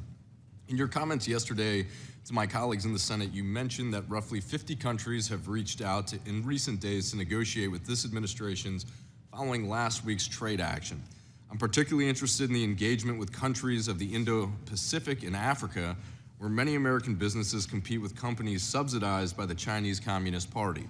Among the countries that have reached out, how's the administration considering these unique challenges while ensuring critical market access for advancing U.S. economic and strategic interests? So for example, you mentioned Southeast Asia. Some of the things we've seen Cambodia and Vietnam, for example, come forward and say that they want to engage in reciprocal trade. They've made certain proposals on lowering tariff levels. I think that,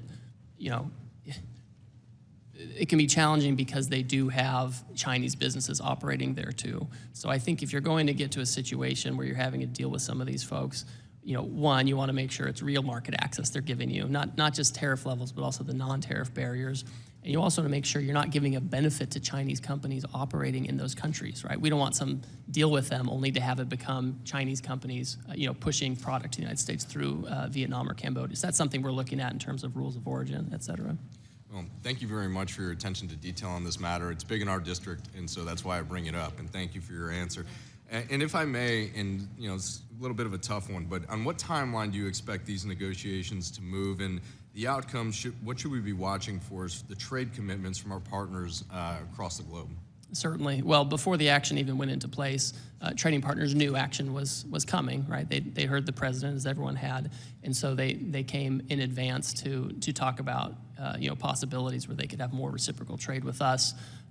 This afternoon, I have additional meetings. I'm working with other members of the cabinet to make sure we can, work with these folks, understand where they're coming down, what their offers might be, and this is job one for the next few weeks and months. Well, Ambassador, I just want to thank you very much for your hard work, your dedication to this country, and the service that you're doing as ambassador. And just checking here, seeing as some of the tariffs that the president is doing have already adjusted a bit. The market's up 2,300. So I know it's in the beginning of the administration, but I feel very confident about your direction and leadership moving through with these negotiations. Thank you very much. Thank you, Chairman. I yield back. Thank you. Ms. Plaskett. Thank you very much, Mr. Chairman and Ranking Member. Ambassador, good afternoon. I had quite a number of questions about tariffs, but since that's on pause, I'm going to pause on those questions and deal with one that is more specific to my district and one that I'm concerned with, and that's regarding a proposed rule that you have that has been put out, and I know that there have been testimony about it. In the U.S. Virgin Islands and throughout the Caribbean, as well as some of the other territories, in Hawaii, we import virtually everything needed for daily life, from food products, poultry, groceries, vehicles, etc. 97% of the food that's consumed in my district comes from imported goods. I'm deeply concerned about the impact of trade actions, particularly because it seems very apparent that I don't know if the American territories have been thoroughly thought through and the impact this will have on us in some of these tariffs as well as some of the proposed rules. Proposed action taken under the Office of the U.S. Trade Representative Section 301 authority right now does not provide a balanced solution, particularly when it comes to American businesses and jobs in the shipbuilding capacity. We know that you've proposed a rule to provide, to impose fees on those ships which are not made, that are Chinese made, that are not American made. However, a large portion of ships which are much smaller than those that are made in American ports, the American ports are predominantly making those for the military purposes. It's cost effective for them to do it for the military, but not for those kinds of cargo shipping that's done in the Caribbean region. It doesn't provide a balance for us, and we are concerned not only in the Virgin Islands, but Puerto Rico, as well as the other Caribbean islands, that this imposition of $1 million per port that is being proposed will bear incredible impact on us. U.S. shipping industry serving the Caribbean cannot absorb additional costs of the proposed port fees, which would have a significant economic consequence to us. I have the median income, family income in the Virgin Islands is $30,000 a year. The cost of $1 million per port is going to be passed on to the consumers in my district, to the business owners. We are about to start a rebuilding of 20 schools, 2 hospitals, a complete microgrid, complete utility rebuilding both in the Virgin Islands and Puerto Rico. All of the laying and supplies that are coming into us are coming from these type of vessels. If they are then going to be imposed this fee, we will, negotiations that have already been done with FEMA for the cost of rebuilding are going to skyrocket, and we need some support for that. The thought is, sir, is many of these shipbuilders are in fact American-owned.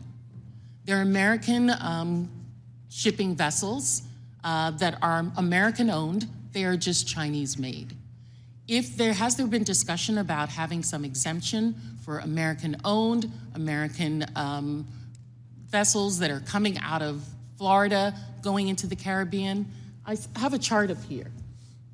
92 billion has come from the Caribbean into are imported from the United States. The Caribbean region, which only has 80 million people, is the 4th greatest trade partner with the United States.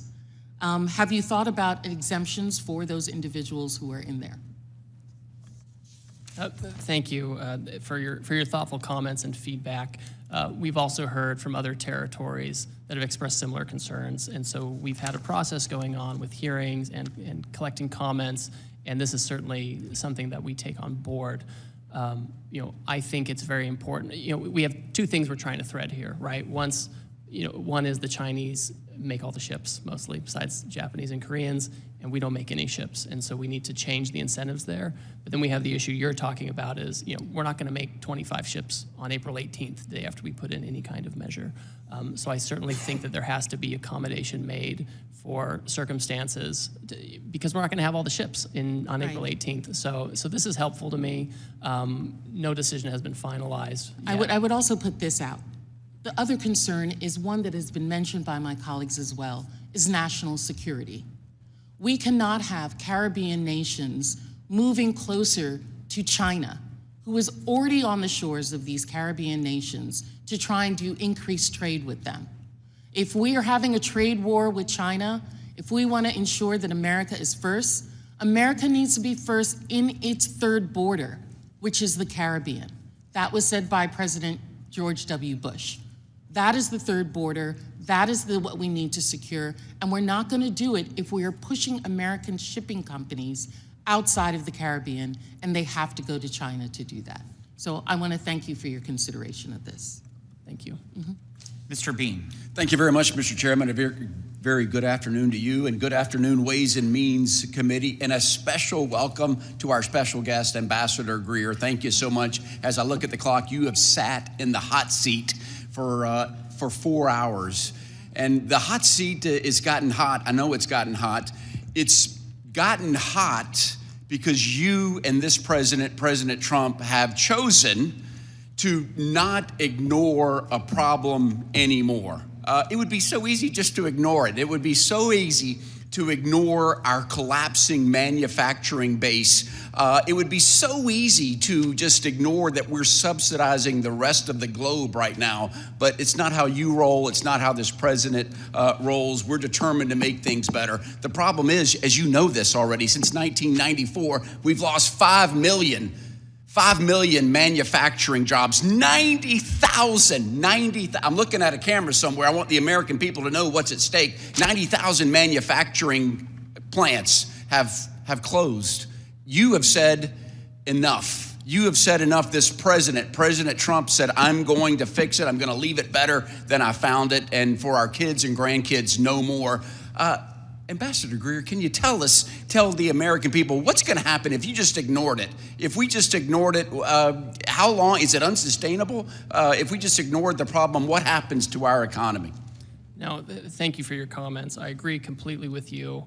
The situation is, for the past 30 years or so, we have had a trade policy dictated by Wall Street, and that's what I have people screaming at me today, the Wall Street talking points, repeating everything. They're trying to tell me what Goldman Sachs thinks. They're telling me all these different kinds of things. We're not talking about the next quarterly earnings for the investors on Wall Street, right? When the Wall Street Journal says, oh, well, this is going to be bad for Wall Street, I'm kind of focused on Main Street. I'm focused on getting these jobs back. We're sensitive to volatility in the market. We're sensitive to this. The problem is there's not a silver bullet where we can magically, have everything, bright and shiny again immediately. But we have to take strong measures. I would love to have Congress also take strong measures to help with reshoring and to support during this transition, where we adjust from an economy that's fueled by government spending and over-financialization to one where we're making real goods and services. Because if we don't do it, Congressman, if we don't do it, then we will be dependent completely on others, including our foreign adversaries, for the things we need the most. Amen. Cars, like drugs and manufacturing, 50% of which comes from our adversary China, which is a shame. It's working. It is working, and I want the American people to know there are dozens of companies that said, "Hey, we're going to come back. We're going to invest in America." Apple, OpenAI, Oracle, SoftBank, Johnson & Johnson, thousands of jobs, billions and billions of money. So it is working. And I do know, as a tweet right now, we've got over 70 countries that said, America, we want to work with you. We're going to eliminate tariffs. So it is working. And my phone just went off that the president just recently said we're going to call timeout on a 60-day pause on every nation except China. That's breaking news, Mr. Ambassador. So, which is really good. I want us to be sensitive, though, and I've heard from manufacturings, too, in my area alone, growing wood, said, amen, finally, we can't have Brazil and Canada dumping wood. The seafood industry, which is big in Florida also, China, shrimp comes from China enough. What about companies that ordered product before the tariffs, before Liberation Day? Are we going to recognize the Custom and Border Protection have put arbitrary dates? I just want to get that on the record, and hopefully you and your team will recognize that. Is that something that's on your radar screen of when they've ordered it before? Are they still going to be able to comply with some deadlines? So I know normally what happens when you take a tariff action, if there are goods on the water, en route, that's something where it's not going to be subject to a tariff. I think we have a little bit of a pause right now as we're negotiating with countries, and we can take a look at that. 10-4, and just custom, and then coordinating with customs. Your team has given me the thumbs up that I just want to put that on the record. How are we going to compete when countries like China that are subsidized in foreign governments, how are we going to make sure the American worker can compete against them? Is that on your radar screen? Yeah, no, it definitely is. I mean, as we're looking at these other countries, and I mentioned this a little earlier, maybe it was to Congressman Miller, if we're getting to a situation where we actually have a deal for better reciprocal trade with other countries, I want to make sure that it's a benefit to us and that country. I don't want a third country like China benefiting from it. Amen. Mr. Ambassador, on behalf of people in Florida, Northeast Florida, thank you for standing up for the American worker finally. Mr. Chairman, I yield back. Thank you. Mr. Swazi. Thank you, Mr. Chairman, Ambassador. Thanks for being here today. Thanks for your service. I saw that you were a missionary and you were a veteran and you had a big job at a law firm and now you're here serving the government. You helped negotiate the USMCA. Did you think the USMCA was a good deal for America? I think it was. There was a lot more we could have done and should have done. So why did the president come out after this year and say it was one of the worst deals we ever negotiated in the history of the country? I think it's frustrating that here we are 5 years later and steel imports from Mexico shot up, car imports from Mexico shot up. Well, you think it was a good deal, but he thinks it was a terrible deal. I mean, I feel like you're in a very bad position here. This whole idea that this president made this switcheroo on you while you were in the middle of testifying here today. I actually feel bad for you. No, but I really feel bad for the American people that are seeing these things happen. There's no plan. I mean, that's my big concern. I know there's goals. I want to see manufacturing brought back to America, or at least I want to see jobs that pay more money so we can rebuild our middle class in America. I'm for that. I'm for holding China accountable and holding our adversaries accountable. I'm for tariffs in select specific places. But right now, all we know is prices are going up, we're pissing off our allies, and the stock market went down dramatically. It's gone up dramatically today. The market manipulation question by Mr. Horsford is a very real concern that we're gonna have to dig into a little bit. Who's benefiting from these wild fluctuations down, wild fluctuation up? We're still way down. We need a plan to accomplish the objectives that I know that you genuinely believe in, which is to try and recreate the middle class here in the United States of America, that on my side of the aisle, we all believe in that. We have to recreate the middle class in America. Do you think we should increase the minimum wage in America? I think we need to create jobs that naturally have high wages. The minimum wage in 20 states is $7.25 an hour. Do you think we should increase the minimum wage? I mean, I think the states should be managing that kind of thing. I think we need better manufacturing jobs that are 20 states, 30, 40, $50 20 states rely on the federal minimum wage. It's still $7.25 an hour. So you don't think we should increase it at the federal level? Well, you'll have to talk to the Secretary of Labor on that. That's Do you think we should have the PRO Act to promote unions in America? Because that will help to recreate the middle class. And I'd refer you to Secretary Chavez DeRemer. She's much better placed. Do you like the CHIPS Act that to reshore the manufacturing of semiconductors here in the United States of America, a national industrial policy where we invest in creating factories with high-skilled, high-wage jobs in America? Do you support the CHIPS Act? So notionally, I agree that we should have industrial policy to help with chips and other things, right? You know, whether the CHIPS Act was the perfect way to do it, I don't know. But so my big concern is that, you know, we want to do these things. You and I share the same goals, but there's no plan right now. As we saw, there's been devastation from this unilateral action by the president where he treats our allies and our strategic adversaries the same, with the exception of China. We know that China's, and I'm all for that. I actually have a bill that I sponsored to get rid of most favored trade nation for China. So, but why are we treating our allies? Why are we treating Japan and Korea and Australia, who have been our bulwarks against China in the Indo-Pacific? And Vietnam, even though they don't share our philosophy, they're sick of China as well. And we were building a relationship with them to help us be a bulwark against China. Why are we treating our allies in the Indo-Pacific, who are our main allies against China, the same as we're treating our adversaries? We aren't treating them the same. They have substantially lower tariffs than China. I know, but we just really kind of bombarded them. I mean, it's the same as USMCA. We negotiated a bipartisan trade agreement that everybody agreed upon, that the president praised as being the best deal ever, and now he pulls the rug, like he pulled the rug out from under you today. He pulled the rug out from under Canada and Mexico. I mean, it doesn't seem like there's no plan. Do you think that there's a plan, and can you share the plan with us? Certainly. Listen, I'm very confident in the president's policy. Goods that meet USMCA rules come in duty-free. So when the president comes out and he says we're going to have a tariff to make sure we're treated the same, that we can get rid of these deficits, we have a baseline 10% to make sure that we don't have Swiss cheese in this program, and then we have higher tariffs on those who are the worst offenders. That's why you end up in the president put in place the president put in place these high tariffs, but today he just yanked them out. Is that part of the plan? Was that always part of the plan? Well, they're paused. The reality is a lot of these countries have come to us and they said, we understand American leadership, we understand what you're trying to do, we want to have reciprocal trade with you. China has taken a different choice, and so they're on a different path. Our Western Hemisphere countries, they all have the lowest rate. They have a 10% rate, right? The UK, Australia, they have a 10% rate. These are all the lowest. The big issues are in Asia, where we saw the offshoring, and China is in a category all by itself. Okay, thank you, Ambassador. Appreciate your time today. I'm very concerned there's no plan, and this is being done kind of willy-nilly at the last minute by the president, out of his head. It doesn't really make sense to us. It'd be great if we knew what the plan was and it was shared to us by the administration, and even if it was done in a way for our committee, that we can at least know what's happening. We have a lot of the same goals, but right now, prices are going up, our allies are very upset, and the stock market is on fire. Thank you. Thank you, Mr. Chairman. Thank you. Mr. Gomez is recognized to enter and document into the record. Yeah, Mr. Chairman, I wanted to enter a tweet by Howard Lutnick, basically where he states Scott Besson and him sat with President when they drafted the post, the Truth Social post that paused the tariffs for 90 days.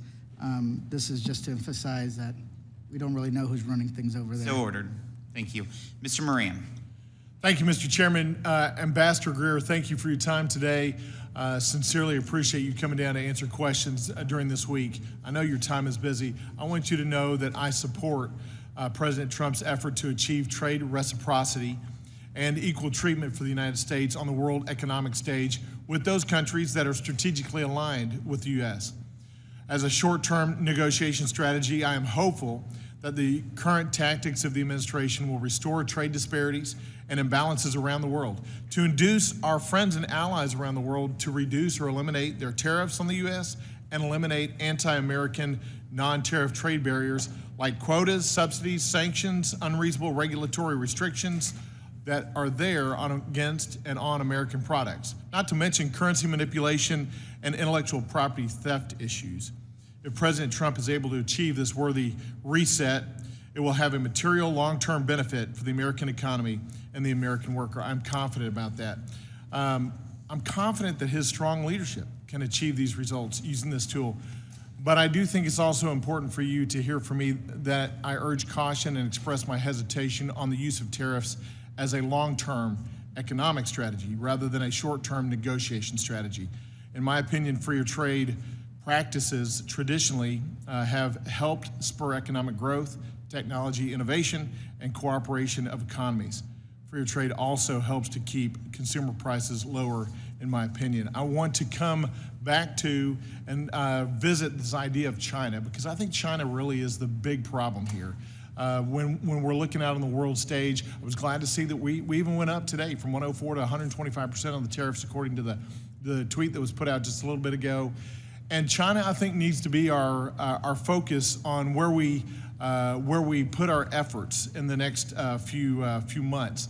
The Diminimus rule is $800, or was before the recent executive order. I want the American people to understand. I would love for you to explain how the China-friendly Diminimus rule was helping China companies undercut American companies before the president's April 2nd executive order went into place. Certainly. So just to lay it out, the de minimis exemption it's a provision of law that allows goods to come in. If they're valued under $800, they can come in duty-free. And we have a lot of Chinese companies that have leveraged this to avoid tariffs, right? We have high tariffs on China for very good reasons, and they have used this law to bring in these goods. We have also heard that this has been used because there's little scrutiny of these packages. They can be used to include illicit substances, counterfeit products, things that harm U.S. people, but also U.S. companies. And so it's been a loophole. And so that's one of the reasons why I know there's been bipartisan movement in Congress to deal with it, why the president was comfortable moving forward with that as well. Yeah, and I think the American people don't realize what a big loophole that has been over the past 4 years and how devastating that has been to a number of American businesses to have China unfairly compete under that de minimis rule. So I applaud the president including that in his executive order, and I hope we eliminate that altogether moving forward. I also want to talk to you about the fact that China is involved in a worldwide illegal and unregulated fishing around the world. Is the president's team, is the administration looking at helping to stop the illegal and unregulated fishing that's occurring across the globe by China? Yes, that's I have an office at at USTR that deals with environmental type issues, and they're very focused on this particular issue of fishing. It's something we're looking at. We're working, there are folks in the Senate too who are very concerned about this. We currently have now tariffs on China, so that at least creates a deterrent from having that in our market, but it's a broader issue that we should deal with.